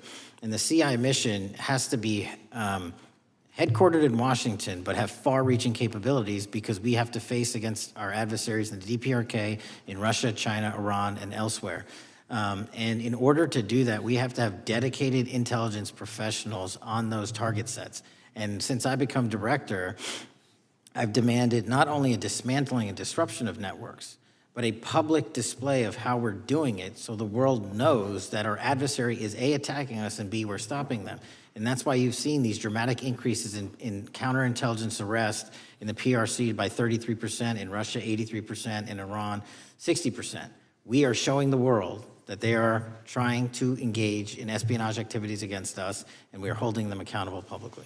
And there's been increasing concern about the Maduro regime of Venezuela, both their potential support of terrorist activity, criminal drug networks, and potential espionage entities here within the U.S. What can you tell us about your activities regarding the Maduro regime of Venezuela? Generally speaking, one of the largest transshipment points and shipment points for narcotics out of South America, Colombia, obviously, and also Venezuela, is being utilized heavily by the narco traffickers to send up cocaine, meth, and fentanyl, and excuse me, all the other illegal narcotics through the island chains in the Caribbean Ocean and ultimately for America. So there has to be more work done in the region to stop those navigable waterways from being traversed with drugs bound for America. And finally, Mr. Director, what is the one thing that Congress could most do in terms of passing a law to best support the FBI in making America safer and more secure? Get us more authorities to get online, to get onto gaming, to get onto social media companies, gaming platforms, have legal access, and also have private partnerships with the FBI of those companies and allow them to report into us on a daily basis. There is no human being or AI system on Earth that can go out there and cover down on the threat in those theaters. And so we need the assistance, and we need more authorities, and we need the private sector to double down. Well, thank you very much for all you're doing, all the men and women of the FBI are doing to keep us safe, and I yield back. Gentleman yields back. Got a UC request from the gentleman from Arizona. Thank you, Mr. Chairman. I have an article titled, FBI Flooded with Record Number of New Agent Applications Cash Patel's First Month. The FBI saw 5,577 new agent applications in March and more than 10,000 since January. Without objection. The gentleman from Kansas is recognized. Thank you, Mr. Chairman, and Director, thank you for being here. I have listened carefully to all the discussion in this hearing. I've reached two top-line conclusions. First, I am glad I don't have your job. And second, I am glad you do. Thank you for being willing to step up and serve in this role. I'd like to plow a little bit of ground that we've not spent a lot of time on so far and explore. You mentioned, and I'm well aware of your strong commitment to partnering with state and local law enforcement authorities. Obviously, one of the missions is in the counter-drug space. Another is in the forensic laboratory space, where both you and a lot of local and state agencies cooperate in terms of evidence analysis. From the state side, programs such as the HIDA programs, very, very important in counter-drug, such as the Coverdell grants, very, very important in maintaining state laboratory capacities. Would I be correct in concluding that if we are able to maintain robust funding for those types of programs, including both Coverdell and HIDA, that would contribute to the safety of the United States and to your mission? Absolutely. Director, you have talked a little bit about some of the counter-drug work that you've been doing. One thing we haven't talked about yet, the President, in one of his first actions upon taking office back in January, designated a number of the cartels as foreign terrorist organizations. That's not just a paper transaction. I believe the list has been expanded since those first actions. In terms of America's military engagement with the cartels abroad, in terms of our intelligence engagement with them abroad, that designation has had real meaning and has affected some of the thinking and approaches of our military and our intelligence community. Can you talk a bit about how that designation might be affecting or should be affecting the FBI's approach to dealing with the domestic activities of the cartels? The simple way to analogize it is after 9/11 and the manhunt for the foreign terrorist organizations overseas in places like Afghanistan and Iraq, the FBI received certain authorities to go out there and dedicate a mission to go after them both lawfully and investigatorially and collect evidence and provide it to our agency partners. Once the foreign terrorist organization designation was labeled over to the Mexican drug cartels, we can now do that here. And in Mexico, and in Colombia, and in Venezuela, and anywhere else they are. And so that's the best analogy I have. What we're able to do is take our counterterrorism platform, traditionally used for global terrorist manhunting, and bring it into this hemisphere against a very real threat, which is the drug traffickers, and they are foreign terrorist organizations. So we just have so many more resources and authorities now directed at them. So, for example, Director, in the regions, from the vantage point of local law enforcement, there are structures that have historically handled those partnerships separately. HIDA, for example, is an example on the drug trafficking side. The JTTFs are an example on the terrorism side. How is the thinking evolving in terms of on a regional basis, either merging or not merging those structures now that the targets in many ways are merged? So the JTTFs are kind of our forward operating base across every single state in this country to take on that mission. And anytime you're labeled a foreign terrorist organization, you come right under the authorities of the JTTF, the task force officers, and the state and local level police work that gets done in those JTTFs. And the Homeland Security Task Force layer on top of that, I think 25 or 30 across the country, specifically working with DHS and Secretary Noem to go after the drug trafficking foreign terrorist organizations, because they have unique capabilities and authorities dedicated to that mission. And so that's the beauty of the HSTFs. Let me ask you an adjacent question, Director. I noticed in your written testimony, I don't think we've talked about it yet, you brought to our attention an expiring authority. It's in 6 U.S.C. 124N with respect to counter-UAS drones. You point out that that authority expires in statute at the end of this month, and you impressed upon us your interest in seeing it extended in some manner. Can you talk a little bit about the FBI's role in counter-UAS work over American airspace? I represent a district that's going to host some of the FIFA World Cup activities coming up. We're obviously very interested in security, and there are limits on what our state and local authorities have the capacity to do or what our military has the capacity to do once the threat is domestic. So it's critically important. Both the FBI and DHS have those capabilities. I'll speak to the FBI, of course, only. And you raised the World Cup, and that's exactly what we need it for. The Club World Cup, which just happened, was 32 games in at least a dozen different cities across the country, the largest sporting events consecutively in American history. And we used our counter-drone capabilities to not only inspect and secure stadium locations, but where fans were hovering and we call base camps. And thankfully, because of the success of the FBI and DHS, we had no significant security incidences. And flipping to the World Cup, which is going to be 3 times as large, and obviously the largest we've ever had, and blending into the LA Olympics in 28, our counter-UAS capabilities are going to be the ones that are able us to have literal bird's eye view of the threat dynamic around so many of these cities, which are going to see literally tens and hundreds of thousands of people flock to them. So we have to have it. And making sure the bad guys don't have the same. Exactly. Very good. I yield back and thank you. Gentleman yields back. Director, you've been amazing. You've been here 4 hours and 41 minutes without a break. We appreciate that. I think we have one more member, a few UC requests, and then you can we'll let you go. But we appreciate that. The gentleman from Texas is recognized. Thank you again for taking the time, Director Patel, and for Chairman Jordan for holding this hearing. Thank you for depoliticizing the FBI and getting it back to its original mission as well. Director Patel, do you agree that we have a problem in the United States with politically motivated violence? Absolutely.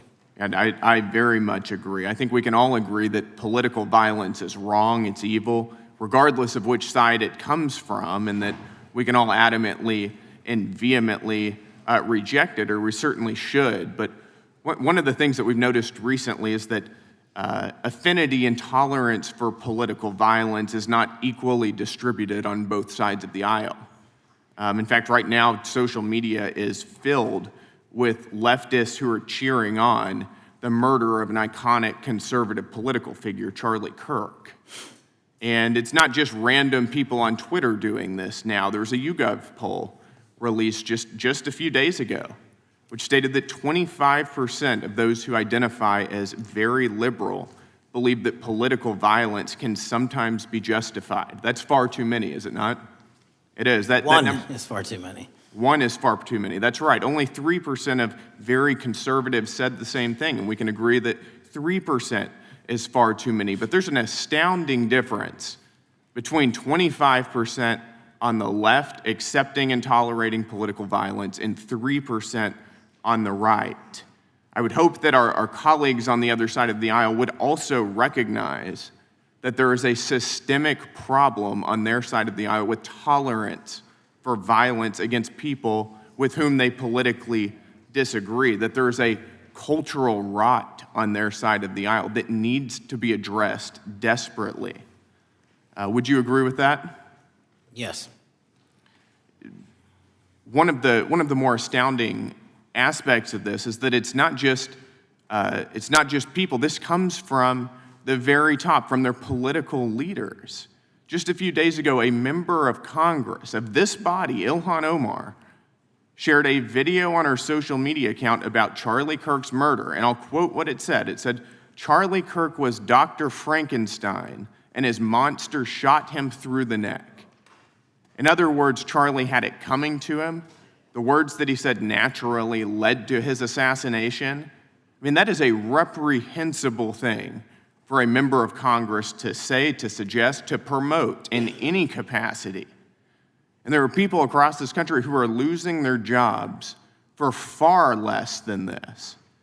And that, by the way, is a just response to acceptance and tolerance of political violence. It's amazing to me that the political left today, who were the originators and the cheerleaders of cancel culture, now have the backbone to attack conservatives for defending their assassinated friend. But there's a key difference here. Democrats want to silence conservatives for speaking obvious, self-evident, ontological truths like that men aren't women and men can't get pregnant. That seems pretty basic. That seems like a basic truth that we should all be able to agree on. Republicans, by contrast, are recognizing that a constitutional republic depends on the free and open exchange of ideas that we can debate without violence, and that assassinating a political rival is evil, it's wrong, and it should not be glorified or promoted or justified in any way, including in the way that Congresswoman Ilhan Omar did. So Mr. Patel, thank you again for being here. I'd like to, with the remainder of my time, just get your opinion. Does the FBI recognize the rising threat of political violence in America, and what can you guys do to address it? Yes, we do, and what we can do to address it, Congressman, is we need to get online partnerships with these companies in the public space, on these gaming sites, and on these social media sites. As I was saying earlier, there is no way to triage the amount of information generated on these sites by the FBI alone. And we need the public-private partnership. And there's another law that's expiring, I think, at the end of this month, which I believe we need renewed, that allows private sector companies to report into the FBI without liability for criminal investigatory purposes. And that's the kind of stuff we need to keep going. Got it. Thank you, Director Patel. We really appreciate it. Thank you. Gentleman yields back. Mr. Chairman. Gentleman from Arizona. I have some UCs. Gentleman to state his request. Thank you. The first one is a piece entitled Review of Domestic Terrorism After Kirk's Murder Shows Biden Politicized Issue, the Intel, and Fudged the Data. Without objection. Thank you. Make a motion to table. Oh, no, we got to recognize the ranking member for his motion. It's just a UC request. The gentleman is recognized for a UC request. Thank you, Mr. Chairman. This is the ADL report issued February 21, 2025, titled Murder and Extremism in the United States in 2024, concluding that for the third year in a row, every single extremist-related murder in the United States in 2024 was committed by right-wing extremists, 8 of the 13 involving white supremacists and 5 having connections to far-right anti-government extremists. Without objection. Gentlelady from Pennsylvania is recognized for unanimous consent. Yes, thank you. I have a couple articles here. First is a New York Post article, July 17th, 2025. Democratic Senator Ron Wyden claims big Epstein file full of actionable information locked in Treasury Department drawer. Without objection.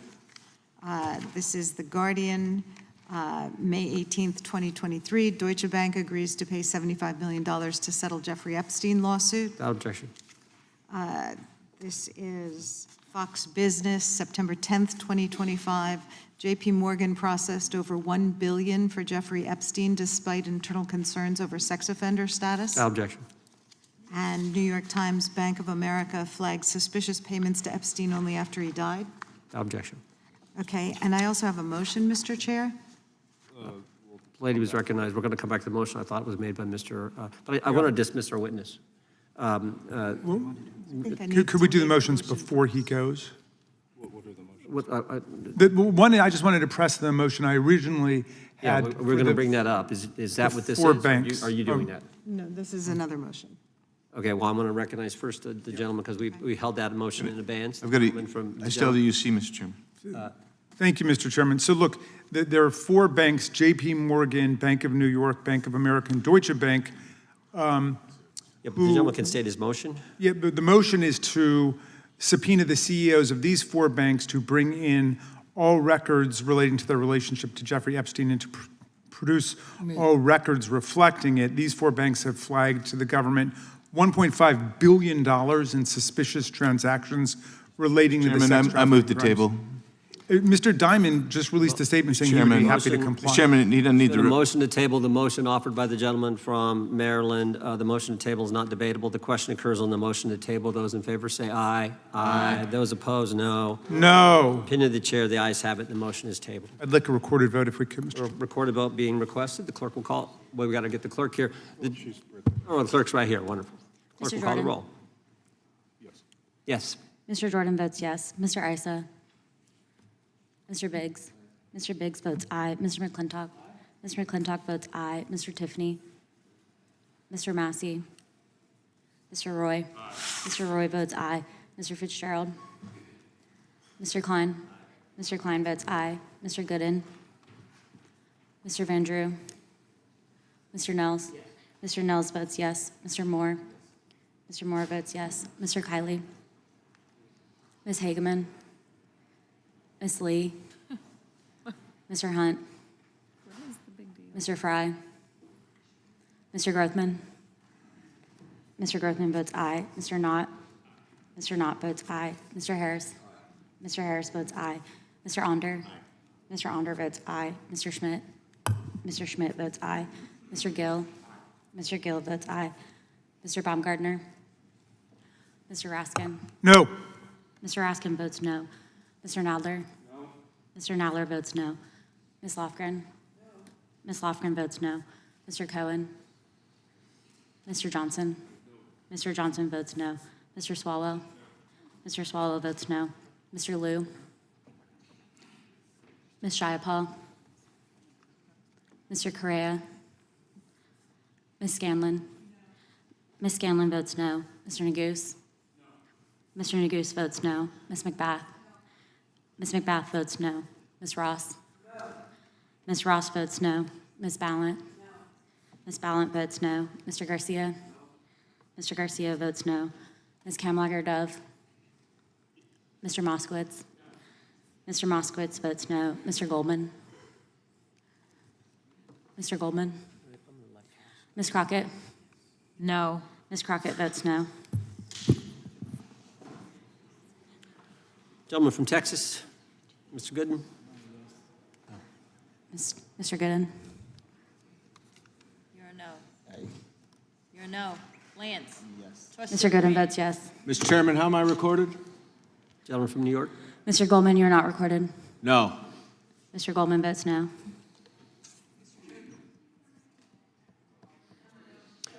Gentlelady from Washington. Ms. Jayapal votes no. Gentleman from California. Gentlelady from California. Mr. Liu votes no. Ms. Kamlager-Dove votes no.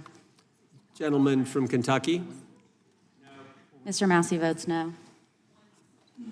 Director, I want to thank you again for being here. While we're waiting for members to get back to record their vote, you don't need to stay around for these kind of motions. We appreciate the service you're providing the country, appreciate your testimony today, and appreciate the fact that you did it 5 hours straight. That's amazing. So God bless you and keep up the good work. The witness is dismissed.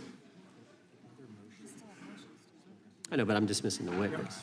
I don't think nothing involved. I'll just put them in the record. Mr. Chairman, we're still waiting for members to come back to record their vote on the motion offered by the gentleman from. no, I just, as a point of order, I just wanted to establish that the dismissal of the witness doesn't affect the viability of any of the motions. No, the committee's still going. How many members do we need?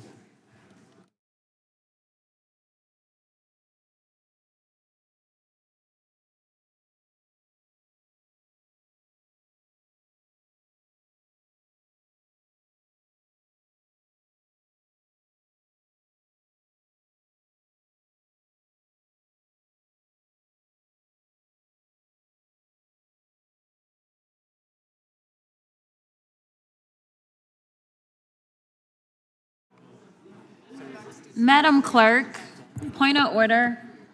What is the current vote?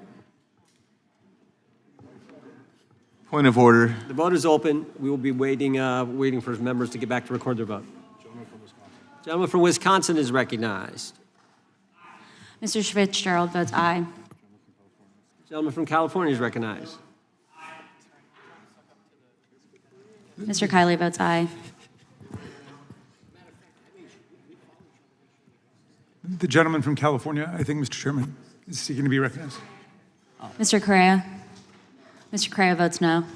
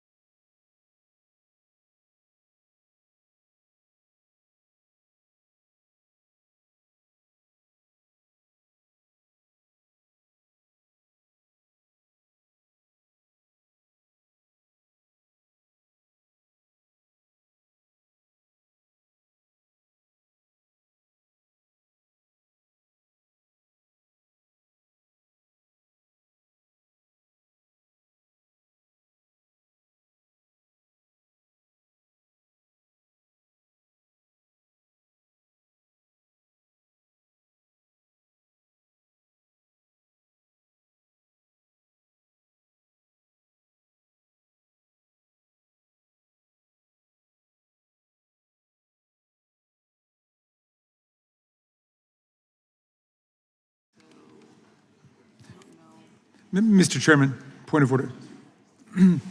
Gentleman may state his point. A number of members have conflicting markups in committee hearings going on right now, and I'm just wondering, how long are we going to hold this open? My read on the vote is that right now it's 18 of 14?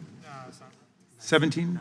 It's 1916. 19 to 16? We're going to give members an opportunity. As you point out, as the ranking member points out, members have numerous obligations, different committees going on, but we want to give everyone an opportunity to record their vote, and that's why we're waiting.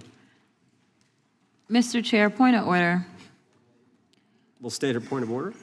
Couldn't we just be debating instead of sitting here waiting? There's a motion on the table. There was a motion offered by the ranking member, a motion offered motion to table offered by a member, and that's what's on the table right Mr. now. Vendry, you are not recorded. Mr. Vendry votes yes. Right.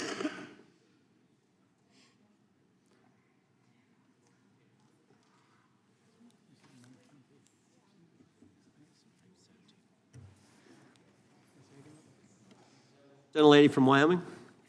Ms. Lee? Ms. Lee votes yes. Ms. Hageman? Ms. Hageman votes yes. Gentlelady from Florida and Wyoming.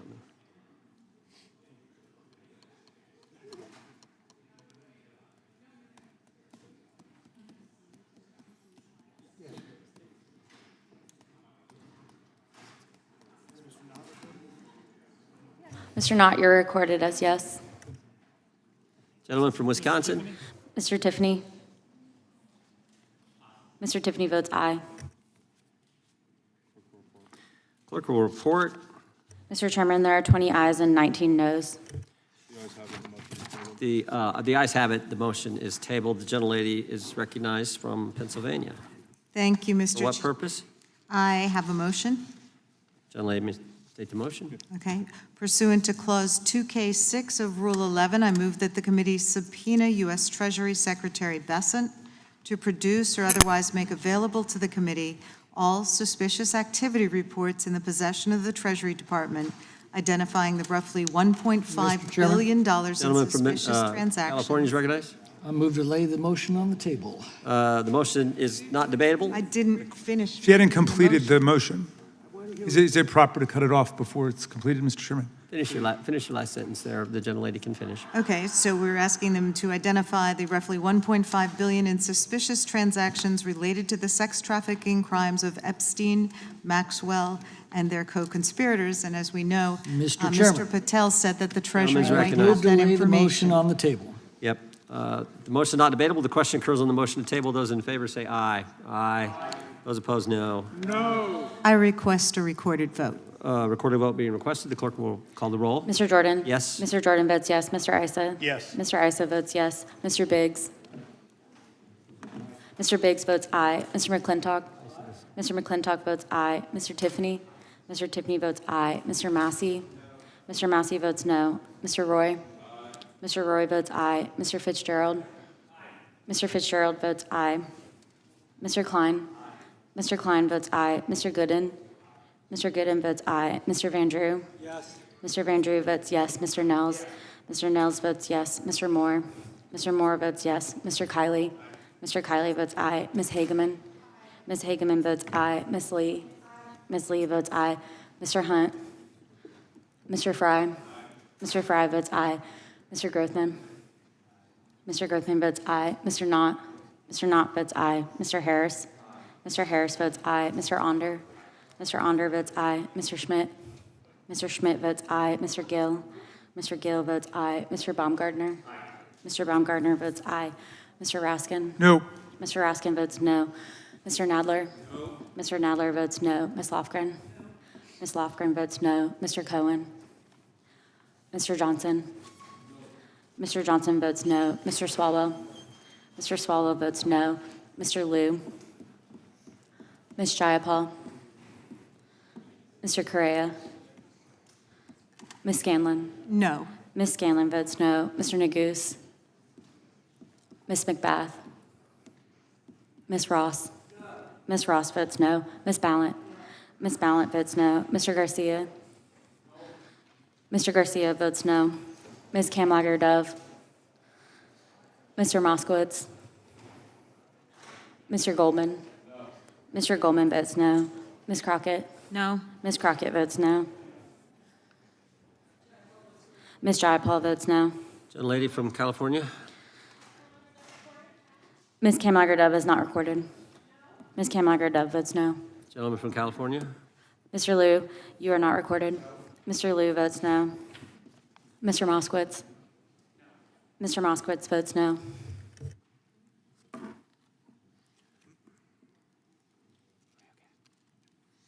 Clerk will report.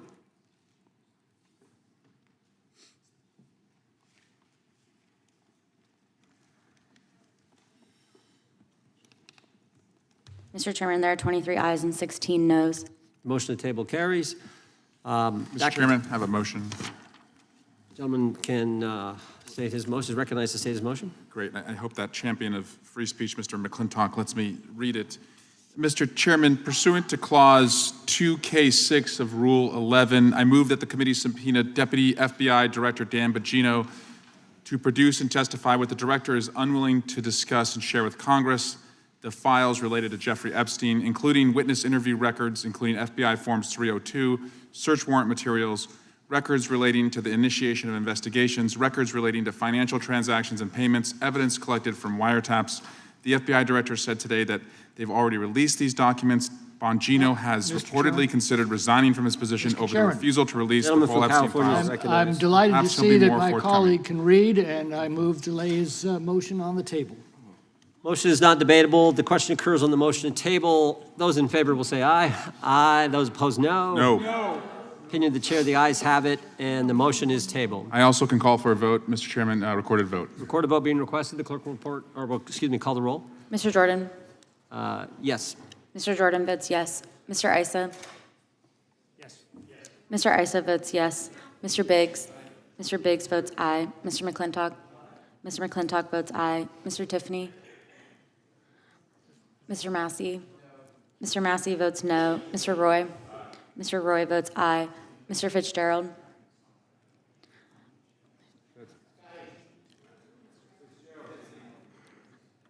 Mr. Fitzgerald votes aye. Mr. Klein? Mr. Klein votes aye. Mr. Gooden? Mr. Gooden votes aye. Mr. Van Drew? Mr. Van Drew votes yes. Mr. Nels? Mr. Nels votes yes. Mr. Moore? Mr. Moore votes yes. Mr. Kiley? Ms. Hageman? Ms. Hageman votes yes. Ms. Lee? Ms. Lee votes aye. Mr. Hunt? Mr. Fry? Mr. Fry votes aye. Mr. Grothman? Mr. Grothman votes aye. Mr. Knott? Mr. Knott votes aye. Mr. Harris? Mr. Onder? Mr. Onder votes aye. Mr. Schmidt? Mr. Schmidt votes aye. Mr. Gill? Mr. Gill votes aye. Mr. Baumgartner? Mr. Baumgartner votes aye. Mr. Raskin? No. Mr. Raskin votes no. Mr. Nadler? Mr. Nadler votes no. Ms. Lofgren? Ms. Lofgren votes no. Mr. Cohen? Mr. Johnson? Mr. Johnson votes no. Mr. Swalwell? Mr. Swalwell votes no. Mr. Liu? Mr. Liu votes no. Ms. Jayapal? Ms. Jayapal votes no. Mr. Correa? Ms. Scanlon? Ms. Scanlon votes no. Mr. Neguse? Ms. McBath? Ms. Ross? Ms. Ross votes no. Ms. Ballant? Ms. Ballant votes no. Mr. Garcia? Mr. Garcia votes no. Ms. Kamlager-Dove? Ms. Kamlager-Dove votes no. Mr. Moskowitz? Mr. Moskowitz votes no. Mr. Goldman? Mr. Goldman votes no. Ms. Crockett? No. Ms. Crockett votes no. Gentleman from Wisconsin. Mr. Tiffany votes aye.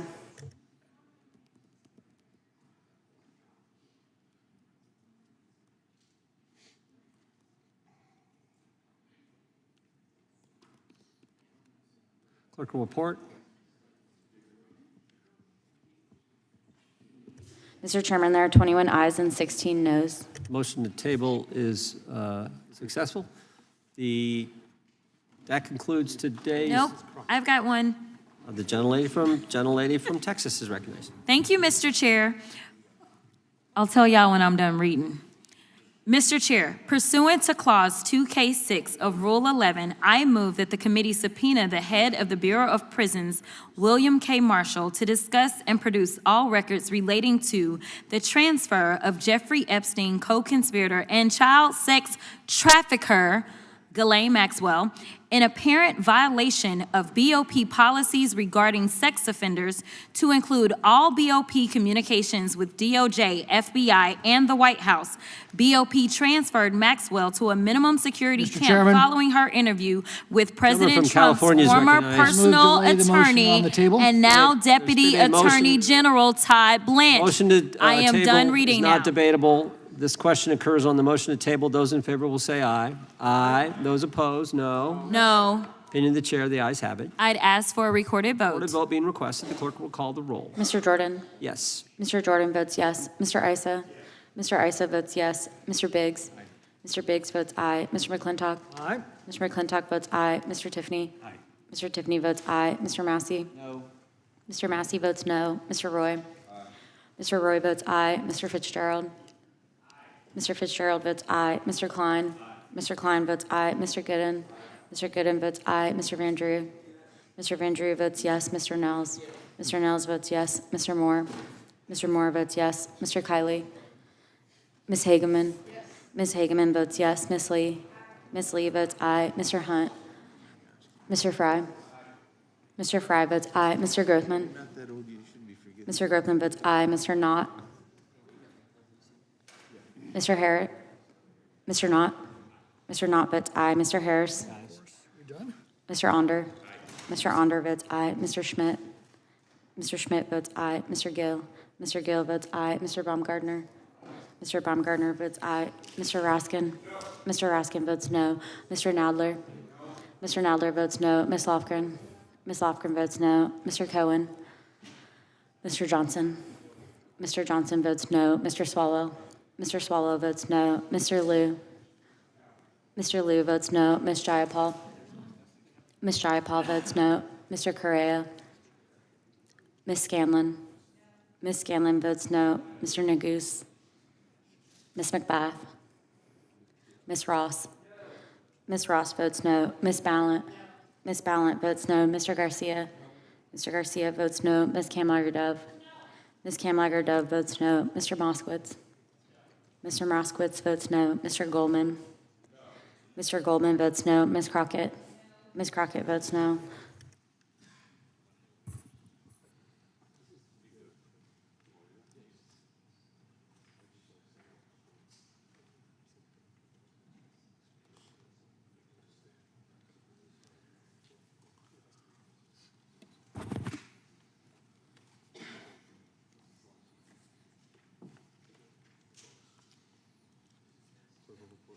Clerk will report. Mr. Chairman, there are 21 ayes and 6 noes.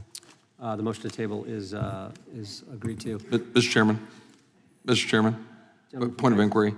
Gentleman can state his point. Am I correct that the House Oversight Committee, led by Chairman Comer, is issuing significant number of subpoenas along the lines of some of the things we've been talking about today, but in general terms, pursuing a lot of the questions that are being raised here today and others?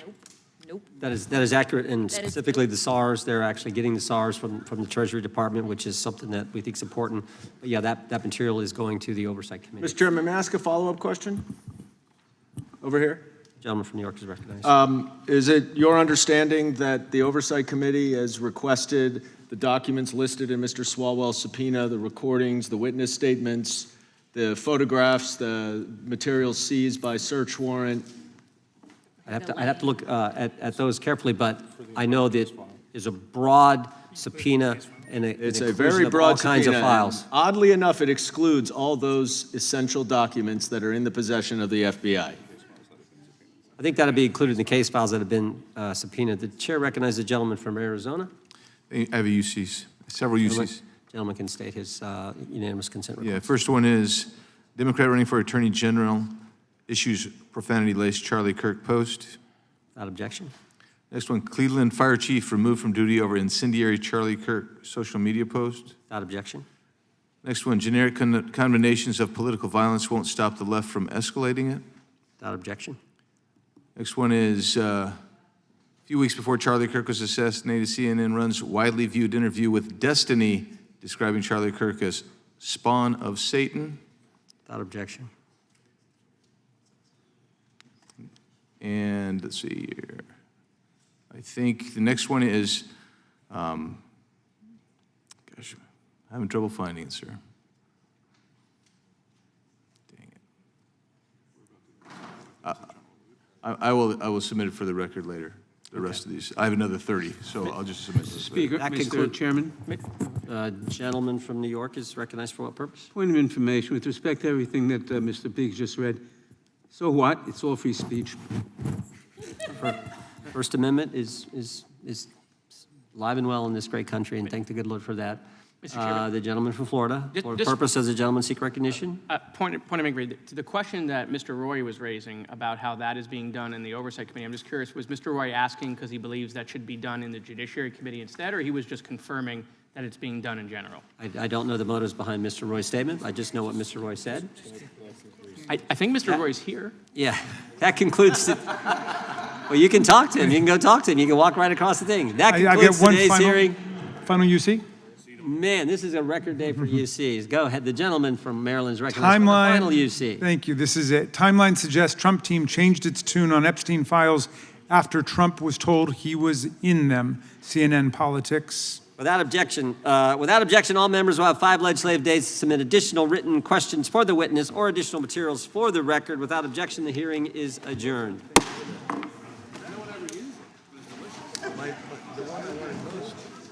Disappeared on me. It was there. I had it. Kate and Sarah.